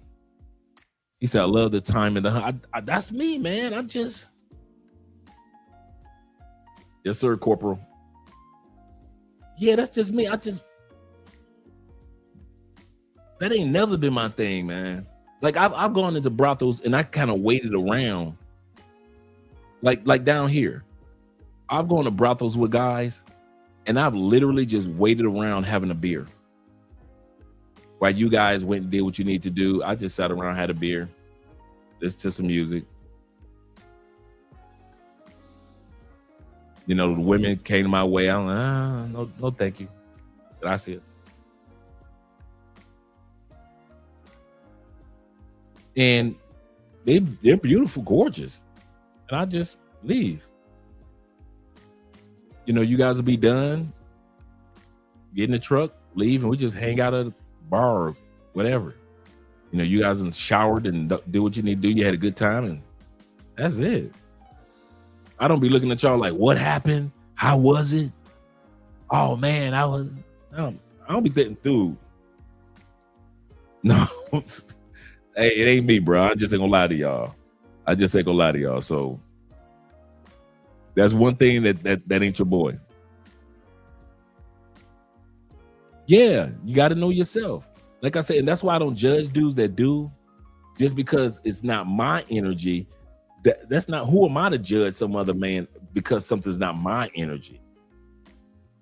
You know, sometimes, once again, Andre, you got to sit back, be quiet if you don't know what you're talking about. And that's why when it comes to pay for play, if you ever notice, I be quiet. If you ever notice that I always talk about on this channel, other than when dudes get drugged, if you ever heard me talk about pay for play, I don't talk about that. Actually, I tell dudes this is not a pay for play channel. But other than when dudes get drugged and things like that, because I don't know nothing about it. I don't know nothing about that, bro. I ain't gonna pretend. If I was single, yeah, I ain't got to worry about that from your boy Dre. I like that when the female look over at you and you look over at her, she dropped them eyes. She look back and you look again. She looking at you again. You walk over. I just like that whole hunt.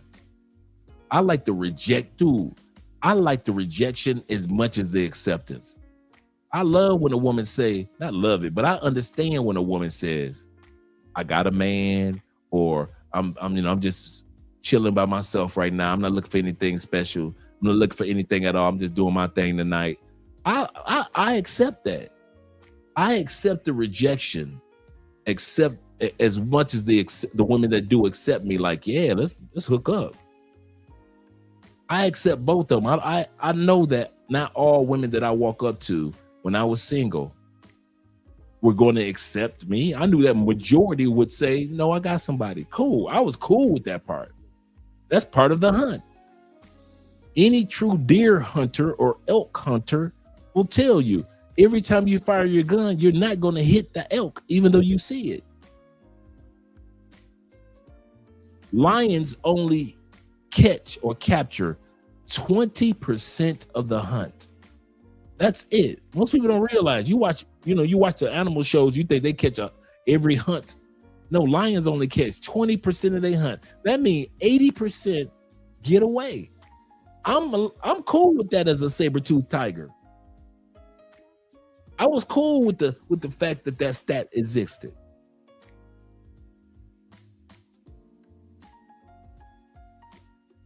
Yeah. He said that baby cat might be that anything that's vanilla. is a beast. Shout out to that baby cat cologne. Yes, sir. He said, I've had male and female compliments compliment me. Yes, sir. Anytime you get vanilla cologne, like right now, vanilla is just killing the game right now, bro. It really is. It's hard to find. That's the part. That's why I got the cologne, the Raffacat.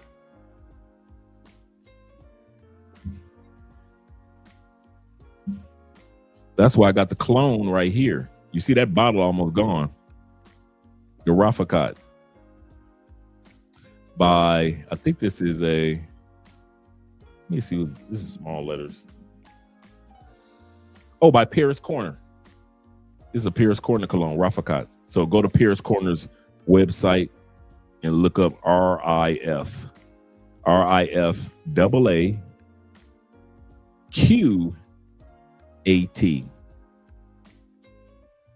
RIFAAQAT.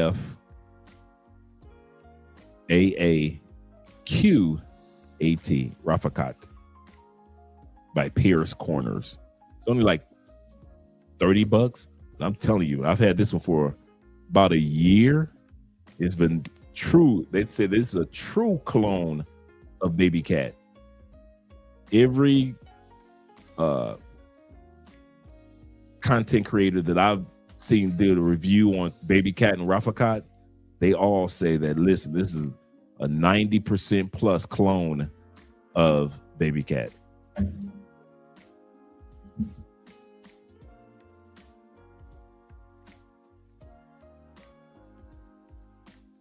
Yeah, the Raffacat is the truth. Yep, it's the truth, man. It is a true clone.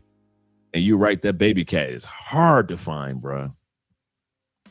He said, that's funny. He said, I told my son to get used to rejection. Absolutely correct. Because you're a man and men understand part of the hunt is timing. Absolutely correct. It's still about the numbers. It will always be, no matter how old you are. He said, I wanted my numbers between 15 to 30% of women. Yeah, once you get comfortable with that, you don't even trip on a rejection. You're like, okay, cool. I never was one of them dudes that got disappointed and upset because I didn't get all the ladies. I didn't need all the ladies. I just needed that little percentile as a silver-toothed tiger, and I was good. I mean, the saber-toothed tiger. He said, can't lie. He said, but I love the uncertainty and the unknown when dealing with new ladies. Absolutely correct. That's how I am. He said, I ordered Raffacat on Amazon. It should arrive next week. You'll love it, Tevin. Love it. It is excellent. Excellent. Excellent. I swear.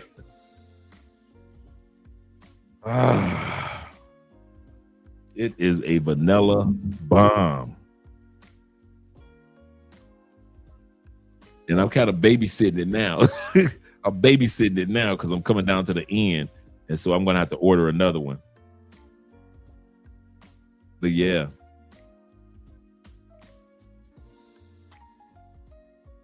Oh, man.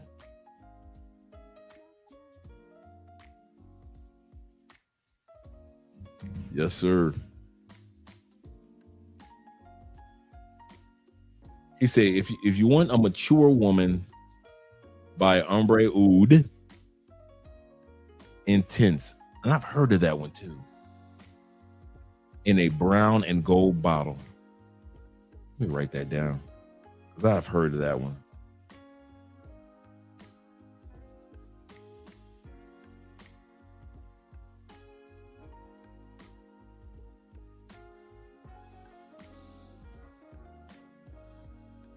This cologne had me do a has been done piece with 5 kids when I was 23. She was 48. Shout out to you. Shout out to you.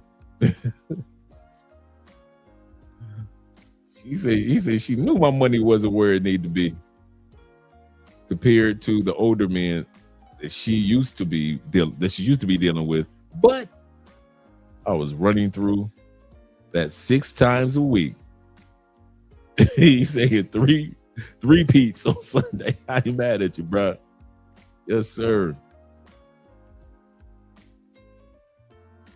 He said, listen, I live my brothers in the chat. He said, listen, I'm gonna say I love my brothers in the chat. But me gatekeeping on the next fragrance live. Oh, you ain't gate, man. You love bragging about your collection. You ain't gatekeeping. He said, when we meet, we're gonna have the same fragrances. You ain't gatekeeping. Half of having a collection is bragging about what you got, especially if it's something new. Yes, sir. Dave can't wait to the next one. Oh. He said the best poom poom I ever had since this day at 29. Yeah, yes, sir. I can imagine. Let's get ready to do the outro, guys. Let me let you guys go. Let you guys get some rest. It's after 12 o'clock. This was a great episode. I'm glad we got the chance to do this one. And once again, don't lead with your money, because that excitement that women have, that's initial excitement. After a while, they look at you as nothing but a sponsor when you continue to do it like that. But since most of us don't, shout out to you guys.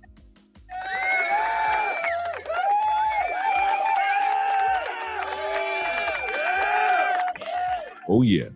Appreciate you, gentlemen. See you guys tomorrow too. Got another episode tomorrow. Let me scroll down, do a quick outro. Like so. Yeah. Yeah.